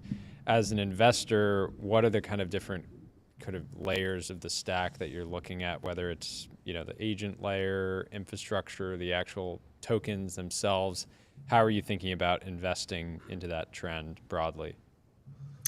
So I'm going to say something contrarian around banking agents, and I don't think from a venture standpoint it makes sense to invest like via private equity, particularly because a lot of that value capture is going to be done through enterprises. We already saw Coinbase roll out X402, which allows agent-to-agent payments, and they already have massive distribution channels. So you are already starting off at a massive disadvantage as a startup. And instead, what we're looking at in terms of crypto AI, there's a lot to be done on synthetic data generation. There's a ton to be done on the federated learning side in terms of like how do you train models when you're dealing with sensitive data around health or finance. So there are way bigger markets to go after that I think are more appropriate for startups versus companies that can be rolled out, as we've already seen from these larger incumbents. Yeah, we're talking to the founder of Prime Intellect, kind of similar idea of distributed computing, wiring it all together with crypto makes a ton of sense to kind of use those latent resources. But you're saying that the same thing can exist for data markets. Is the goal there? Is it like with regard to like robotics data? You would think that if this evolves the same way that like the LLM RLHF market evolved, it's like Scale AI is just going to go and centralize it all and then sell access to that. Is there some sort of underpinning fundamental difference with robotics training data that would make it more native to an on-chain environment? Yes. So a few things. So one is up until recently, a large way that we would train these robots is through physical sensors and actually having to run physical simulations. And what DeepMind came up with was a paper last year where they showed that you can train robots purely on egocentric vision data. And egocentric vision data is point of view data. It's like GoPro video. So they train robots to play soccer using egocentric vision data or this video. And there isn't a common crawl equivalent or just like these massive data sets where you have footage at the right angle or right height to then feed to these robots to be able to train them. And the problem is not everyone has like the balance sheet of like a Tesla or like the ability to go and then collect that. And so the best way to do that is in a distributed way. And so there are companies that are working on one hand, compensating users for uploading video data that specific companies need. But then on the other hand, and this is like where more like the Scale AI piece comes in, is you can disincentivize or slash users, essentially like a built-in penalty for uploading poor quality data that's like pixelated or at the wrong height or angle, and streamline that all on the protocol level. And so that unlocks a massive amount of potential in terms of the economics of these marketplaces, in terms of the amount of data that you can collect and the diversity of the set of data. Yeah, it's an interesting flip around because we've been talking about VO3 and Google's massive advantage there with the YouTube data set. Through the show, we produce hundreds of hours of video content. It goes onto a few platforms. It doesn't go onto every platform. Like now we're on most of them, so most of the hyperscalers could effectively train on our data. But if you're a YouTuber and you're just releasing on YouTube, vending that data to another training platform is something that's not really accessible because obviously YouTube's not just going to go license all that data to another company to train. Very That's interesting. Right. The problem is worse for robotics, right? Because you have task-specific footage. What is the state of the crypto seed market today? Is it collaborative, sharp elbows? Also, the dynamic I'm interested in is like, it seems like it's easier than ever to just like spin up a coin in 2 seconds with one of these new pump coins, and then that's your seed round. But it feels like that's still not a perfect substitute for traditional venture capital. But is that competitive with what you do these days? Like, there's so many alternative sources for funding in crypto. In many ways, you could also make the argument that companies are going, creating tokens so fast that it's potentially good for seed because maybe you need a seed round, but you don't need the Series A or the Series B. Sure. And, maybe limit dilution. Yeah, But maybe I'm don't get curious what squeezed you're as much. seeing. Yeah. Yeah. So every cycle we see this meme where it's like, will crypto kill VC? And every single cycle it doesn't work. Okay. And the reason is because the quality of capital matters. And what founders, like what first-time founders or founders or people that aren't even founders, what they don't realize is that when you have, and you guys, it's like when you have a venture fund on the cap table, it's not just getting the capital. Capital is now a commodity more than ever. It's the support you're getting from that particular fund and the legacy or brand name that they're going to give your company to help de-risk it, which helps you recruit better, be on news outlets otherwise. Wouldn't really listen to you because you don't have a brand name around you and it's just your startup. And so those intangibles matter more than the capital you're taking on. And that's the lesson that you see these founders learn over and over again when they think they can just launch a meme coin and then call that their financing for the rest of their lives. Yeah. What are the other value adds that VCs are pushing right now? In defense tech, we're seeing VCs effectively set up like lobbying firms in DC to help with that go-to-market with the Department of Defense. I imagine that at least staying ahead of regulatory changes in crypto makes a lot of sense. But what are the other vectors other than, hey, we might refer a couple engineers, we might get you a couple press pieces. What are the outside the box value adds that a VC can bring to the table? Yeah, on the defense note, I've also heard of some funds purchasing the American flags that they all have Really? because there's actually like a division of the government that provides them for it to be like flag. You're not getting it from any retail store. Awesome. But and that's I guess out of the box in defense. But in terms of out of the box like value add and crypto, there are the universals, like you said, like recruiting and helping put together the roadmap and helping like next rounds of financing.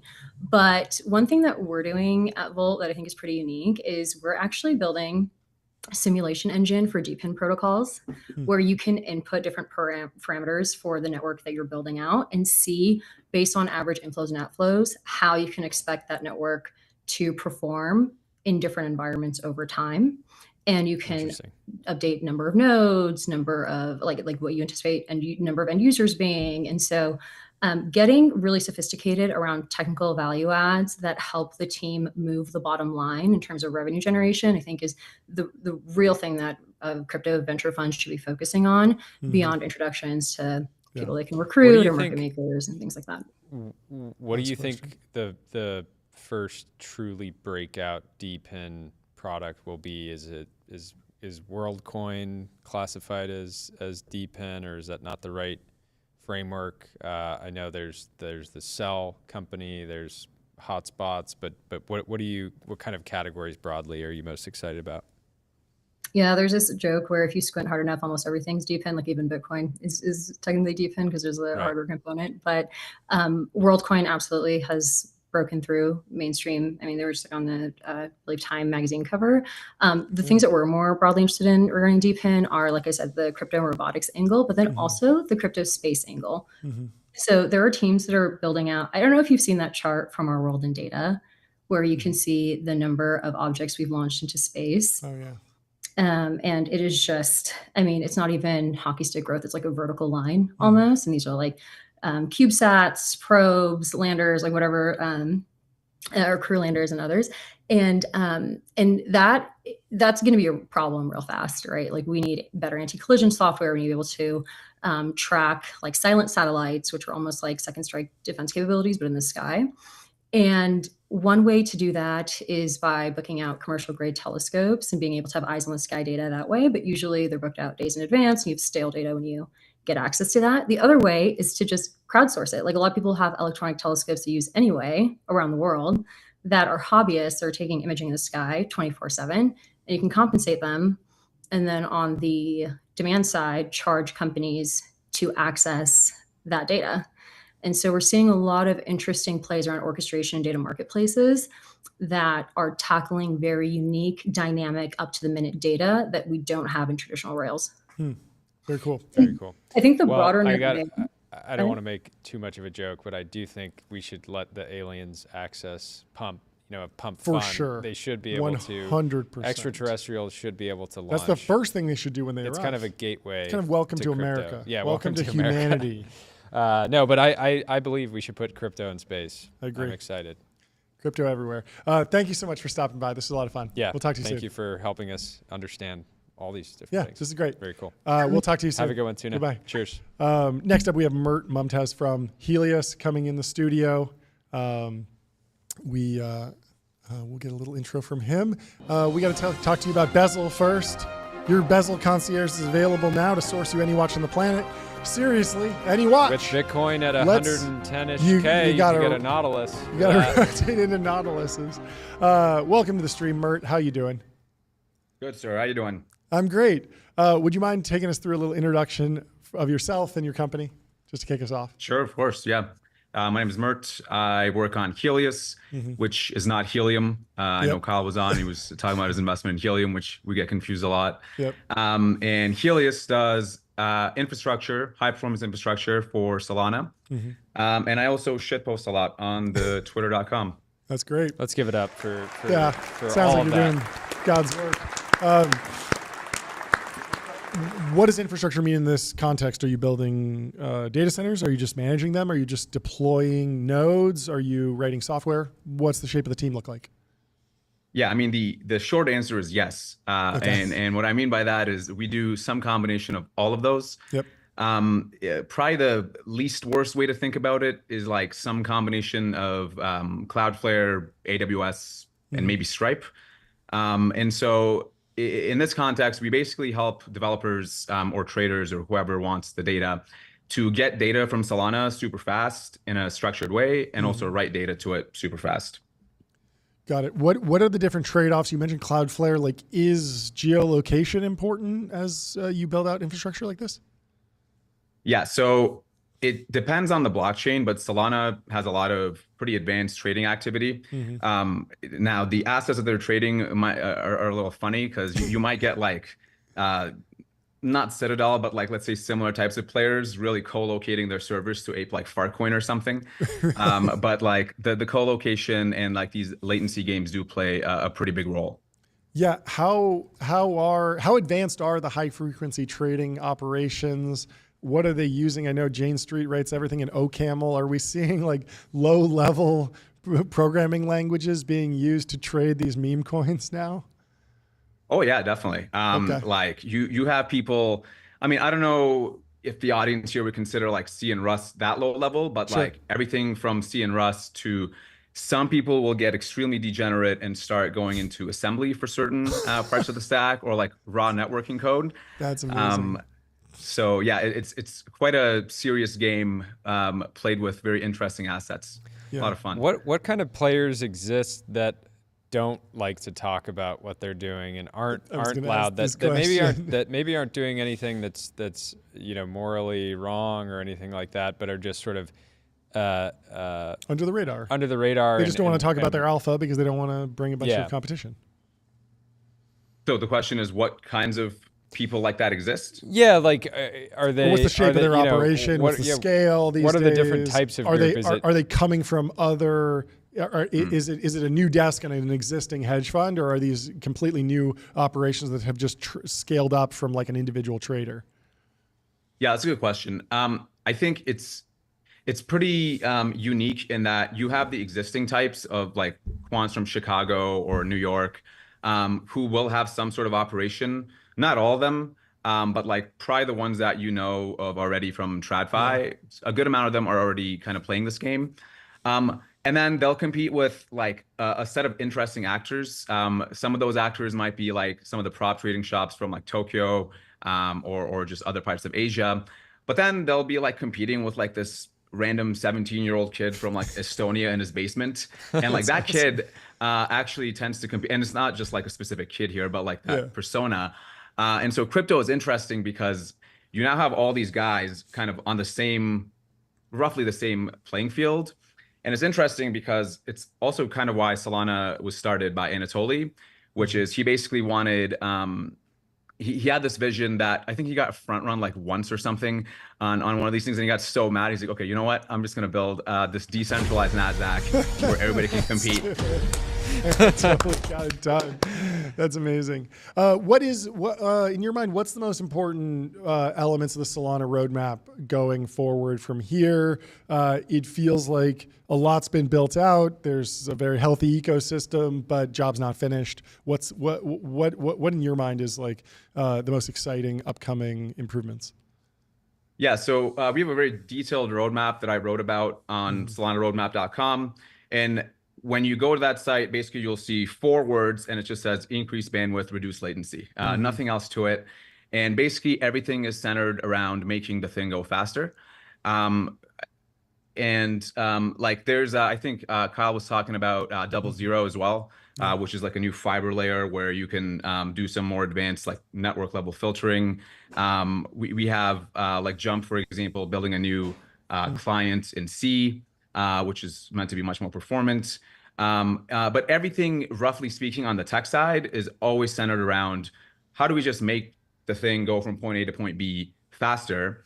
And from a, let's say, a cultural or socioeconomic lens, it's very much about what we call the FAT thesis, which is founders, apps, tokens. So really just how do we form this association in somebody's mind if they're like a product builder? How do they think about, or why would they think about Solana first, right? So that when you have Ben Pasternak's or Lucas of the world or Alon, why should they pick Solana? And that's because like people like me, but also everybody from Solana Foundation and like investors and whatnot, how do we set up like the best friendliest founder infrastructure? So it's kind of like, you know, the Y Combinator of crypto in a sense. Yeah. What is the state of the UAE crypto scene? And how much do you actually feel inclined to travel outside of the UAE versus just waiting for people to come to you? Oh, that's a great question. Well, I am in the UAE like 360 days out of the year. But then now I'm in Montana where it's like UAE has no nature and then Montana has all the nature. So it's like this barbell strategy. But like, so I moved to the UAE from Canada, Toronto specifically, where like it is illegal to hold over or trade over 30,000 CAD, which is real like $8 USD worth of any coins except for Bitcoin, Ethereum, which fair enough, and then Litecoin and then Bitcoin Cash. Okay, Whoa. So like vintage and leverage trading is illegal. Yeah. So just to give you an idea of how like leverage. bizarre. They banned leverage. That's so un-American. I'm unsurprised. So un-American. I shouldn't be surprised, but I am. Okay, so yeah. I think it's because like one of the pension funds was like an investor in FTX or something. Oh yeah, that's right. Which, you know, interesting. But like in the UAE, in terms of crypto specifically, for example, I can pay my phone bill in USDC, and I have, which is pretty crazy. That is crazy. And the government actually is like quite interested in like getting you, you know, on the phone and really trying to work out how do we actually like technology they were building. There was that meme of like Lana. It's not as decentralized as it should be. It's not as pure of a technology as other chains. Talk to me, give me an update on that. Have the problems that people were surfacing, have those problems been solved, or were they never problems to begin with? Is it all just memes and it doesn't really matter because it's just about the perception? Obviously the perception of Bitcoin has changed a ton. It was originally like, oh, it's going to be completely privacy based, and you know, it's very traceable. There's been an evolution of the Bitcoin narrative. Has the Solana narrative evolved? And kind of take me through the last couple of years. Right. So with Twitter, most of the debate or discussions, let's say, happen on crypto Twitter, which is an amazing place for intellectual sparring, let's say. Rigor. Definitely nothing gets strawmanned or taken out of context. So like Lana, for example, was a jab from somebody from Ethereum who obviously is not a very big fan, but that's okay. You know, it was basically trying to draw the parallel that Solana is actually like this centralized database. And basically I made somewhat of a career out of saying that's wrong aggressively on the internet.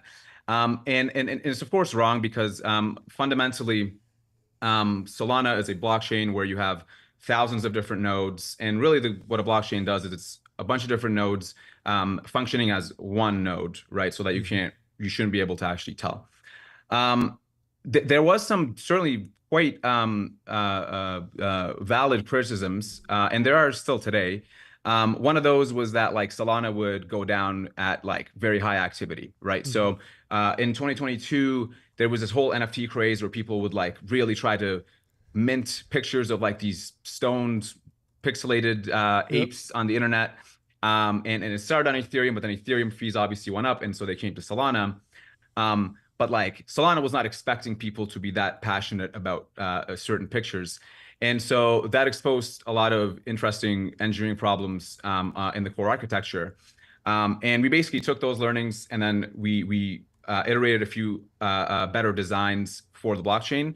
And so what that allowed for is now when the next cycle came, which was with, meme coins and, the president of the United States launching Trump coin and then his wife following right after that. When that actually happened, this time the chain was actually ready to handle it. And that's why Solana has been basically like the main venue for most of these crypto use cases. Where were you when you opened X and saw the president posting a meme coin? Do you remember where you were? Were you sleeping? Oh man, this is okay. So I had just bought 8 Sleep. Okay. No. It had just came to the UAE. It's literally the last ad we have to do. Perfect segue. There we go. 5-year warranty, 30-night risk-free trial, free returns. Code TBPN. Free shipping. Go check it out. All right, continue. So you're in a deep slumber. You're like you got 90 minutes of deep sleep. You're comfortable. Does somebody shake you awake? What happened? Yeah, so I'm like extremely pumped. I'm like, oh God, this is like the first night I'm gonna get a great sleep tonight. At like, I don't remember quite the time, but I remember just getting all these calls. And like I slept through most of them because of how good there was like a new feature on it. And then so one of them finally broke through. And I opened my phone and I was like, oh shit, Solana has gone down. I'm gonna kill myself. Everybody's gonna troll me on the internet. And then I look at my like company Slack because we power like a lot or most of the infrastructure on Solana. And then I'm like, dude, how come I'm getting paid so much? And then my co-founder was like, oh yeah, like Trump launched a shitcoin. And I was like, what? And I was like, is this real? I was like, Chad, is this real? But then like, it was handled so well by like the existing infrastructure and the team that like nothing was actually happening except for just a lot of like shenanigans on the internet. So that was the story of Trump, and it was a very chaotic day. And then so at the end of the day, I was like, oh, finally, let me just crack open a beer and watch like an episode of Mad Men or something. And so I sit down, and I shit you not, the second I cracked it open, I get another call, and it's like, dude, Melania just launched a coin, and it was like that George Bush meme, where it's like, just picturing a second shitcoin is at the blockchain, and I was like, oh no. Oh my God. And then that's when things started going really haywire, because you could not tell if it was a hack or like it was legit. And so those were a very fascinating. It was very hard to describe to my dad what was happening and what I do for a living. That's hilarious. Hey, well, hopefully he understands. What fantastic war stories. Yeah, thanks for taking us through those. Those were really fun. It was great talking to you. We got to have you on again. This was fantastic. We'll talk to you later. Have a great time. Cheers, Mert. Have a good one. Enjoy Montana. Get a nice round of sleep. Well, next up, we have Dan from Farcaster coming to the studio. And big news, you can watch TBPN on Farcaster. Someone built a Farcaster mini app. Which is a very cool, novel sort of experience that you have on Farcaster.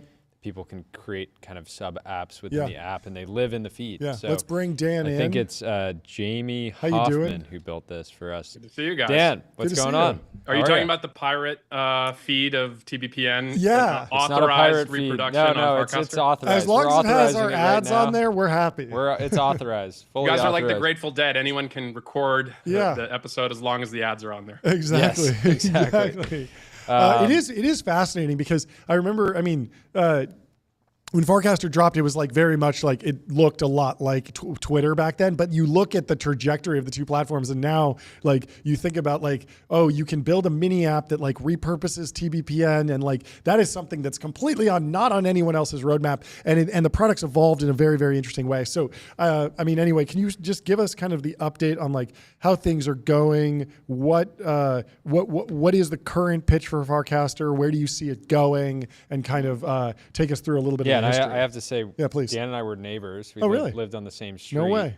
Very cool. And it's just been amazing to watch you build Farcaster in such an intentional way from the very beginning. I think you kind of had, I don't know if you had a master plan, but you guys seem to have this pace of building, but also like patience and just like long-term thinking the entire time. So it's been awesome to see. Well, first of all, thanks for having me. I wanted to point out that I am the almost last person in the group chat that started the MOZ podcast back in the day that's been on your show. Antonio has not been on your show yet. I know we missed him. We missed Antonio today. That was a miss by us. I'm just gonna say I'm so happy I'm on this show before Antonio.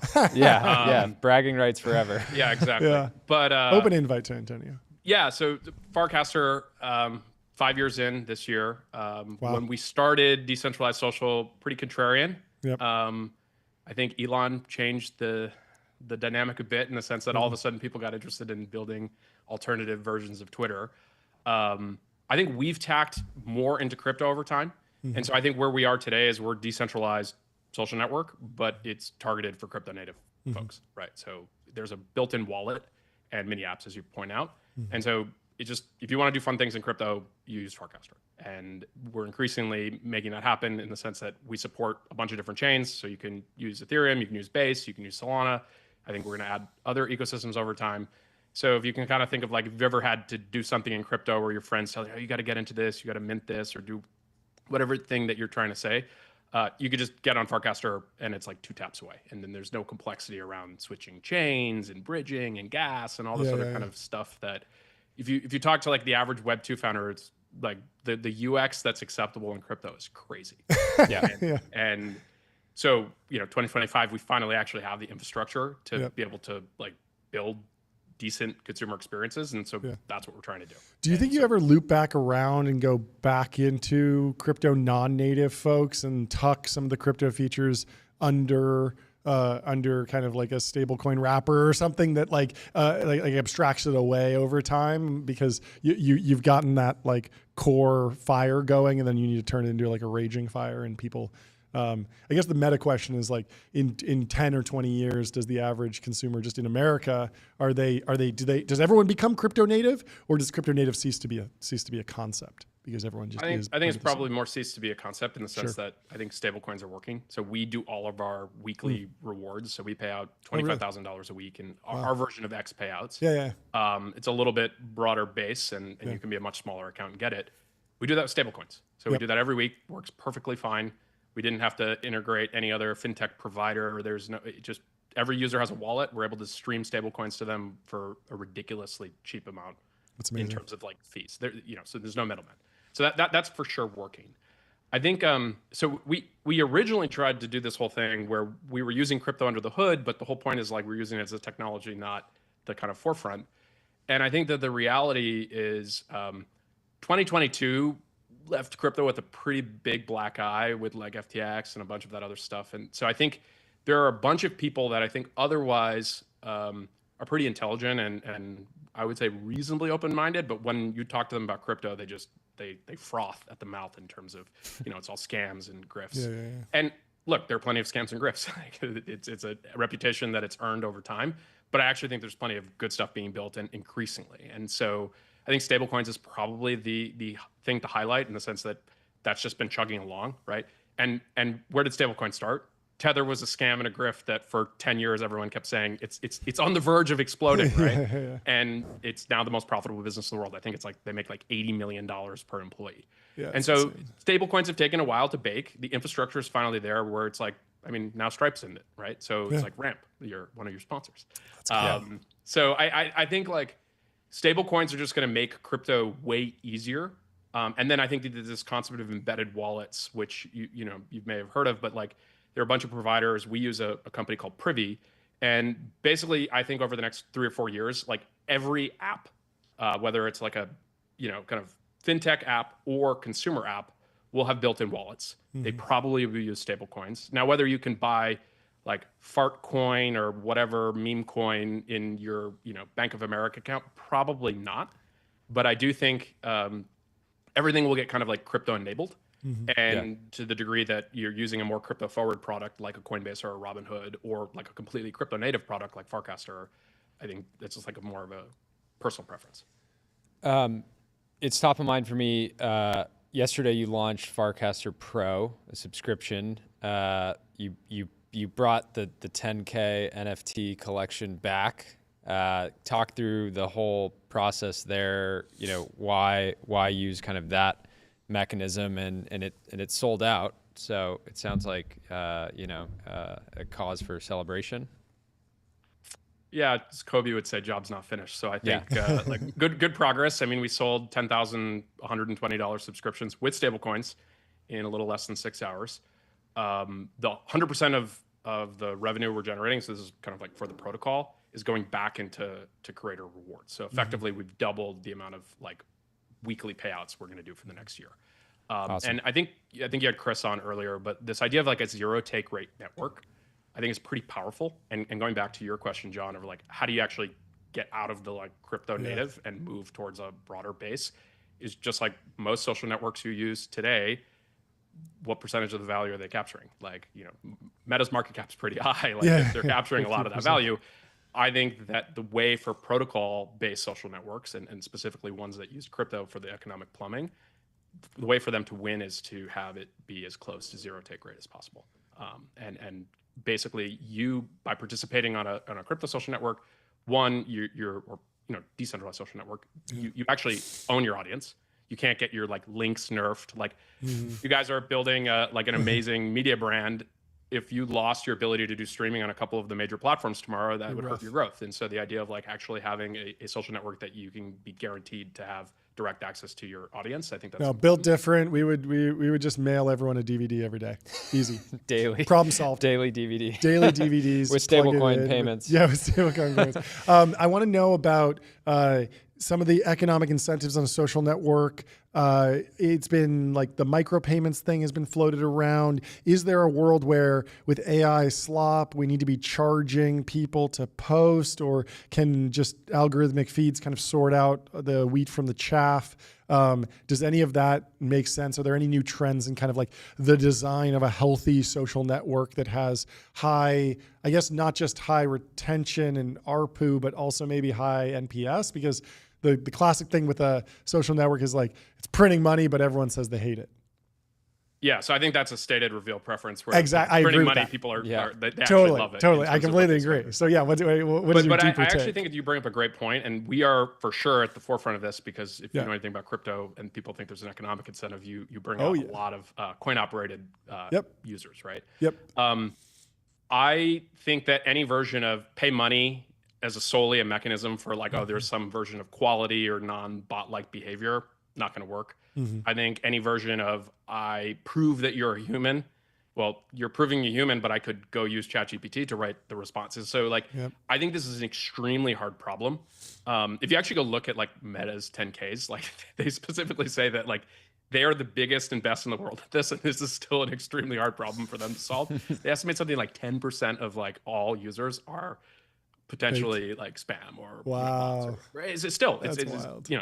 But I think it'll be kind of a variety of tools, right? So I think economic activity is really hard to fake. Like one thing we had yesterday is a bunch of accounts paid $120 to a protocol, no refunds, right? Like stablecoins. Nice thing is like you can't charge that back.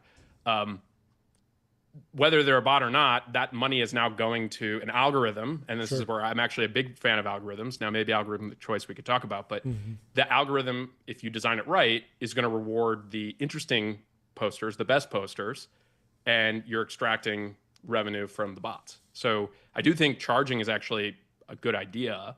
And then I think algorithms are the way to actually, as you point out, wheat from the chaff, so to speak. How do you see crypto long-term as a funding mechanism for creators, artists? I mean, we had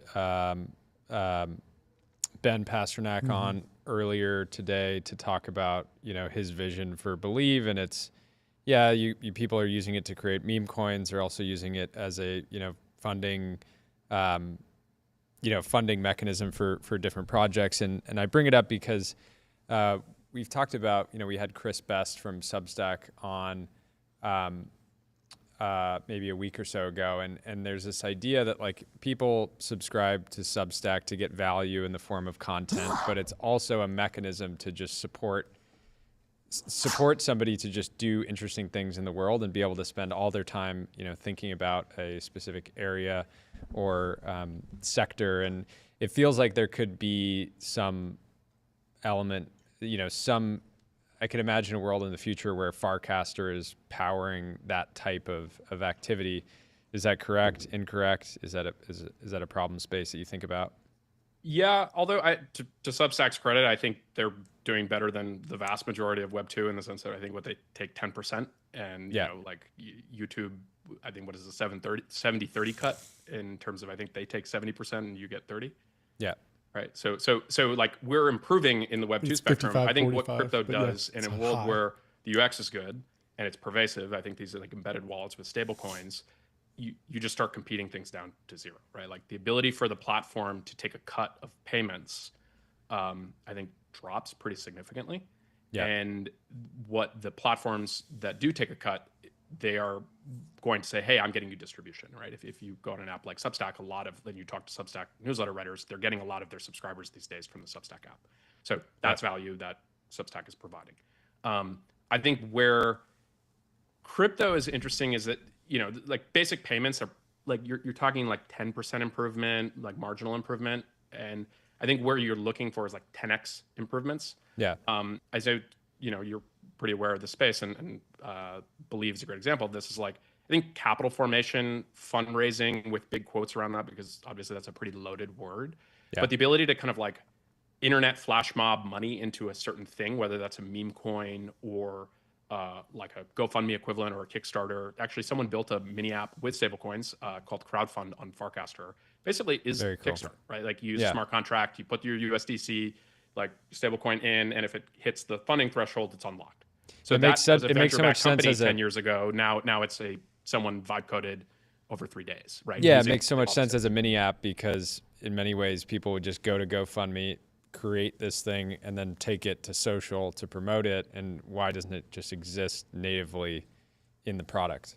Yeah, and I think the other thing that you have is like the liquidity in the sense that I'm not fragmenting. I don't fund my GoFundMe wallet over here, or I have to like connect this payment method for the 7th time. And again, anytime you're using like a card-based payment method, Visa and MasterCard, and the banks are getting their 3%, right? So I think it will be slow in many cases, but this stuff will just become increasingly pervasive, and people will choose it if the kind of like platforms or creators are giving an incentive, right? Like if I can not have to pay 3% to a card network by having used a stablecoin, I'm going to make that the default payment method. And maybe I give you a 2% cash back, or you get some loyalty points or an NFT or whatever reason to get you to switch your payment method. Yeah. What are you seeing? How do you think about international long term? I know the Farcaster network is like default international because crypto is default sort of borderless and international. But I feel like the conversation in the beginning of the 2020s was really around sort of social media censorship. And then, we had Balaji on the show earlier, and he's talked about this moment with X where created this kind of fragmentation and, censorship on X potentially being solved. But then there's plenty of countries, globally that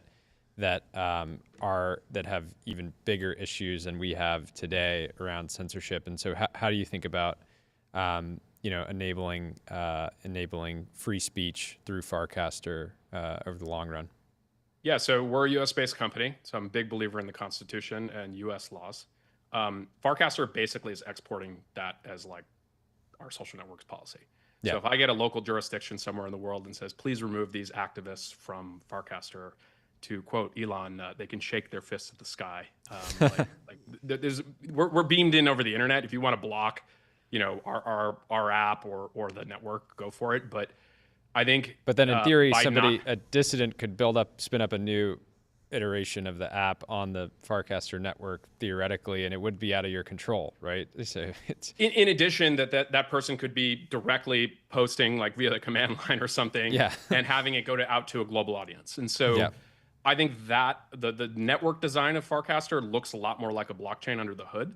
And one of the reasons is it actually provides really strong censorship resistance, whereas something that's a bit more federated. So if you kind of look at like Mastodon or Blue Sky, like there are instances where they're already complying with local law of like, okay, well, we won't be able to serve our other users in this country because they will just shut down the whole site. So I think, again, it's not like a primary consideration, but should we be successful in continuing to scale the network, I'm confident that if you think that the US free speech laws are like a good baseline global policy, that's basically what Farcaster is going to follow in terms of our app. Yeah. Amazing stuff. Thank you so much. We'd love to have you back and get more come updates. back on This is again great. soon.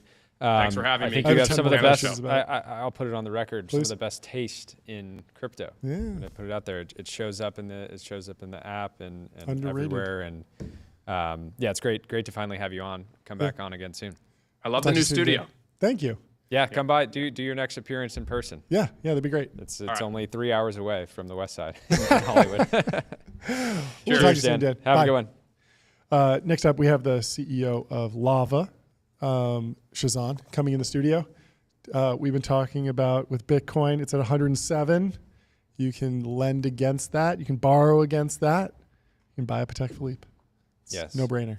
Yes. No brainer. Use leverage to buy a luxury watch. Anyway, welcome to the studio, Shazan. Hopefully he is here. How you doing? Hey, can you hear me? There he is. Yes, we can. Welcome. Kick us off with an introduction to Lava, and then I definitely want to know about the announcement that just went down. So Lava is the most secure way to borrow against Bitcoin. So a lot of Bitcoiners, they believe that Bitcoin is the greatest appreciating asset of all time, which historically it has been. And if you can avoid selling your Bitcoin, why wouldn't you? And historically, if you wanted to borrow against your Bitcoin, you had to use a custodial platform. So give full ownership of your Bitcoin to someone else and kind of trust them with it. And we all know kind of what happened with these custodial platforms like FTX or BlockFi or Celsius or Voyager. They took your Bitcoin, they'd start trading it or rehypothecating it. And ultimately, over the last few years, these custodial platforms have lost around $100 billion in customer funds. That's so much money. Ooh. We don't like losing money. Not good. Not good. Not good. That's insane. Not good Okay. at all. So Not what's good. the solution? So Lava, what we've done is we've embedded the logic for a loan into a Bitcoin smart contract, which basically means that when you borrow against your Bitcoin on Lava, you can verify on chain. Like you can go to a block explorer, for example, and see that your Bitcoin is safe and secure, that it's not being rehypothecated. And you have cryptographic guarantees, not just legal or reputational assurances from Lava that your collateral is safe. So that's why it's the most secure way to borrow against your Bitcoin. And not only that, Lava has the lowest rates on the market, even lower than custodial platforms by 20 to 30%.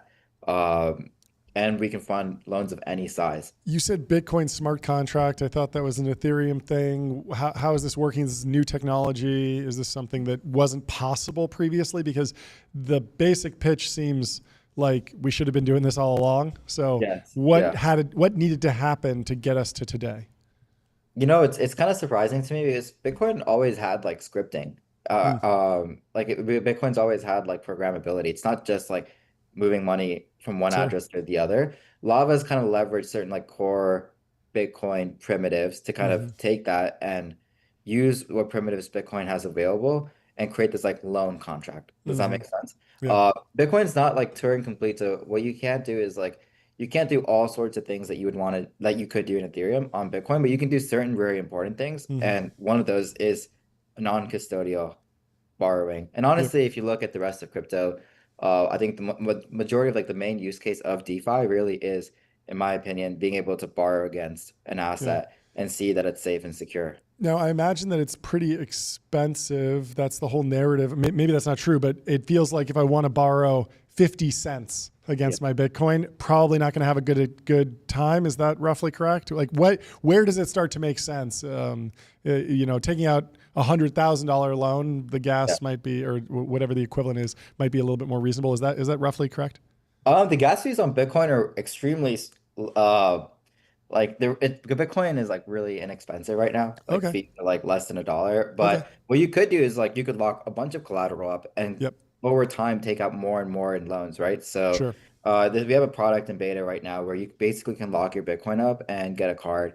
And as you swipe the card, more and more gets borrowed. So kind of like a line of credit, if that makes sense. Yeah. And then what was the announcement today? So today we actually like fully officially announced Lava loans like out of beta alpha. We announced that we can fund loans of any size from $100 to $1 billion just based on the capital that we've $1 billion loan? Yes. That's so insane. And we've already made loans like millions of dollars and like single loans that have been worth like $5 million already, which is pretty interesting. And we announced that our rates are like 20 to 30% lower than the next best rate on the market. And then walk me through all the different counterparties, who's getting paid. Obviously, as a consumer, I have a Bitcoin. I want to take a loan against it. At some point, I'm probably getting stable coins out, but then who's on the other side of that contract? Or how much money are they making? How much money are you making? So there's a bunch of different lenders on the other side that Lava works with to facilitate these loans. So as a borrower, the way it works is you download Lava, you put your Bitcoin on there. It's all self-custodial. You say, okay, I want to borrow $10,000 for 1 year. And then your Bitcoin gets moved from one address to this like smart contract address. And when that happens, you get stable coins directly to your Lava app. That's all abstracted away from you. For us in Lava, we leverage stablecoins because they enable us to do instant dispersal of loan capital, but it's just seen as dollars. Like you just see like dollars coming into your Lava app, and you can even use Lava to withdraw those dollars to your bank account. Within Lava, you also have global free instant dollar payments. So kind of like what Cash App, Venmo style payments, you have that within the app for free. As well. You don't have to worry about any of like the blockchain complexity. We abstract away all the blockchain stuff, the gas fee stuff, the stablecoin stuff. And you can even use a card that we could issue to you to start spending those dollars that you've borrowed. That's cool. And then what drives the interest rate? Is that just driven by Bitcoin volatility, or is there some sort of like underwriting of the individual? Because I imagine it doesn't necessarily need to know anything about me other than the fact that like the Bitcoin is in the wallet and that's it. Yep, exactly. There's no like underwriting of the individual. So everyone gets the same interest rate. Yeah. Wow. Exactly. And how are the interest rates calculated? Where are they sitting right now? Where they've been historically, and how do the lenders like think about that risk? But today, if you borrow, you can get a loan from 5% for a 1 month loan up to 9.99% for a 12-month loan, and that's really like the sweet spot in duration that people want. People can like refinance, like extend their loans later if they want to. And like Lava earns like a little bit of a spread, and the rest is kind of sent to the lender, essentially, like the rest of the interest payments. Historically, I think over time the rates will just come down. I mean, they're always going to be somewhat variable to whatever like the treasury rates are, right? Because you're going to want some premium over that. But I think long term, the rate for a Bitcoin backed loan should trend towards the rate for borrowing against equities. And in fact, like borrowing against like lending against Bitcoin is a lot less risky than lending against equities because it trades 24/7. So it's way more liquid. It will over time. It is already more liquid than most like stocks, like individual stocks, right? And as the market cap grows, it will become the most liquid asset in the world. So I think you could even argue today it is that because it trades 24/7. And is there some sort of like reserve ratio where if you have 10 Bitcoin, you can borrow X amount against that? Or how does volatility work here? Because I imagine if you borrow against all of your, at some point they're going to take your Bitcoin, right? Like, but what triggers that? So when you borrow, there's like an LTV, right? So kind of like if you borrow against your equities, you can maybe get 50% against the value that you collateralize, which is similar to how Lava works. And there's flexible LTV. So maybe if you want to be very conservative, you might only want to borrow 20% against the collateral that you put up. And then every loan has a price, a liquidation price, where if Bitcoin gets there and you haven't repaid your loan or added more collateral, there will be a liquidation. But you can kind of verify that. Lava sends you notifications all the time to make sure you're aware if you're getting close to that liquidation price. That makes sense. Jordy, any other questions? No, very cool. This is I think fantastic. a lot of our listeners are going to go lever up and use it to buy fine. Yeah. Swiss I mean, watches. I guess my last question is there's this weird dynamic in crypto right now where there are some seriously scaled founder mode companies in the space that have huge distribution advantages that can offer competitive products. And then there's kind of this history of when something's working, it gets forked and open sourced, and there's a lot of competition there. How are you thinking about the competitive landscape as it evolves over the next couple of years if you're really successful? It's interesting. I actually think there's no company in crypto today. Like I very much view Bitcoin as being very distinct from crypto. I think a lot of the companies in crypto today are serving this like trading speculation use case, whereas Lava is really serving this Bitcoin saver use case. Like there's these Bitcoiners out there, they don't touch any asset in crypto other than Bitcoin. They just want to save in it. And what we're really building our like North Star is whatever Fidelity kind of offers equity asset holders, we want to offer Bitcoin asset holders. So there's people out there that we're serving that have basically replaced their savings portfolio that's, with equities or real estate with just Bitcoin. And they don't really have a trusted brand that they can go to that they feel is secure, that they can rely on to borrow against their Bitcoin, to start spending dollars to buy more Bitcoin. And that's really where Lava is headed to. Is that a common use case? People take a Lava loan and then just buy more Bitcoin? So it's not like the most common use case. We've had people borrow against their Bitcoin to buy houses, which is pretty interesting, buy cars, pay their taxes, like fund like vacations. But there are some people who will borrow to buy more Bitcoin. But what's like more interesting is a lot of people come to Lava, they borrow against their Bitcoin, but then they like stay to do the other things that they were already doing, like do like dollar payments, or when they do want to buy more Bitcoin later, they can actually use Lava to do that as well. That makes a ton of sense. Well, good luck. Thank you so much for hopping on. This is great. We'll talk to you soon. Congrats on the launch. Yeah. Cheers. Bye. Next up, we have a last minute ad. Brandon, is that right? Surprise guest. Surprise guest. Brandon, co-founder and CEO of Phantom. One the Solana wallet. Yeah. I don't know how many billions they're worth now. Brandon, welcome to How the you show. Hey, what's up, guys? Thanks for having me. The Wallet King. The Wallet King. The second greatest wallet salesman in the world. Second only only dear friends. to Sean Frank, the CEO of Ridge Wallet, direct competitor to you. Direct competitor. Both hold Phantom assets. Wallet, Ridge Wallet. You can only have one. Collaboration. Yeah, we got him on the bullseye in the office. Yeah. Sean, you're on notice.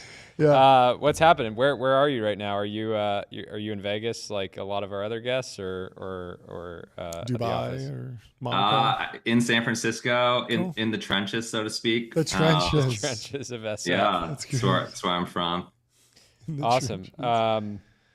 I mean, why don't you how give, are the trenches these days? I don't think Phantom needs a ton of introduction, but because our audience is not super crypto native, it'd be great to give a quick kind of backstory on your history and then the company, and then we can kind of talk about a number of other things. Yeah, that'd be great.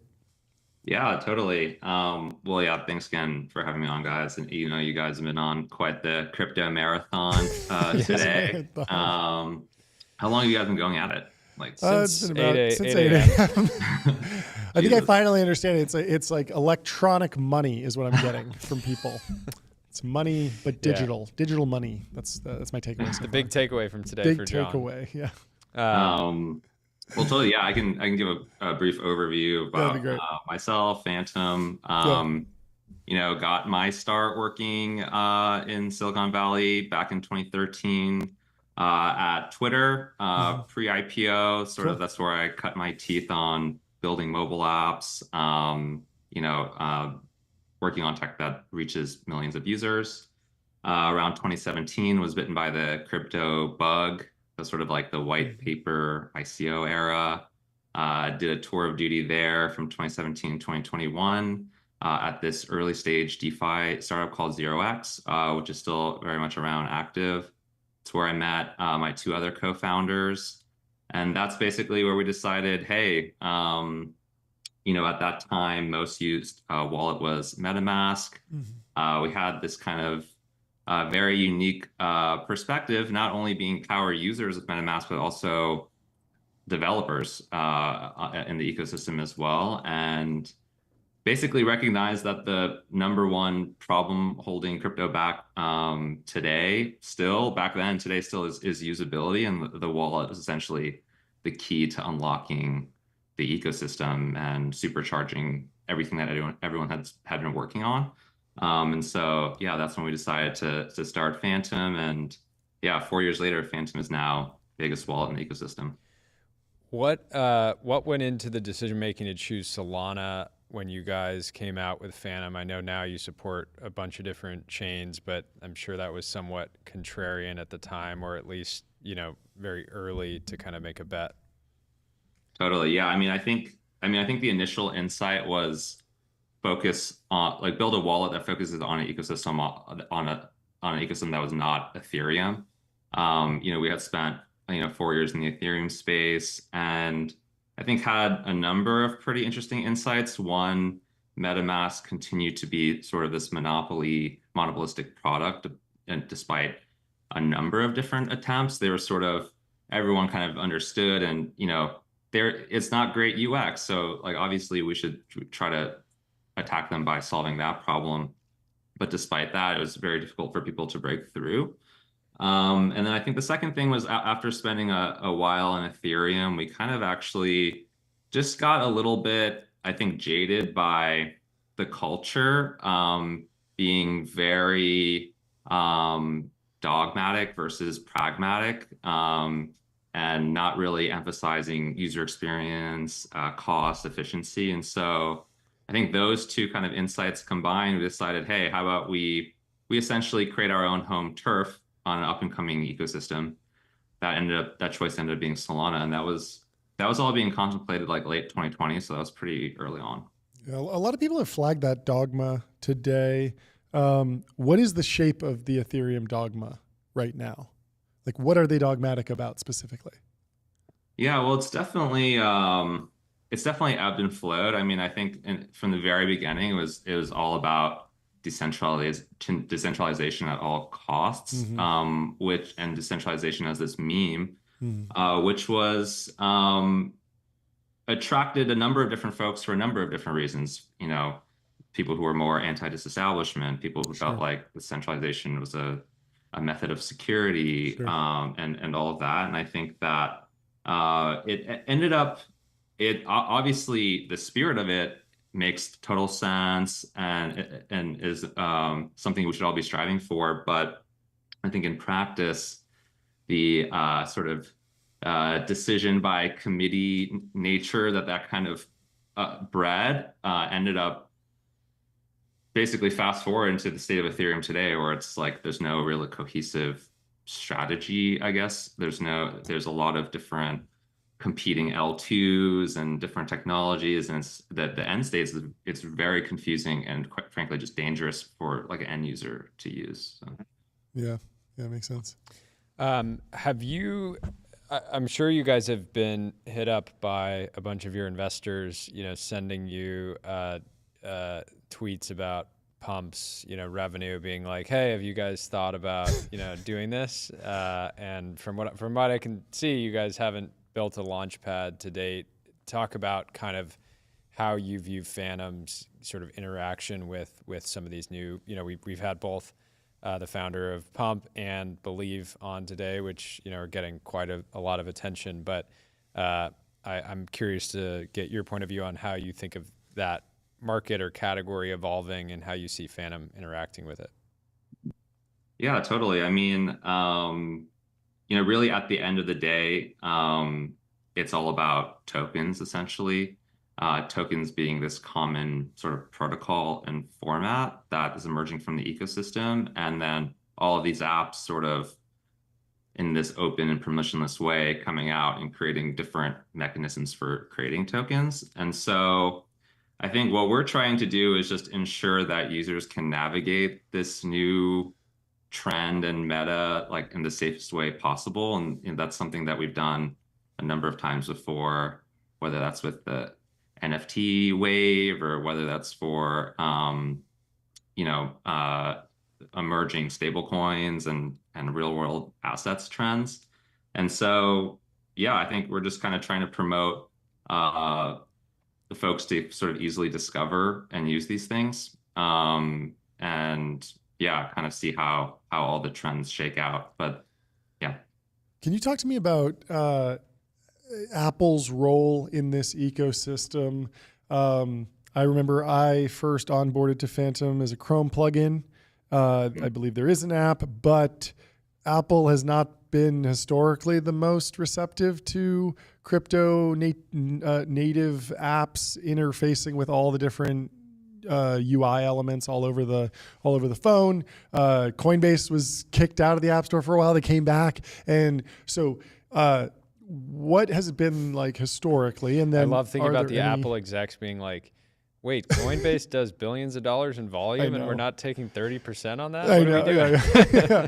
But it feels like from the other stories that are going on in Apple world that there's a little bit more pressure right now than in years past to open up, whether that's the Siri button for other AI apps or the App Store with what's happening with Fortnite and Epic. Give me like the state of the union on how easy it is to implement crypto wallet features on Apple and where you see it going over the next few years. Yeah. So, yeah, interestingly enough, like when we started, like you called out, when we started Phantom, we actually started Chrome extension first. Yeah. That was actually a pretty contrarian thing to do. I think it was kind of a mixture of a couple of different reasons. One, the predominant use case of crypto at that time, or on-chain crypto, being DeFi, and that being sort of more of a power user thing that people like to do on desktop anyway. And I think also the prevalence of sort of Ethereum as the main L1 that people were using. Ethereum is just not really compatible with mobile as a technology. In terms of people who want to use people want to use things on mobile, they want things to feel fast, cheap, instantaneous, fleeting, all of that. And so nowadays, because you're seeing the protocol layer of crypto get an infrastructure layer get a lot more mature, now we're seeing a lot more prevalence of crypto on mobile. So I think in the next couple of years, mobile is going to be a huge story for crypto. And yeah, I think generally, personally, we've had a great relationship with Apple. We've never had any big scuffles or had the app taken down or anything like that.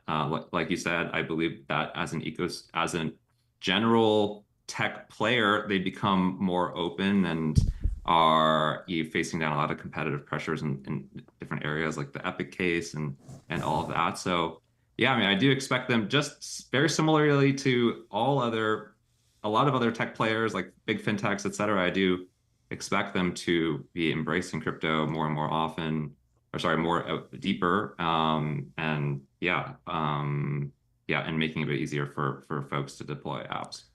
Last question on my side. Yeah. What is the state of SF's crypto scene today? It's certainly not getting nearly the attention that AI is, but is it alive and well? Or are you traveling a lot and hiring outside of the city quite a bit? No, yeah. I mean, so all three co-founders are based out here in SF. Been living here for 12 years now or so. And yeah, crypto scene is definitely not AI, but it's alive and well. Of us, folks like Paradigm, Alchemy, some of the A16Z folks, et cetera. Yeah. So yeah, definitely alive and well. New York is definitely another huge scene, but I think places like Miami, they kind of turned over a bit during COVID. I love Miami. I love Miami. I love visiting Miami. We're in the Miami of California. We're in Los Angeles. We are. What's not to like? This has been fantastic. Thank you for joining and capping off. Thank you so much. The first inaugural crypto day. Of many. No, thank you. First week. Maybe we should make it weekly crypto day. That sounds like a lot, but maybe quarterly. This has been fantastic. Thank you so much for joining us. Yeah, thanks for popping on, and good luck. We'll see you soon. Cheers. Bye. This entire stream has not been financial advice. I was thinking we should ask the guests, hey, just why don't you close out with some financial advice for us? How much everyone would hate that. Anyway, we never give financial advice. Massive success. We're just a couple of golden retrievers. Yeah. We're just having fun out here talking. You ever pushing 5 hours on the stream, pushing 42,000 viewers. Thank you, everyone who tuned in. I think this is officially our biggest stream ever. Until tomorrow. Thank you. Until tomorrow, when we got Ashley Vance on the show. It's going to be 100. We got some heavy hitters. We do have some hitters tomorrow, and there's some big news coming. And our first Fortune 500 huge CEO. Huge milestone for us. First of many. Huge milestone. Anyways, thank you, folks, for tuning in. Thank you to our sponsors. It was a long day, but it was a great day. Yeah, it was a great day. Thank you to our lovely sponsors. We will see you.